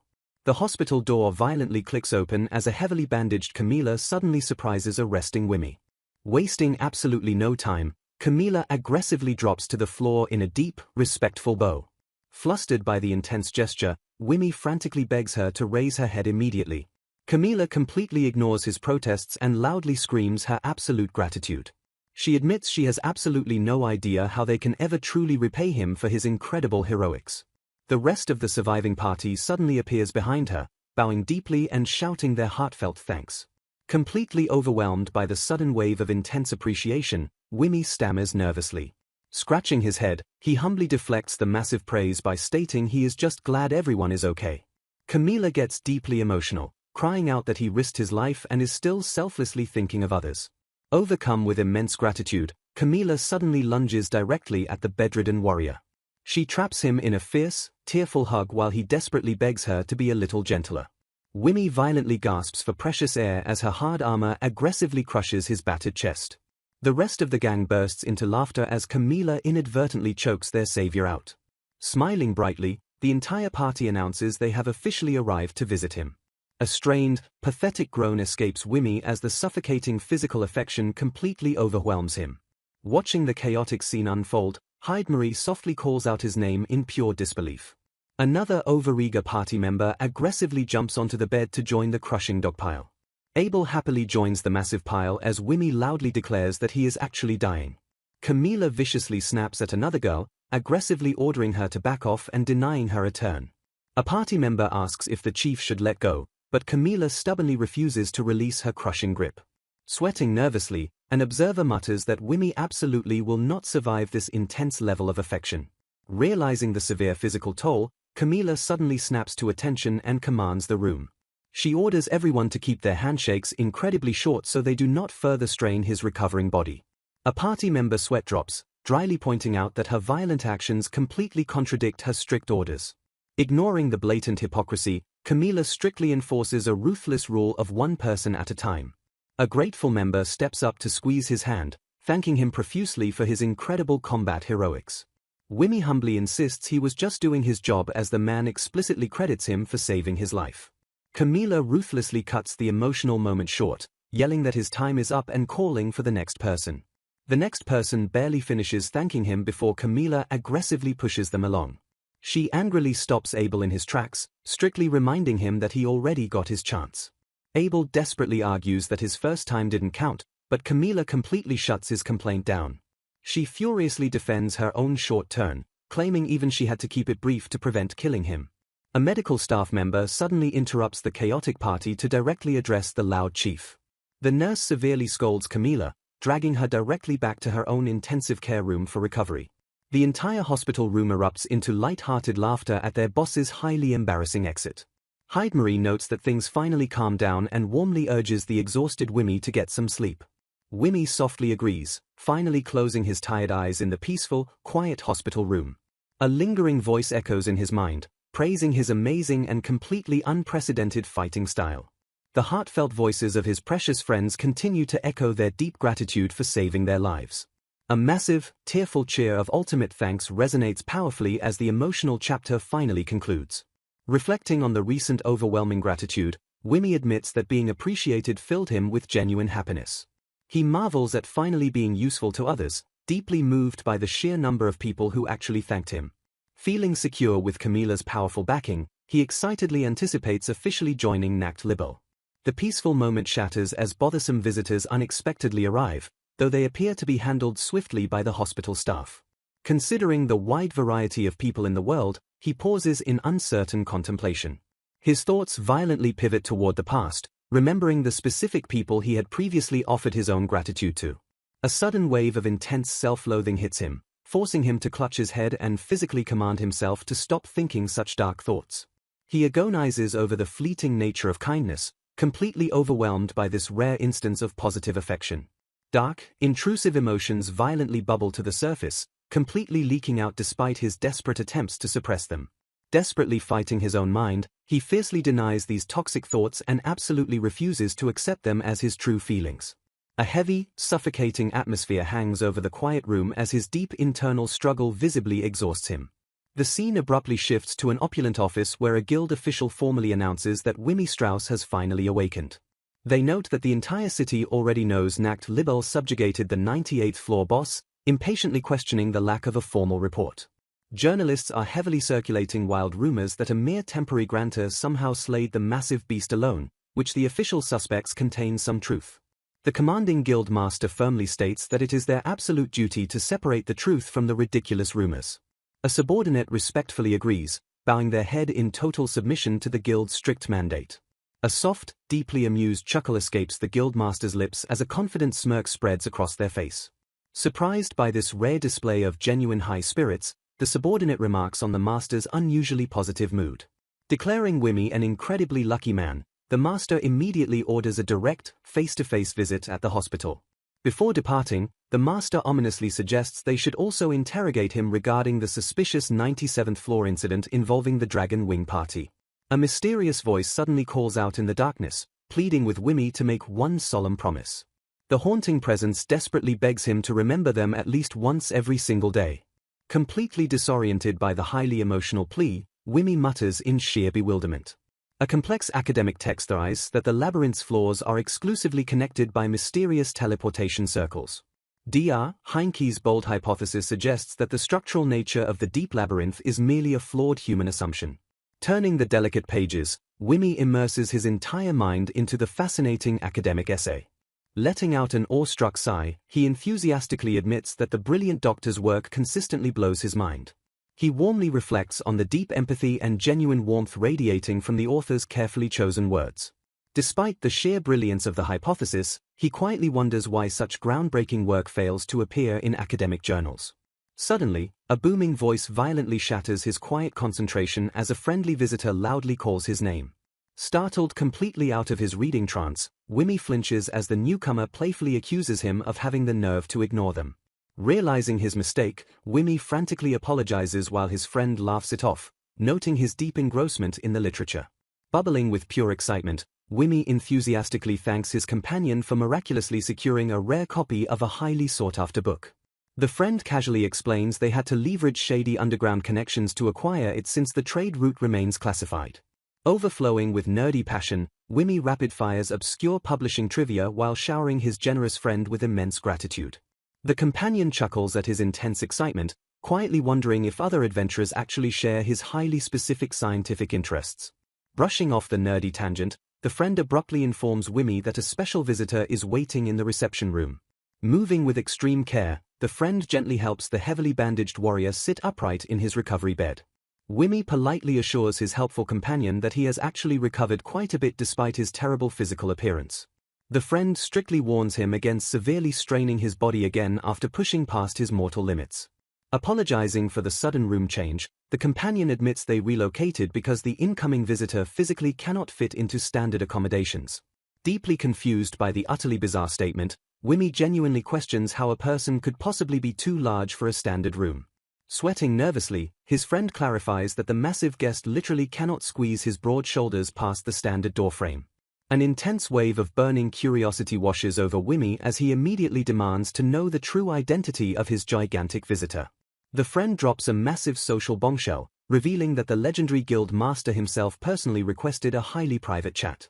Meanwhile, ominous and incredibly heavy footsteps echo violently down the hospital's quiet administrative corridor. Nearby animals begin barking frantically as the imposing, monolithic figure stomps aggressively closer to the recovery ward. A highly stressed staff member nervously begs the towering guild master to please suppress his absolutely terrifying physical aura. The massive priest, Gotthelf Knockenhauer, bluntly refuses the desperate request by firmly stating he is merely walking normally. The sheer crushing pressure of his divine presence instantly forces the once barking dogs to whimper in terrifying submission. A highly desperate reporter suddenly jumps out, boldly intercepting the towering behemoth directly in the crowded hallway. Braving the intense physical pressure, the opportunistic journalist firmly calls out to the unstoppable guild master. The reporter aggressively asks if Gotthelf is officially investigating the wild circulating rumors surrounding Wimmy Strauss. Deeply annoyed by the sudden ambush, the guild master coldly dismisses the persistent journalist without a single second thought. Desperate for a legendary scoop, the reporter furiously begs for just one quote to verify the unbelievable story of the grantor. Standing firm like an immovable mountain of muscle, Gotthelf stubbornly repeats his absolute refusal to provide a single comment. Crossing a dangerous line, the slimy reporter attempts to explicitly bribe the towering guild master with a hefty donation. A terrifying glare suddenly erupts from the massive priest as the atmosphere violently drops in temperature. Leaning down with lethal intent, Gotthelf menacingly asks if the foolish journalist genuinely just tried to bribe him with filthy money. Completely paralyzed by pure terror, the cowardly reporter frantically stammers out a pathetic and desperate denial. Staring up at the towering behemoth, the terrified reporter can only utter a pathetic gasp. Glaring down with absolute disgust, the guild master coldly calls the trembling man scum. The journalist shrieks in pure, unadulterated terror as the massive man looms over him. A heavy, suffocating silence violently fills the corridor as the giant prepares to act. Muscles bulging beneath his priestly garments, the behemoth subtly shifts his immense weight. A sudden, blinding burst of motion shatters the stillness as the giant launches forward. Declaring himself a man of the cloth before a guild master, he unleashes a blast of wind pressure that shocks everyone. Towering over his prey, Gotthelf fiercely vows that he absolutely will not overlook any sinning. The bruised reporter cowers on the floor, bleeding from the nose as the terrifying aura crushes him. Gotthelf demands the journalist show some guts by covering real threats like Minerva Achaia or Kitsune, forcing the bleeding man to nod frantically. A companion heavily sighs and scolds the guild master for giving the reporter a bloody nose, warning that he will definitely write an article about the assault. Leaning in with a menacing glare, Gotthelf intimidates the journalist into frantically promising he will never write about the incident. The guild master casually offers to heal his injuries, but the terrified man screams that he is fine and desperately sprints away. Turning his attention back to the room, Gotthelf apologizes for the commotion and genuinely thanks Wimmy for coming out to the reception area. The colossal man steps fully into the doorway, completely dwarfing the standard architectural frame. Bowing slightly, the giant formally introduces himself as Gotthelf, the guild master. Sweating profusely under the intense physical pressure, Wimmy stammers out a polite greeting and introduces himself. The narrative reveals Gotthelf Knockenhauer as a living legend who once trailblazed the labyrinth wielding a gigantic war hammer. As a warrior priest, Gotthelf utilized physical strength and self-healing magic, causing his body to transform into a hulking giant second only to a pure warrior class. Known famously as Gotthelf the Diamond, the massive priest politely asks if he can refer to the young hero as Wimidono. Utterly terrified by the giant's sheer presence, Wimmy frantically agrees while internally screaming about how scary the man is. Bursting into boisterous laughter, Gotthelf delivers a massive, friendly slap to Wimmy's back and heartily congratulates him on defeating the floor boss. Leaning in closely, the guildmaster notes that there is also a little something he urgently needs to confirm. Still physically reeling from the brutal friendly slap, Wimmy manages to express his appreciation for the personal visit. Gotthelf declares it would be unacceptable not to pay respects to the man who single-handedly defeated the boss and pushed the city a big step forward. Flashing a blindingly bright grin, the giant gives the stunned adventurer a massive thumbs up for his great job. Caught completely off guard, Wimmy softly repeats the word single-handedly in pure bewilderment. Desperately trying to correct the record, Wimmy insists that it was the combined effort of everyone in Nacht Libel that truly defeated the beast. Laughing even harder at the humble deflection, Gotthelf joyfully notes that Wimmy is exactly the kind of honorable man Camilla described. The guildmaster insists that managing to force the boss's phase change and delivering the final blow is practically identical to taking it down entirely by oneself. Revealing that Camilla and the rest of Nacht Libel completely agree, Gotthelf firmly tells Wimmy that all he has left to do is accept the glory. Despite Wimmy's desperate pleas that there must be some mistake, the immovable giant strictly commands him to accept the honor. Pivoting to official business, Gotthelf announces that Wimmy will attend the award ceremony to receive his reward during the upcoming Festival of Passage. The Festival of Passage is described as Vebron's absolute largest celebration, held only when a floor boss falls and a path to a new floor opens. Gotthelf reveals they are holding an unprecedented dual festival for both floors simultaneously since the 98th floor was cleared so soon after the 97th. The giant boldly declares that this monumental event will likely be the biggest festival in the entire history of Vebron. A heavy, lingering pause hangs in the air as Gotthelf ominously describes the rapid succession of dungeon victories as entirely extraordinary. He recounts how Dragon Wing miraculously subjugated the 97th floor with only 4 people, followed just months later by the sudden fall of the 98th floor. Narrowing his eyes with sharp suspicion, the guild master points out that the newest boss was slain by the exact same adventurer recently driven out of Dragon Wing. Feeling the crushing weight of the unspoken accusation regarding his former party, Wimmy swallows hard in highly nervous anticipation. Gotthelf points out it would be incredibly strange if nobody connected Wimmy to Dragon Wing's victory. Completely unaware of the rejection, Wimmy assumes their official subjugation approval is merely under review. The guildmaster reveals the approval was halted because Dominic noticed glaring inconsistencies. Panic spikes as Wimmy frantically insists his submitted documents contained absolutely zero mistakes. Dominic calmly assures the bewildered warrior that his paperwork was indeed entirely flawless. The sharp subordinate suspects Wimmy deliberately erased his own massive contributions from the official report. After ruling out labyrinth phenomena, a physical investigation confirmed the official story was deeply flawed. Dominic concludes Wimmy's humble personality made him omit his heroic deeds. Desperately deflecting, Wimmy aggressively claims he only reported the objective facts. Cornered, Wimmy reluctantly confirms the report, stating he alone finished the exhausted boss off. Dominic reveals he recently disguised himself as a reporter to directly interrogate Kronos. Standing arrogantly, Kronos eagerly accepts the interview regarding the perilous floor boss. Basking in stolen glory, Kronos boasts about slicing the massive beast right down the middle. Dominic brutally contrasts this exaggerated fabrication with the actual battle evidence recorded on the field. Listening to the ridiculous lie, Wimmy quietly wonders how Kronos' story became so wildly distorted. Dominic coldly notes that Kronos clearly possesses a massively inflated view of his own abilities. Sweating profusely, Wimmy pathetically defends his former leader by suggesting he just exaggerates for reporters. Gotthelf condemns Kronos' terrible character, refusing a narrative that blatantly contradicts all physical evidence. Dropping his defensive facade, an exhausted Wimmy finally asks what the guild actually wants from him. Gotthelf rigidly declares that ignoring verified facts regarding a floor boss subjugation would be a sin. Staring down with intense authority, the giant urges Wimmy to reclaim his rightful glory. Processing the massive revelation, Wimmy realizes the guild officially intends to award him the sole credit. A fierce internal conflict tears at his mind regarding his unresolved feelings for Dragon Wing. He agonizes over the severe social fallout, terrified of destroying his relationship with his old teammates. Completely overwhelmed by intense pressure, his racing thoughts spiral into a chaotic mess of pure anxiety. Clinging to his narrative, he recounts being dropped by Dragon Wing before finding acceptance with Nacht Libel. Snapping under pressure, Wimmy glares up and demands to know if they have a problem with that. A heavy, suffocating silence violently crashes over the room as a terrifying aura emerges. The oppressive tension shatters instantly as Wimmy suddenly snaps back to reality with a sharp gasp. Frantically waving his hands, he deeply apologizes and weakly claims his battle memories are hazy. Dropping the interrogation, Gotthelf simply begs the stubborn warrior to accept his honor for the 98th floor. Walking down the quiet corridor, the guild officials thoughtfully ponder the complex interrogation results.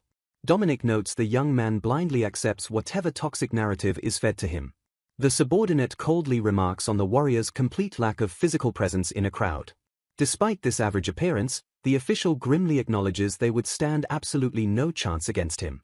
Gotthelf warns against underestimating the boy, declaring no amount of wealth could buy his loyalty. The colossal priest suddenly halts his heavy footsteps as a deep realization strikes his mind. Dominic smirks knowingly, playfully warning the giant not to become totally obsessed with the warrior.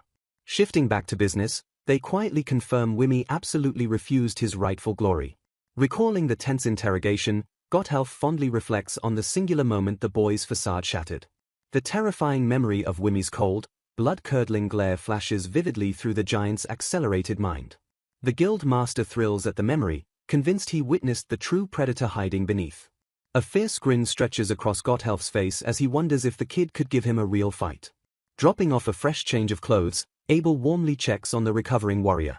Wimmy expresses his sincere gratitude as Abel politely asks if there is anything else he requires. Staring at a massive, cluttered pile of presents, Wimmy humbly admits he is completely overwhelmed by the sheer amount of gifts he has already received. Smiling brightly, Abel diligently visits the hospital room every single day to check on his hero.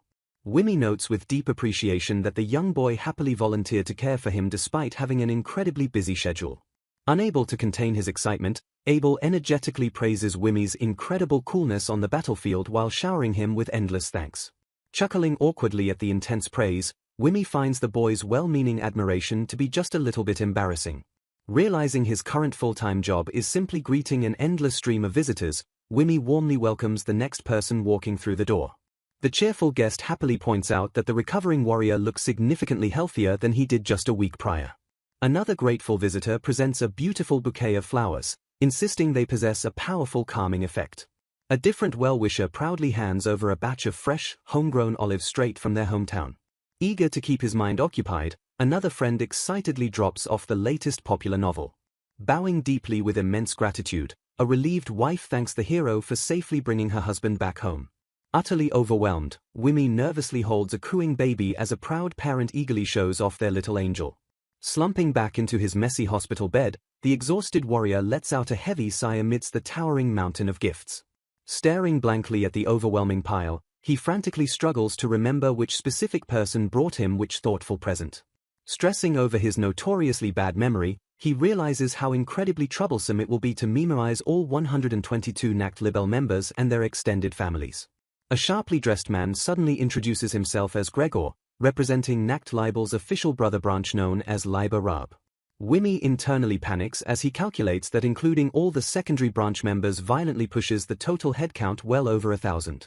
Bowing politely on behalf of the secondary party, Gregor formally extends his greetings while praising the warrior's incredibly famous recent feat. Observing his distinctly gloomy aura, Wimmy quietly wonders if the massive branch parties are filled with introverted people just like himself.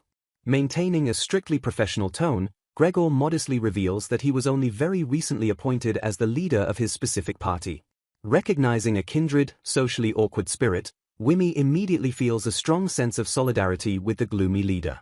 Abruptly cutting off his own self-deprecating introduction, Gregor firmly presents a sealed envelope for the warrior to accept. Ripping the sleek envelope open, Wimmy violently recoils in pure shock as he discovers a massive stack of raw cash hidden inside. Frantically waving his hands, Wimmy absolutely refuses to accept the heavy bribe while Gregor coldly asks if the exorbitant amount is somehow insufficient. Insisting it is merely a token of gratitude, Gregor pushes the money forward while Wimmy desperately argues that accepting it would cause massive trouble for Camilla. The gloomy leader suddenly breaks his stoic facade, letting out a bizarre, creeping laugh while mockingly apologizing for his bold approach. A heavy, deeply uncomfortable silence suddenly crashes over the hospital room as the two men simply stare at one another. Breaking the awkward tension, Gregor's sharp eyes immediately lock onto a rare copy of Labyrinth Freak resting on the bedside table. Surprised by the obscure literature, Gregor asks if the warrior is an active reader, prompting Wimmy to bashfully admit he reads it a little bit. Gregor cryptically warns him to read the highly classified text with extreme caution since the guild actively rejects its questionable content. Thrilled to find a fellow nerd, Wimmy expresses his sheer surprise that Gregor actually managed to read such an incredibly rare, underground publication. Blushing slightly, Gregor drops a massive bombshell by revealing he is actually a published contributor who wrote a highly specific piece on teleportation circles. Wimmy's eyes widen with pure, unadulterated joy as he excitedly confirms he has actively read that exact specific scientific article. Overjoyed that someone actually recognizes his obscure pen name, Gregor completely drops his gloomy facade in a burst of nerdy excitement. Clasping his hands together, the ecstatic author marvels at the absolute miracle of finding a fellow academic brethren in such an unexpected place. Bidding a fond farewell, Gregor eagerly promises to talk more next time while strictly asking Wimmy to keep their nerdy conversation a total secret from Camilla. Smiling warmly at the retreating figure, Wimmy feels a deep sense of comforting relief knowing there are similar, socially awkward intellectuals lurking around the guild. The peaceful recovery period finally concludes as the highly anticipated day of his official hospital discharge arrives. A hospital staff member enthusiastically wishes Wimmy well, expressing pure surprise at his incredibly fast recovery as he prepares to leave. Stepping out of the clinical hospital environment, Wimmy takes a deep breath as he fully re-enters the outside world. Leaning casually against the exterior wall, Camilla warmly congratulates the young warrior on his official medical discharge. Wimmy humbly apologizes for making her come all the way out, but Camilla insists they are actually troubled by having so few ways to properly show their respect. Staring at his heavily armored boss, Wimmy internally marvels at seeing Camilla wearing surprisingly regular clothes for the very first time. Blushing slightly under his intense gaze, Camilla shyly admits that his constant staring is starting to make her feel genuinely embarrassed. Flustered, Wimmy frantically corrects himself, declaring that rather than looking unusual, her casual outfit actually looks incredibly good on her. Camilla's face lights up with a surprised blush, though she shyly confesses she still feels a little weird without her protective gear. Wimmy curiously asks what happened to her signature armor, prompting Camilla to admit she has practically worn nothing else for the past few years. Pouting in frustration, she explains that Hans and the medical doctor have been relentlessly hounding her to finally take a break from the heavy steel. Nodding in understanding, Wimmy awkwardly wonders to himself what she normally wears to sleep if she genuinely never takes off her armor. Shifting the mood entirely, Camilla smiles warmly and invites the recovering warrior to take a quiet walk with her. As they stroll, she notes that his 3-month party probation period is almost over and asks if he has considered officially joining Nacht Libel. She warns him to expect massive recruitment offers from other parties soon, predicting baseline monthly salaries ranging from 10 to 15,000 melk. Completely flabbergasted by the sheer amount, Wimmy panics and realizes that massive sum equals the entire budget of a large-scale expedition. Upping the stakes, Camila boldly declares that Nacht Libel is prepared to offer him 20,000 melk, completely willing to outbid any rival offers. Sweating profusely, Wimmy stammers out his profound gratitude but frantically insists that she is being far too generous with the guild's funds. Camila firmly states he is worth the heavy investment, even as Wimmy desperately tries to attribute his massive combat achievements to pure luck. He agonizes over the immense financial pressure, admitting that accepting such an exorbitant monthly salary feels infinitely heavier than just taking a cut of a boss reward. Camila chuckles at his deep humility, teasingly pointing out how bold it is to maintain such a modest attitude after single-handedly slaying a floor boss. Staring at his own hands, Wimmy quietly concedes that regardless of his perceived luck, he did actually manage to defeat a legendary monster. Despite her comforting reassurances, his deep-rooted insecurities flare up as he intensely doubts his ability to live up to such massive expectations. Reassuring him gently, Camila explains that he is currently viewed as Virbron's ultimate treasure, assuring him he doesn't need to answer right away. Looking him directly in the eyes, she solemnly promises that he will absolutely always have a welcoming home at Nacht Libel. Deeply moved by her unwavering support, Wimmy bows his head and offers a quiet, heartfelt thank you. Shifting to a far more serious tone, Camila warns that he will soon be interacting with many different, unpredictable parties. Her expression darkens significantly as she prepares to issue a highly critical warning about the city's hidden dangers. A sudden, chilling sense of being watched washes over the alleyway as a hidden presence seems to lurk nearby. Noticing her sudden pause, Wimmy asks what is wrong as Camila snaps out of her tense hyper-awareness. Brushing off the eerie sensation, she silently wonders if the creeping paranoia was merely a trick of her imagination. Focusing back on Wimmy, she explicitly warns him to avoid the trash of Virbron's dark underbelly, specifically targeting parties that deal in illegal black maps. She grimly explains that black maps are horrific, illegal routes actively charted by throwing expendable humans directly into the lethal labyrinth. Her voice hardens as she lists off other vile criminal enterprises, including the demi-human slave trade, loophole slave labor, and illegal magic drug distribution. Staring into the sprawling urban landscape, she ominously notes that an even larger, more terrifying darkness hides deep within the massive city. Locking eyes with him, Camila asks directly if he has ever heard of a mysterious, dangerous party known as Minerva Akaya. Shaking his head in genuine confusion, Wimmy admits he has absolutely no knowledge of that specific criminal group. Relieved, Camila states his ignorance proves he has stayed on the straight and narrow path, but commands him to burn that dangerous name into his memory. She reveals the chilling truth that Minerva Akaya acts as the ultimate, absolute source of all the city's darkest, most illegal dealings. Warning him of their predatory tactics, she explains that this syndicate strikes the exact moment they find a weakness in desperate, greedy, or ignorant adventurers. The scene fades into a dark, bustling street where shadowy figures silently pull the strings of the city's corrupt underworld. Camila sighs heavily, admitting her paranoid fears about him being attacked right after his hospital discharge. Wimmy silently processes the grave warning, swearing to remember the dangerous name of Minerva Akaya. Meanwhile, Kronos casually reviews candidate files, asking Nikla for her honest opinion on recruit number 15. Nikla ponders the red-haired warrior's qualifications, shrugging playfully as she admits the girl is at least cute. Kronos eagerly agrees she would definitely liven up the party despite her incredibly questionable combat strength. Another member harshly rejects the girl's suspicious eyes, prompting Kronos to hastily suggest candidate number 6 instead. The tactician internally groans, realizing this superficial recruitment method will completely destroy their remaining team coordination. He bites his tongue out of pure fear, terrified that criticizing Kronos will send him into a violent rampage. Nearby adventurers chatter loudly, eagerly discussing the massive news regarding Nacht Libel's recent miraculous boss subjugation. The crowd praises the top guild, completely stunned by the insane speed at which they cleared the 98th floor. Overhearing the shocking conversation, Kronos completely freezes in absolute disbelief at the rival guild's massive success.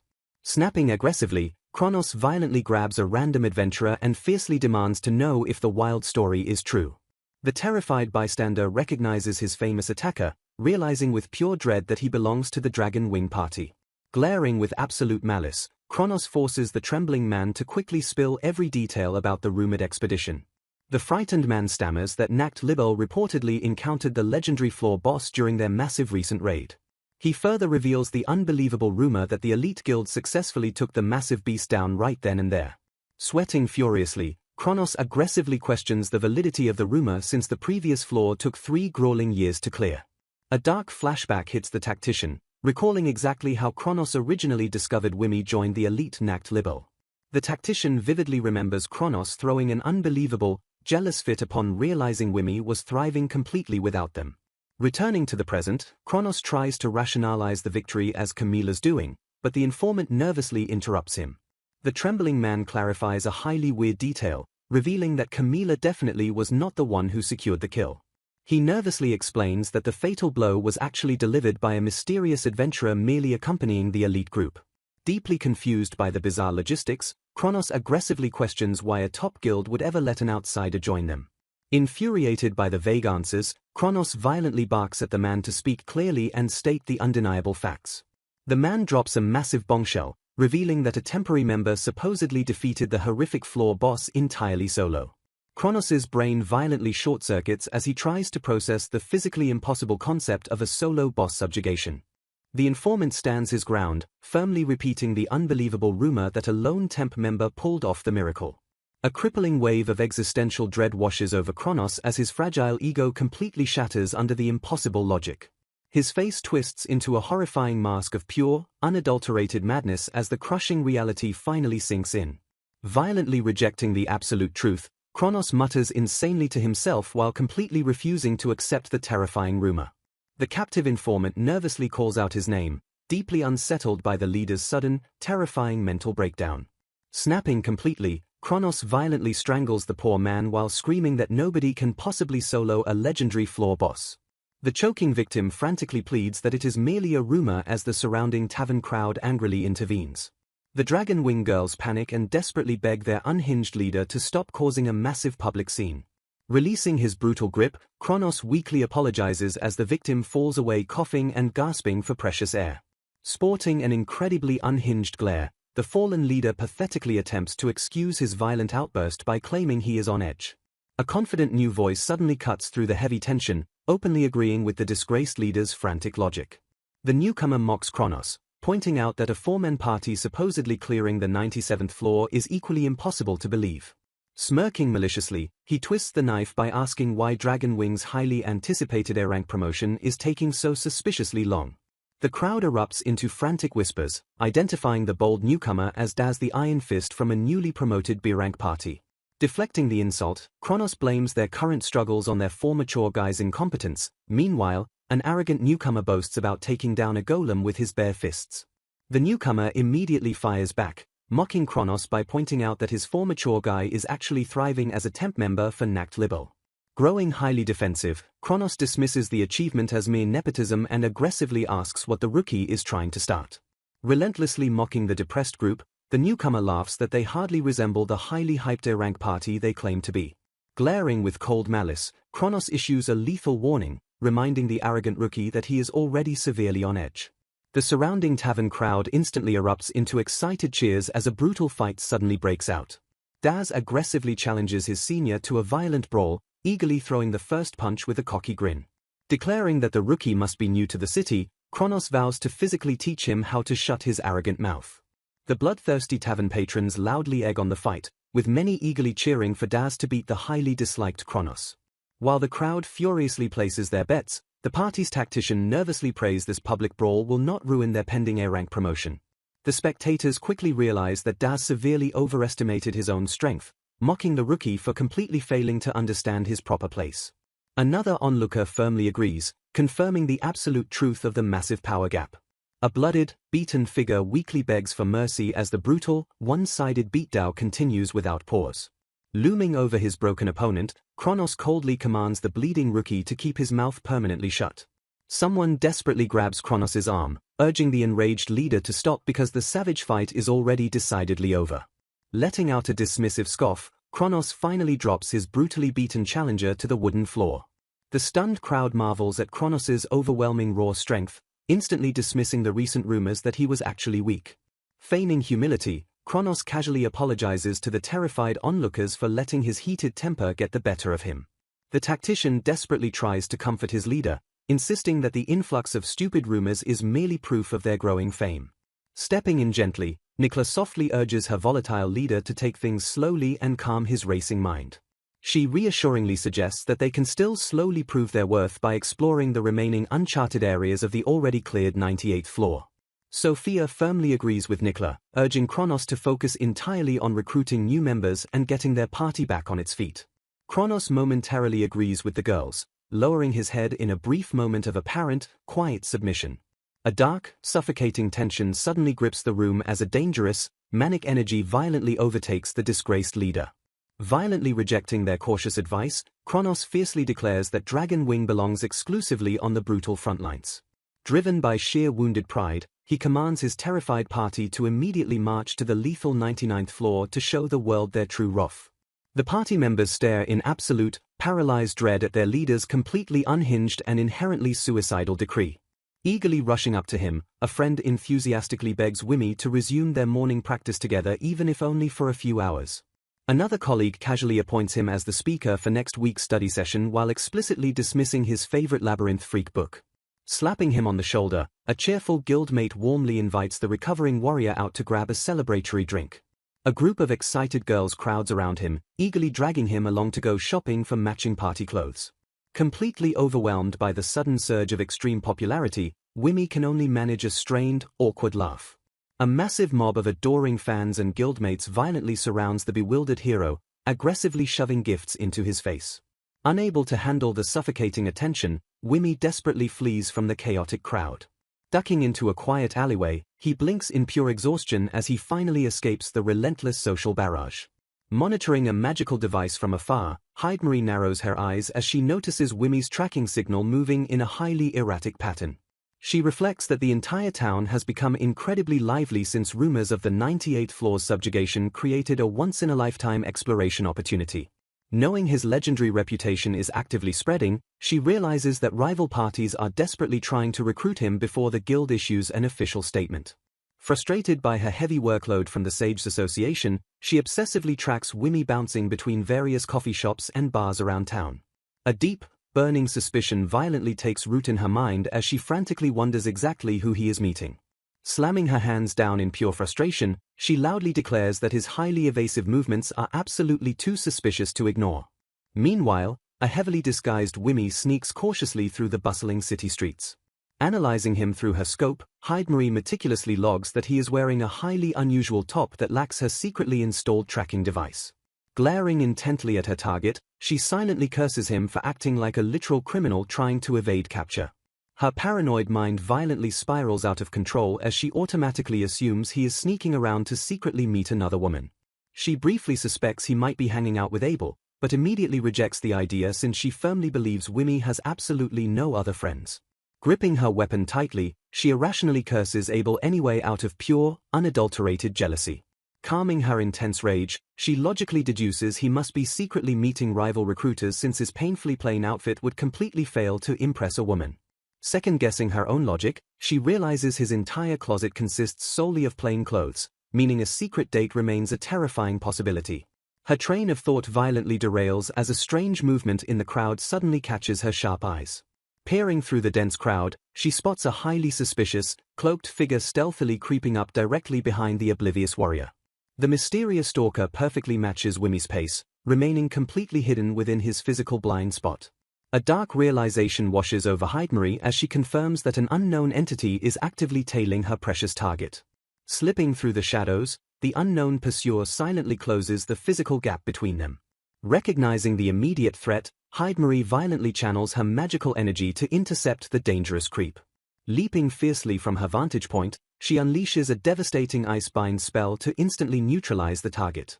The magical frost violently traps the cloaked figure as she angrily screams at the frozen stalker. The mysterious pursuer lets out a pathetic groan as they violently crash into the hard cobblestone street. Looming threateningly over the helpless victim, Hydemarie aggressively demands to know which rival party sent a spy. She ruthlessly kicks the frozen suspect, violently condemning him for being an absolute creep. Panicking under the brutal assault, the terrified victim stammers her name and frantically insists it is a massive misunderstanding. The heavy cloak finally falls away, revealing a heavily bruised and frozen Abel desperately pleading for his life. Hydemarie freezes in absolute shock as she stares down at her terrified, frost-bitten guildmate. Crossing her arms with a lethal glare, she aggressively demands a perfectly logical explanation for his highly suspicious stalking. Sweating profusely under her intense, murderous gaze, Abel nervously averts his eyes in pure shame. Stuttering pathetically, the embarrassed boy quietly confesses that he was secretly following Wimmy simply to copy his daily routine. Blushing deeply, Abel admits that ever since witnessing the legendary boss fight, he absolutely cannot get the incredibly cool warrior out of his head. Abel enthusiastically recalls how cool Wimmy was during the fight, wishing he could be just like his idol. Heidemarie proudly agrees with the boy's sharp eye, noting that Wimmy becomes incredibly cool whenever he enters the zone. Crossing her arms sternly, she demands to know what his admiration has to do with actively stalking Wimmy. Abel nervously explains that he hoped copying the warrior's daily behavior would help him reach that same incredible skill level despite their different classes. Processing his innocent but misguided logic, Heidemarie simply nods in understanding. Abel lets out a nervous laugh, desperately hoping she finally understands his pure intentions. Completely ignoring his excuses, she bluntly labels him a stalker and prepares to turn him in while he frantically begs her to wait. Flailing his arms in pure panic, Abel pleads for mercy by insisting this is the very first time he followed his idol into town. Glaring down at the terrified boy, Heidemarie sharply commands him to listen to her next words very carefully. She calmly admits she does not mind him drawing inspiration or clinging to Wimmy for emotional strength. However, she fiercely slams her hand down, warning that infringing on the warrior's privacy blatantly crosses an unforgivable line. Thoroughly chastised, Abel agrees with her strict boundary while letting out an incredibly creepy chuckle. Deeply disturbed by the sound, Heidemarie immediately calls out his bizarre and uncharacteristic laughter. The oblivious boy casually explains that he is actively trying to copy Wimmy's exact laughing style. Horrified by the awful imitation, she immediately commands him to stop pretending. She violently reiterates her command to stop, forcing the terrified boy to finally drop the creepy act. Deciding to show mercy for his first offense, she sternly warns him that there absolutely will not be a second chance. Shooing him away like a nuisance, she aggressively orders the boy to hurry straight back home. Pausing before leaving, Abel turns back and bravely asks why she was also secretly tailing Wimmy. Sweating nervously, Heidemarie stammers out a weak excuse about Camilla ordering her to protect Wimmy from rival recruiters. Abel stares at her with a look of pure, unadulterated doubt, completely seeing right through her pathetic lie. Realizing she completely lost sight of her target during the interrogation, Heidemarie furiously blames the boy for distracting her. Meanwhile, the heavily disguised Wimmy waits quietly at a secluded outdoor cafe table. A mysterious figure suddenly arrives, softly apologizing for making the young warrior wait. Wimmy warmly reassures his guest that he only just arrived himself.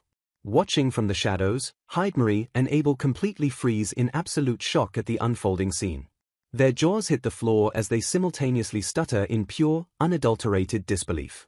Heidemarie's brain short-circuits as she realizes the notoriously awkward Wimmy is secretly meeting with a genuinely beautiful woman. Violently shaking the poor boy, she hysterically demands to know how this impossible romantic development could ever happen.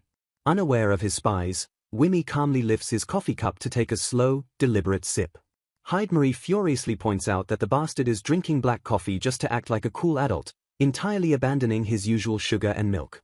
Abel desperately tries to quiet the raging woman as she hysterically demands Wimmy stop pretending to be mature. Shrugging off the chaos, Abel casually notes that the surprisingly smooth warrior must simply be a late bloomer. Suddenly regaining her focus, Heidemarie squints suspiciously at a mysterious paper bag resting on the table. The spies hyperfocus on the crinkled bag, desperately wondering what kind of secret gift it contains. The perspective finally shifts to fully reveal the face of Wimmy's mysterious female companion.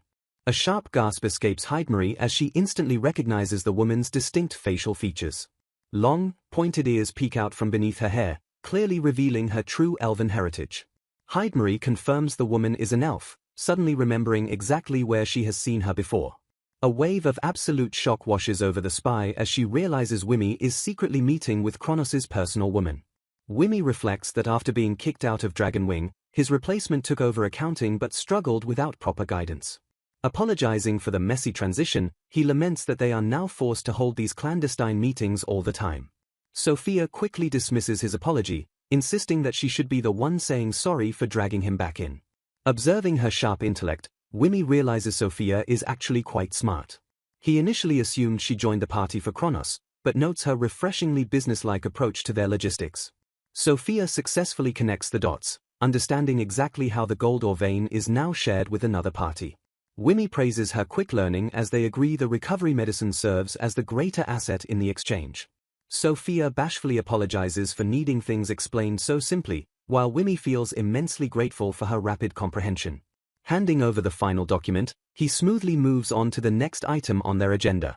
Reviewing the paperwork, Wimmy confidently states that one more meeting should finally settle everything. Sophia deeply apologizes for selfishly taking up his precious time, but he warmly reassures her it is no bother at all.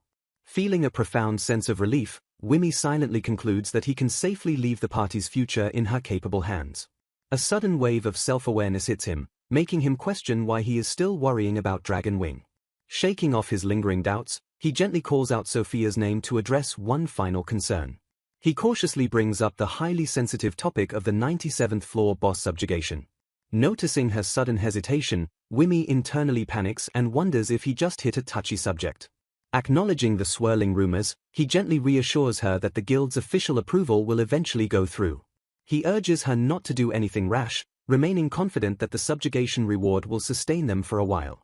Instantly regretting his overstep, he frantically apologizes and reminds himself that he is no longer part of the party.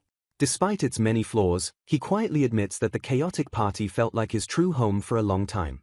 Sophia softly asks if she should pass his heartfelt message on to the rest of the team.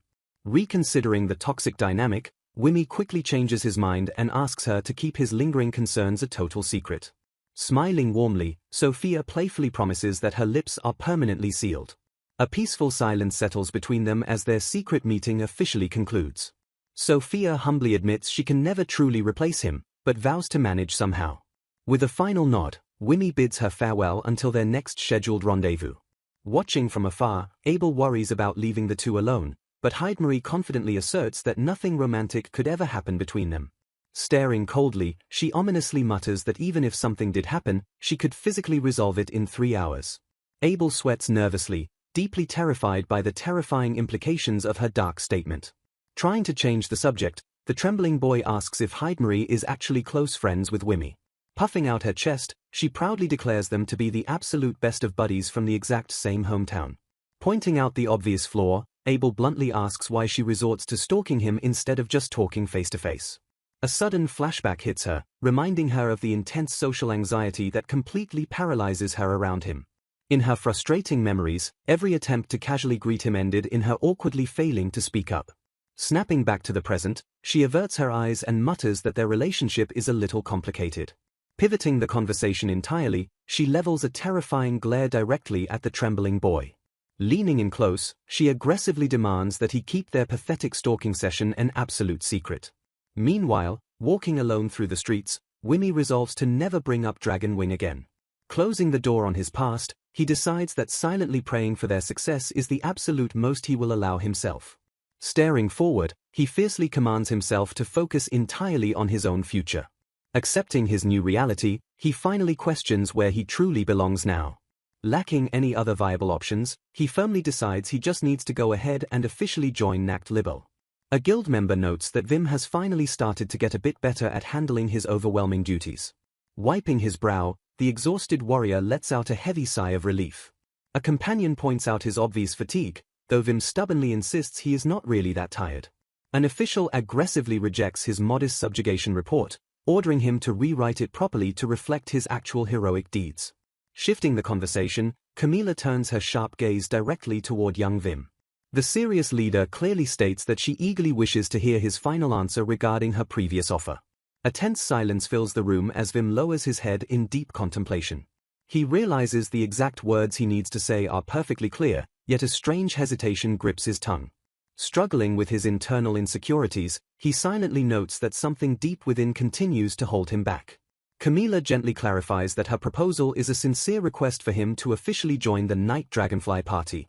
She warmly reassures him that he doesn't need to be fully ready and is completely free to leave if he dislikes the terms. Urging him forward, she asks for his thoughts and encourages him to take that crucial first small step. A spark of determination finally ignites in Vim's eyes as he stares back at the supportive leader. He internally admits he is completely exhausted by his own indecisiveness and desperately wants to change his life. Fueling his own resolve, he firmly convinces himself that he absolutely can and should change. He vows to fix his twisted nature so he can genuinely laugh alongside everyone in Night Dragonfly. Realizing this is his ultimate chance, he tries to speak but ends up helplessly stuttering instead. He mentally scolds himself, frustrated that his nervous delivery completely ruins the important moment. Gathering his courage, he decides to bypass his anxiety by forcefully blurting his answer out all at once. Slapping his cheeks violently to hype himself up, Vim bows deeply and loudly asks them to take care of him from now on. Camila smiles warmly, expressing her immense joy that he finally made the brave choice. Vim blinks in pure confusion as a sudden, unexpected noise erupts nearby. Loud clapping and vibrant confetti suddenly explode throughout the room in a massive surprise celebration. The entire guild enthusiastically welcomes him aboard, showering the stunned warrior with cheerful congratulations. Grinning broadly, Camila urges the overwhelmed recruit to say a few words to his new comrades. His heart pounds furiously as he desperately commands himself to speak clearly without stumbling. Standing tall, Vim proudly introduces himself and loudly promises to do his absolute best for the guild. The room erupts into deafening cheers as the members enthusiastically celebrate their newest official teammate. Surging forward, the excited guild members playfully hoist the triumphant warrior high into the air. Vim flies through the air with a massive, genuine smile plastered across his face. The joyous celebration continues wildly as the party officially solidifies its powerful new roster. The narrative notes that it would be entirely absurd for Night Dragonfly not to aggressively reap the territorial rewards of their boss subjugation. Following the guild's formal declaration of victory, the fully recovered party officially begins their large-scale exploration. The heavily armed team finally breaches the mysterious depths of the newly conquered 98th floor. A tactical leader announces they will map the massive area efficiently by splitting into several small teams. Sweating nervously, Vim immediately worries about getting along with a completely unfamiliar exploration partner. Catching his own toxic negativity, he fiercely reminds himself to act with the clear confidence befitting a true Night Dragonfly member. An unknown party member suddenly approaches, politely stating they look forward to working together. Staring straight ahead, Vim confidently introduces himself and vows not to hold anyone back during the mission. Turning away, Vim pumps his fist in a silent, ecstatic celebration for successfully delivering his introduction without a single stutter. A frustrated Bettina abruptly confronts Vim, demanding he stop acting like this is their first meeting. She quickly reminds the bewildered warrior that they previously teamed up together on a mission. Vim frantically apologizes for his terrible memory while Bettina sighs and calls herself plain anyway. Sweating nervously, Vim insists he was merely distracted by other things and internally curses his massive screw-up. The team leader aggressively shouts for everyone to stay sharp and maintain frequent communication despite the lack of a floor boss. The high-mobility scouting party dashes swiftly through the dark, treacherous labyrinth corridors. Moving with practiced stealth, the scouts abruptly halt as they peer cautiously down the rocky tunnel.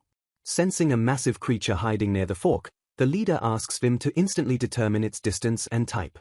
Shaking off his earlier awkward encounter, Vim promises himself to focus entirely on the dangerous mission ahead. Recognizing his crucial role in the map-making unit, he decides to properly apologize to Bettina with snacks later. Scanning the immediate area, Vim expertly reports a Type D wyvern lurking exactly 25 meters ahead. A strange, sudden sensation violently grips Vim's hyper-focused attention. He pauses in the shadows, genuinely confused by the intense thrill suddenly bubbling up inside his chest. Peering closely, he silently observes the massive wyvern resting quietly in the dimly lit cavern. His accelerated mind races with lethal calculations, realizing 3 quick jumps off a loose rock would easily expose the beast's vital neck. A dark, excited smirk creeps across his face as he confirms the brutal combat strategy will absolutely work. His heart violently pounds with pure adrenaline as he longs for the intoxicating thrill of mindless, ultra-fast combat. A magical communication link suddenly chimes in his ear, violently breaking his dangerous battle trance. Snapping back to reality, Vim reports the wyvern encounter to Camila and formally requests permission to engage the target.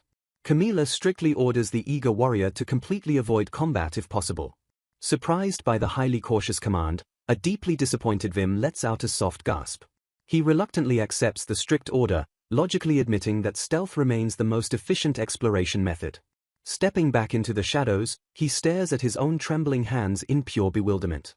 He quietly wonders why he suddenly feels this intense, burning desire to slaughter the monster.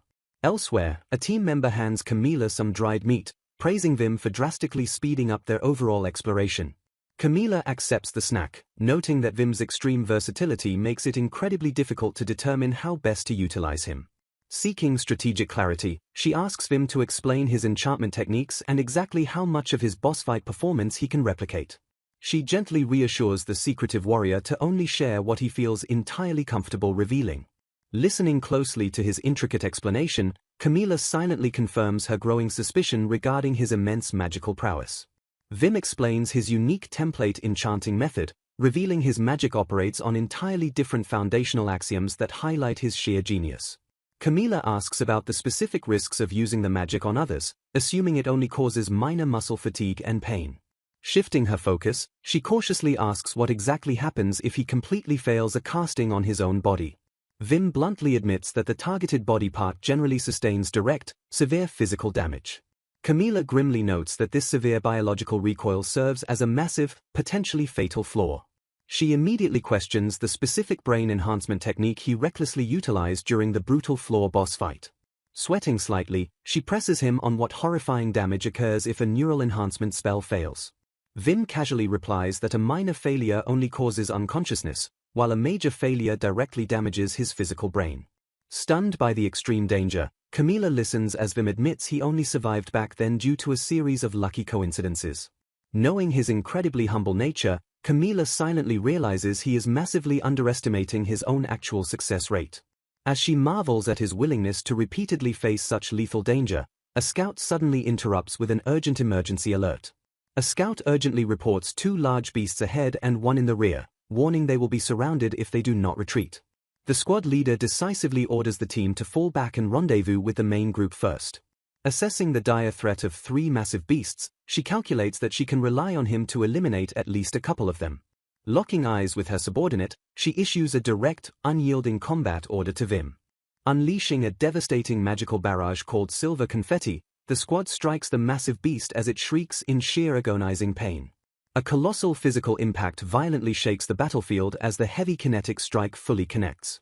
Confirming one wyvern is completely down, they quickly note that another wyvern and a dangerous chimera still remain active.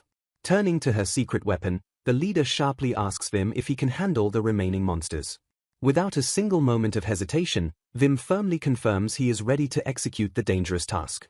Preparing for the incoming assault, he silently braces himself to unleash his true, terrifying power. Closing his eyes to focus his volatile mana, he officially switches his biological combat mode into Puppet Master. Pushing past his mortal limits, he violently triggers a massive 20-fold instant amplification of his physical abilities. Moving at godlike speeds, Vim unleashes a rapid, bone-crushing barrage that brutally obliterates the screaming beast. Snapping out of his adrenaline-fueled combat trance, he suddenly questions his own reckless decision to activate Puppet Master. Landing softly, he realizes that prioritizing safety meant he should have completely avoided using a technique that nearly killed him last time. He coldly acknowledges the terrifying truth that he easily could have died just a single second later. Analyzing his highly dangerous impulses, he wonders if he risked his life purely to live up to everyone's massive expectations. Shaking off his lingering doubts, his sharp gaze returns to the chaotic, blood-stained battlefield. He fiercely commands himself to focus, knowing this is absolutely no time for deep, distracting introspection. Launching back into the fray, he executes a flawless, high-speed kinetic maneuver across the rocky terrain. A triumphant shout rings out as the overwhelming combat exchange reaches its violent, successful climax. Shocked by his raw power, his leader apologizes for pushing him to use the exact same suicidal technique he deployed against the floor boss. Panting slightly, Vim confidently assures her that he has total control and is actually holding up surprisingly well. Relieved by his physical stability, she gently warns him not to push his battered body too far. Nodding respectfully, Vim obediently accepts her highly cautious and caring advice. The elite party smoothly regroups as the intense battlefield adrenaline slowly fades away. Back in town, stunned bystanders fiercely whisper in disbelief that a kid like Vim actually took down a legendary floor boss. Overhearing the chaotic gossip, the crowd tries to identify him, mistakenly assuming the massive Abel is the true hero. Judging his slouched posture, the disappointed onlookers brutally mock him for looking like a total loner who absolutely doesn't belong in Night Dragonfly. Hearing the insults, Vim fiercely commands himself to straighten his back and act like a proper member of his elite new guild. Suddenly, a friendly hand heavily slaps his straightened back, nearly knocking the startled warrior straight over. Recovering his balance, he turns to see Heidemarie playfully greeting him on the busy, sunlit street. She warmly congratulates him on officially becoming her colleague, which he quickly accepts with a humble thanks. Narrowing her eyes, she scolds him for recklessly rushing his hospital discharge just to escape his overwhelming flood of visitors. Panicking, Vim asks how she figured out he secretly used Puppet Master to unnaturally stimulate his pituitary healing factor. Crossing her arms sternly, she firmly declares that his reckless magical self-medication is absolutely not okay. Her tone softening, she looks him directly in the eyes and earnestly asks if he genuinely likes the people in his new guild. A soft, honest smile graces his face as he confidently confirms his deep affection for his new comrades. Smiling back, she expresses her relief while internally questioning if inviting him into their dangerous world was truly the right choice. Watching him walk away, she laments how incredibly frustrating it is to not be able to magically listen to his true heart. The guild officially recognizes the monumental subjugation of the 97th floor boss. The Dragon's Wing party members process the massive news in stunned, overwhelming silence. Breathing a collective sigh of relief, the wary party members note that they can finally relax now that the long-awaited approval has arrived. The party's atmosphere grows incredibly toxic as the entire town furiously gossips about Vim and the elite Night Dragonfly Guild.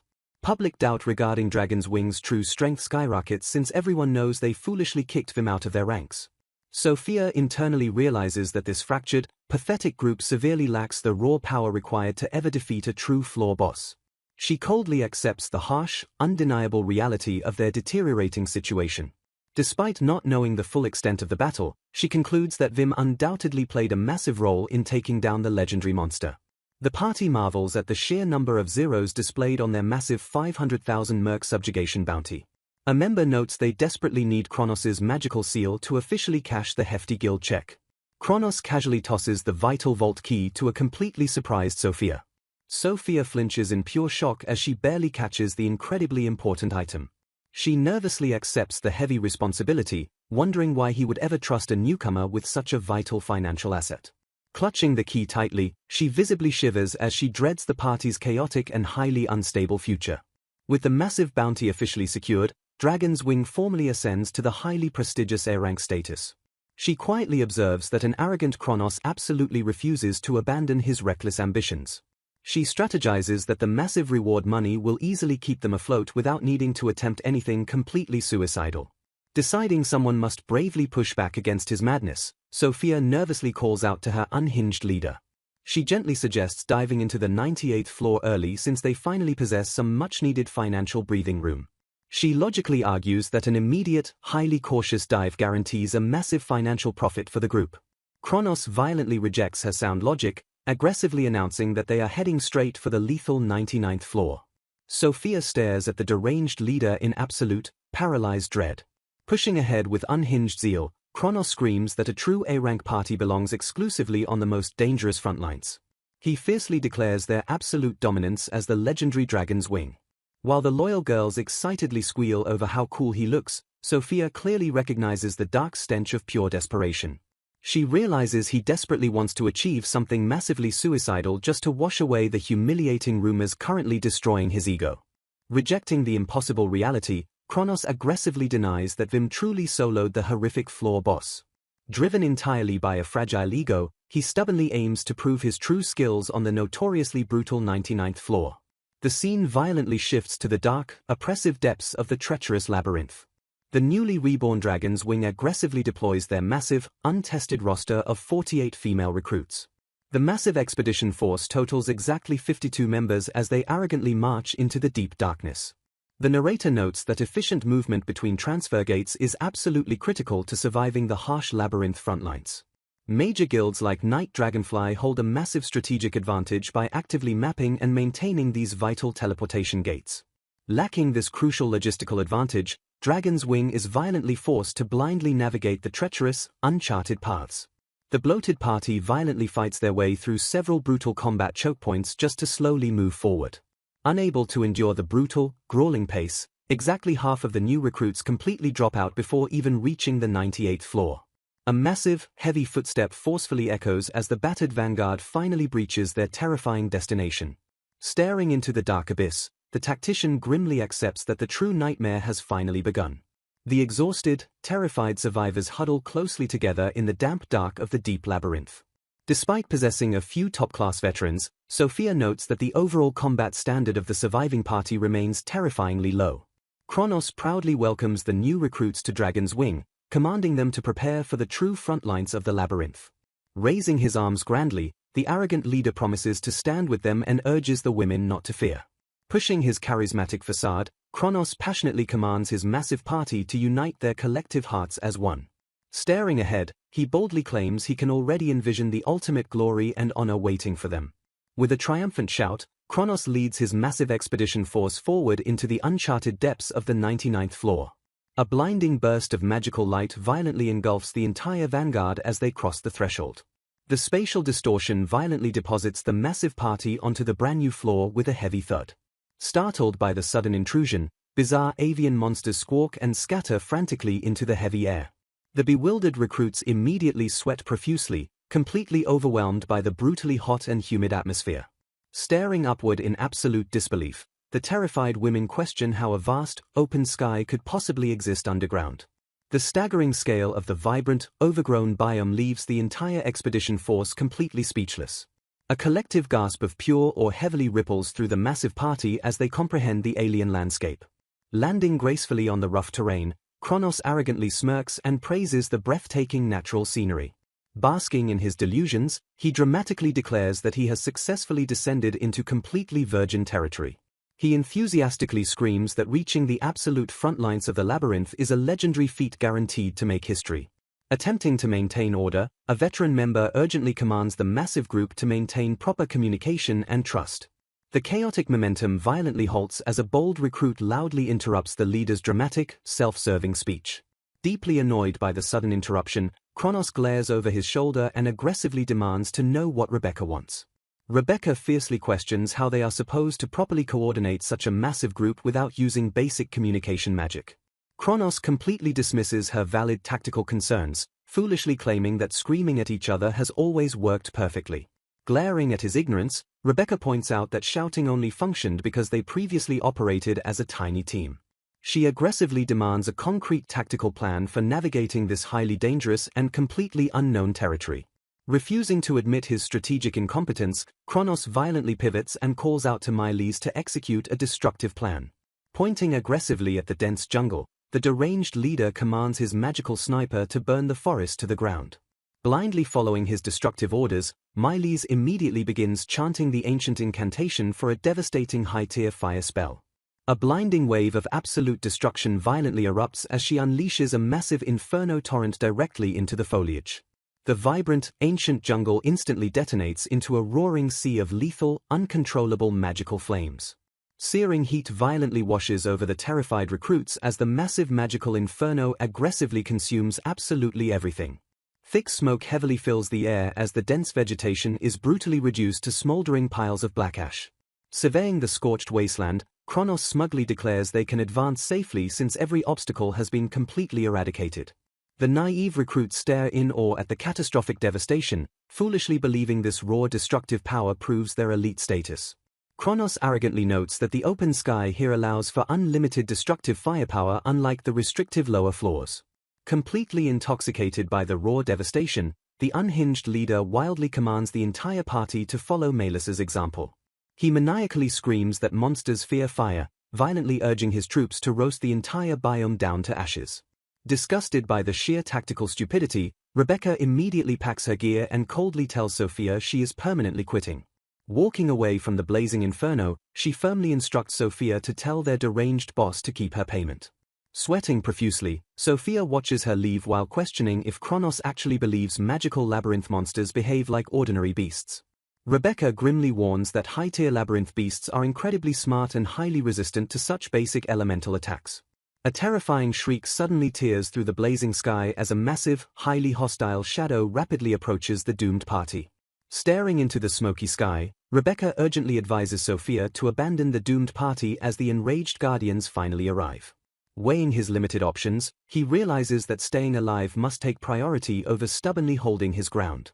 Suddenly startled by a strange presence, he looks up to see a terrifying monster looming ominously in the distance. Panic rapidly sets in as the imposing humanoid figure begins closing the distance with alarming speed. Thick smoke from the nearby fire violently obscures his vision and leaves him dangerously vulnerable to ambush. Blood-curdling screams suddenly pierce the heavy smoke as unseen horrors strike viciously from the dark shadows. Confusion and sheer terror ripple through the frantic group as more piercing cries continuously echo around them. Desperate for guidance, the chaotic squad frantically searches for both their unseen enemy and any semblance of command. Realizing the gravity of their situation, someone notes that the overwhelming panic is rapidly making things much worse. Barking a desperate command, a leader orders everyone to fall back immediately and form a tight defensive line. Bolstering their wavering courage, a brave defender steps forward and vows to protect everyone if they just stay calm. Despite the courageous reassurances, relentless shrieks of terror continue to erupt from the completely panicked group. Scanning the dark battlefield, they grimly realize that retreating is impossible because they are surrounded on all sides. Eerie and monstrous silhouettes silently emerge from the dense smoke to tighten an inescapable trap around the squad.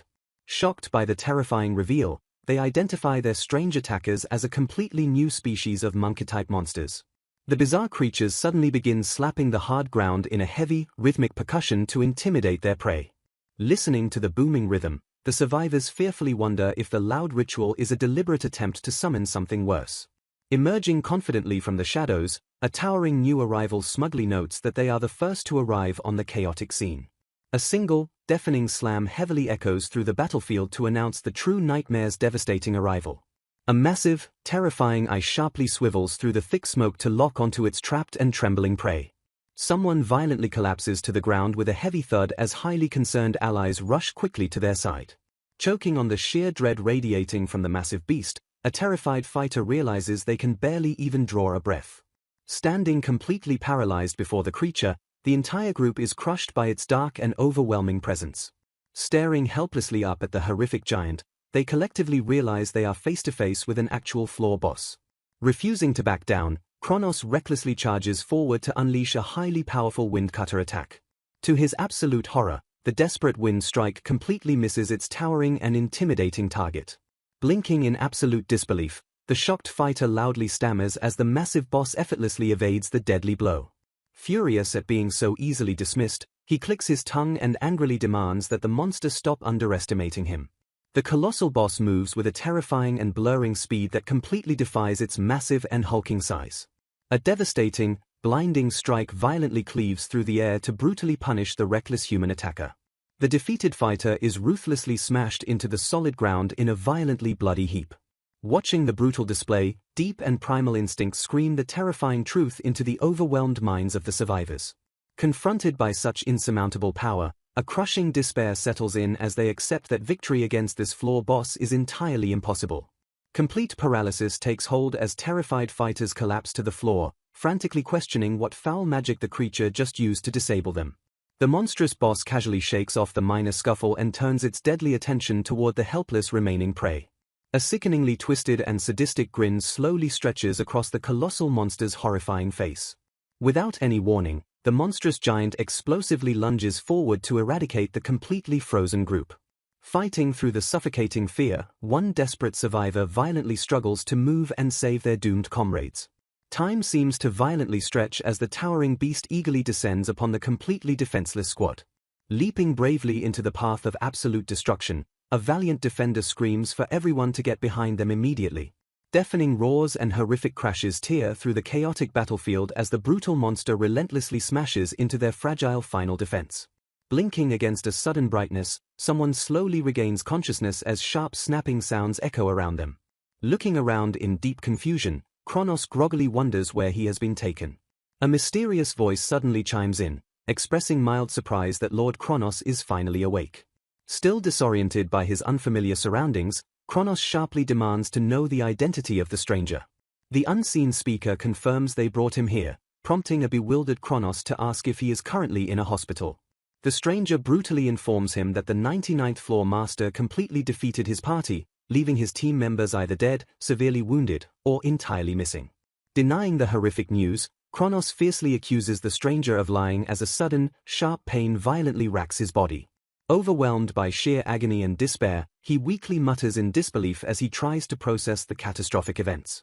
Panicking over his fallen comrades, Kronos frantically calls out the names of Nycra and Myles before desperately demanding to know Sophia's whereabouts. Offering a small sliver of comfort, the calm stranger assures him that those specific 3 teammates miraculously survived the encounter. Hearing they are alive, Kronos lets out a heavy, shuddering breath as the overwhelming tension slightly drains from his battered frame. The mysterious figure philosophizes that such brutal misfortune is simply the natural fate awaiting even the strongest warriors who recklessly charge blindly into battle. Urging the distraught hero to compose himself, the speaker praises Kronos for undeniably advancing the conquest of the 99th floor despite the tragic losses. Cutting through the patronizing praise, Kronos once again fiercely demands the true identity of his shadowy benefactor. Dodging the direct question, the figure flatters him immensely and claims it would be their absolute honor to assist the highly esteemed Lord Kronos. Taken completely off guard by the strange proposition, Kronos recoils in utter shock and confusion. The stranger smoothly elaborates that even extraordinarily gifted fighters can be tragically hindered when poor circumstances or a lack of crucial information blind them. Continuing the manipulative lecture, the speaker notes that absolute fools can stumble into success through pure chance, framing this recent disaster as a perfect example of such a cosmic injustice. Leaning in closer, the stranger slyly asks if this deeply frustrating assessment rings any specific bells in the battered warrior's mind. Hooked by the manipulative words, Kronos slowly nods in agreement and eagerly urges the shadowy figure to continue speaking. Finally revealing his identity, the mysterious schemer introduces himself as Geryon and offers a hollow apology for the heavily delayed introduction. Chuckling with dark and sinister amusement, Geryon menacingly insists that Kronos remember his name from this crucial moment onward. Reflecting on recent catastrophic events, a heavy gloom settles as someone grimly admits that their last experience was absolutely terrible. Spotting a familiar face in the tense crowd, suspicious bystanders murmur among themselves and quickly identify her as a member of the Dragon's Wing Guild. Suddenly, an angry civilian loudly brands her a liar and violently throws an object directly at her head. The heavy projectile shatters violently against a nearby surface in a terrifying crash. Panting heavily, the aggressive attacker frantically searches for their fleeing target while fiercely telling a concerned onlooker to shut up. This brutal public backlash stems directly from the Dragon's Wing's disastrous and completely fatal failure on the dungeon's 99th floor. Concurrently, intense public excitement continues to heat up as incredible rumors regarding the defeat of the 97th floor boss rapidly spread. Escaping the highly hostile crowd, a worried companion gently asks the harassed guild member if she is completely unharmed. Catching her breath, the shaken survivor weakly agrees and notes that basic shopping will be entirely impossible if the public hostility continues. Suddenly, a heavy thud violently echoes through the quiet space as someone unexpectedly collapses to the hard floor. Startled by the alarming noise, she looks down in absolute shock as a heavily battered figure weakly struggles to move. Rushing desperately to his side, she frantically asks a heavily bandaged Kronos if he was actually discharged from the hospital. Observing his violently battered state, an onlooker gravely notes that this recent crushing defeat clearly took a massive physical toll on him. Hot tears immediately well up in the young woman's eyes as she softly and sorrowfully calls out Kronos' name. Looking up weakly at his worried friends, Kronos offers a gentle apology and calmly asks if his sudden appearance scared them. Rationalizing his brutal and bloody defeat, he solemnly admits that the towering floor boss demonstrated an overwhelming gap in sheer power. Lowering his head in deep and bitter sorrow, he expresses immense guilt over the tragic and sudden deaths of his fully prepared teammates. Shifting his tone with a sudden desperation, he fiercely blames their entire catastrophic failure on a massive stroke of terrible luck. Clinging to a tiny shred of frantic hope, he passionately reminds them that despite the overwhelming misfortune, they still managed to survive the massacre. Reframing their narrow survival, he fiercely declares that escaping their very first encounter with the 99th floor boss was a true testament to their actual ability. Shocked by his sudden and entirely manic shift in perspective, his deeply traumatized companions stare at him in utter bewilderment. Rallying his shattered and fragile confidence, Kronos passionately insists that they can still win if they simply show their true capabilities. Burning with a highly dangerous and unearned resolve, he boldly promises absolute success and desperately begs them to let him handle the boss one more time. Horrified by the crazed and reckless gleam in his eyes, a teammate violently wonders how he can blindly suggest returning to that slaughter. Unseen in the oppressive shadows, Geryon's highly sinister and mocking laughter silently echoes around the fractured and doomed group. Shifting the scene entirely, rapid footsteps sharply strike the hard ground as a new, highly energetic squad moves with incredible speed. A flawlessly coordinated team dashes smoothly and aggressively through the sprawling, dark corridors of the deep labyrinth. Sprinting effortlessly, the frontline fighters excitedly praise Vim's incredible running enhancement and openly admit they could no longer manage without it. Spotting a massive and deadly threat looming just ahead, the sharp-eyed scout aggressively warns the speeding squad to keep their guard up. Facing the towering beast, a disciplined soldier quickly turns to their captain and requests immediate combat orders. Assessing the heavy danger with absolute calm, the captain decisively opts to deploy a swift and lethal two-person strike team. Calling out directly to his childhood friend, Vim boldly initiates their highly coordinated offensive assault. Surging forward with extreme confidence, Hydemarie loudly agrees and forcefully prepares to launch her devastating magical attack. Channeling her fierce mana, she violently unleashes a highly pressurized piercing water spear directly at the giant monster.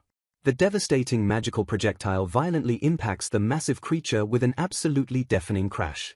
The towering beast is forcefully obliterated as the incredibly successful strike firmly connects and annihilates the target. Watching the flawless and brutal execution, their highly impressed teammates loudly cheer and wildly praise the childhood friends' wonderful teamwork. Playfully teasing Vim about their highly synchronized pairing, Hydemarie notes that it has already been 3 rapid months since they defeated the 98th floor boss. Thanks to their absolutely relentless and highly efficient progress, the thorough investigation of the 98th floor is finally entering its decisive final stage. Pressing their absolute and overwhelming advantage, the highly motivated squad aggressively charges even deeper into the dark and mysterious labyrinth. Marveling at their incredible progress, the party realizes they have finally reached the labyrinth's innermost depths. The explorers silently navigate the dark and winding rocky passages. Breaking the silence, Vim curiously asks how far it is physically possible to dig into a labyrinth floor. Startled by the bizarre question, his companion turns in utter confusion. Realizing his massive blunder, Vim awkwardly pauses as the strange concept hangs heavily in the air. Laughing off the strange remark, his companion affectionately notes that overthinking the labyrinth is useless and praises Vim's funny quirks. Agreeing nervously, Vim silently chides himself for voicing such a weird thought. He internally rationalizes that normal people never really question the fundamental structure of their world. Skidding to a sudden and dusty halt, the team officially arrives at their highly anticipated destination. A massive, breathtaking cavern completely overgrown with glowing crystals suddenly opens up before them. Shimmering stalactites and glowing mineral deposits vividly illuminate the sprawling subterranean wonderland. A mystical structure quietly rests upon a serene underground lake at the very center of the vast chamber. Taking in the stunning sights, a veteran explorer excitedly deduces they have finally located the treasure vault and its teleportation orb. Throwing his arms wide, the leader loudly and joyfully announces their triumphant arrival at the legendary treasure vault. This heavily guarded secret area is a legendary labyrinth sanctuary that only opens after a floor boss is completely defeated. Housing the labyrinth's greatest treasures, the vault also contains a special teleportation orb that creates a convenient shortcut to the 99th floor. Gazing around in absolute awe, a wide-eyed party member excitedly admits this is their very first time seeing the legendary space. Turning his gaze away from the glittering cavern, Vim softly asks Hydemarie if she finds the view beautiful. Illuminated by the ethereal light, Hydemarie stares in pure, speechless wonder at the glowing crystals. Watching her radiant and awestruck expression, Vim's heart suddenly skips a heavy beat. Amused by her wide-eyed wonder, a squad mate jokingly teases the boss for sparkling with excitement like a little kid. Flustered by the sudden attention, she laughs nervously and frantically insists she is simply acting entirely normal. Smiling warmly, Vim silently admires the fierce and highly adventurous spirit she has always naturally possessed. Returning to the mission at hand, an explorer questions how they are supposed to reach the teleportation orb far below them. Suddenly grabbing Vim's hand, Hydemarie boldly declares they are going in. Promising him a spectacular view, she happily pulls the completely bewildered Vim right off the high ledge. Screaming in absolute terror, the duo plummets rapidly toward the glowing crystal waters below. Bursting joyfully from the water, she eagerly points out the breathtaking subterranean sights to her drenched companion. She marvels wildly at how beautifully the surrounding glowing oars sparkle against the shimmering water. Breaking the surface with a heavy splash, a highly stunned Vim quickly agrees that the cavern is undeniably gorgeous. His romantic moment is violently interrupted as he suddenly chokes and coughs up a mouthful of glowing water. Screaming angrily from the high ledge, a highly irritated teammate reminds them they absolutely lack the time for leisurely sightseeing. Completely ignoring the angry shouts, she flashes a brilliant smile and insists the view is totally worth the plunge. The serene and glowing crystal cavern reflects perfectly upon the calm underground lake. Turning back to Vim, she flashes a deeply genuine and incredibly happy smile. Completely mesmerized by her radiant joy, Vim softly and warmly agrees with her. Playfully splashing water in her face, he laughs and admits her sudden leap actually scared the life out of him. High above the water, a ruthless teammate violently shoves a complaining idiot out of the way. Plummeting through the air in sheer panic, the shoved teammate desperately begs Abel to catch him. The screaming explorer crashes violently into the water, landing right on top of his highly startled friends. Monica and Yui warmly exchange light-hearted greetings and apologies while laughing together in the glowing cavern. Marveling at the incredible shine, Hidemarie excitedly calls out to Vim upon discovering a massive deposit of raw adamantite. Bouncing energetically around the illuminated cavern, she eagerly points out multiple glowing veins of precious mithril. Watching her incredibly joyful display, Vim chuckles softly and reflects that he hasn't seen Hidemarie act this excitedly in a very long time. Startled by her sudden explosive energy, a surprised teammate loudly notes that her intense reaction came completely out of nowhere. Brushing off their surprise with a bright smile, Hidemarie passionately explains that her ultimate dream is finally coming true. Turning toward a highly confused Vim, she earnestly questions if he truly understands the deep meaning behind her words. Smiling with absolute warmth, she gently reminds him that they are finally living out a grand, genuine adventure together. Struck by her heartfelt and innocent perspective, Vim softly acknowledges her romantic sentiment with a quiet breath. Gazing distantly, he solemnly recalls holding that exact same adventurous and idealistic worldview once upon a time. Pondering his own emotional numbness, he sadly admits that his childhood wonder feels like it was completely left far behind him. Realizing she hasn't changed at all, he fondly remembers that this highly adventurous girl was the very one who originally led him to Fielbrun. Shifting focus back to the ancient ruins, the team deciphers complex text confirming that one teleportation orb connects to the 99th floor while the other leads to the 27th. Recognizing the immense strategic value of this shortcut, the leaders decisively agree to keep the treasure vault's true location an absolute secret. Staring intently at the glowing magic circle, a team member gulps nervously upon realizing the deadly 99th floor lies directly beyond it.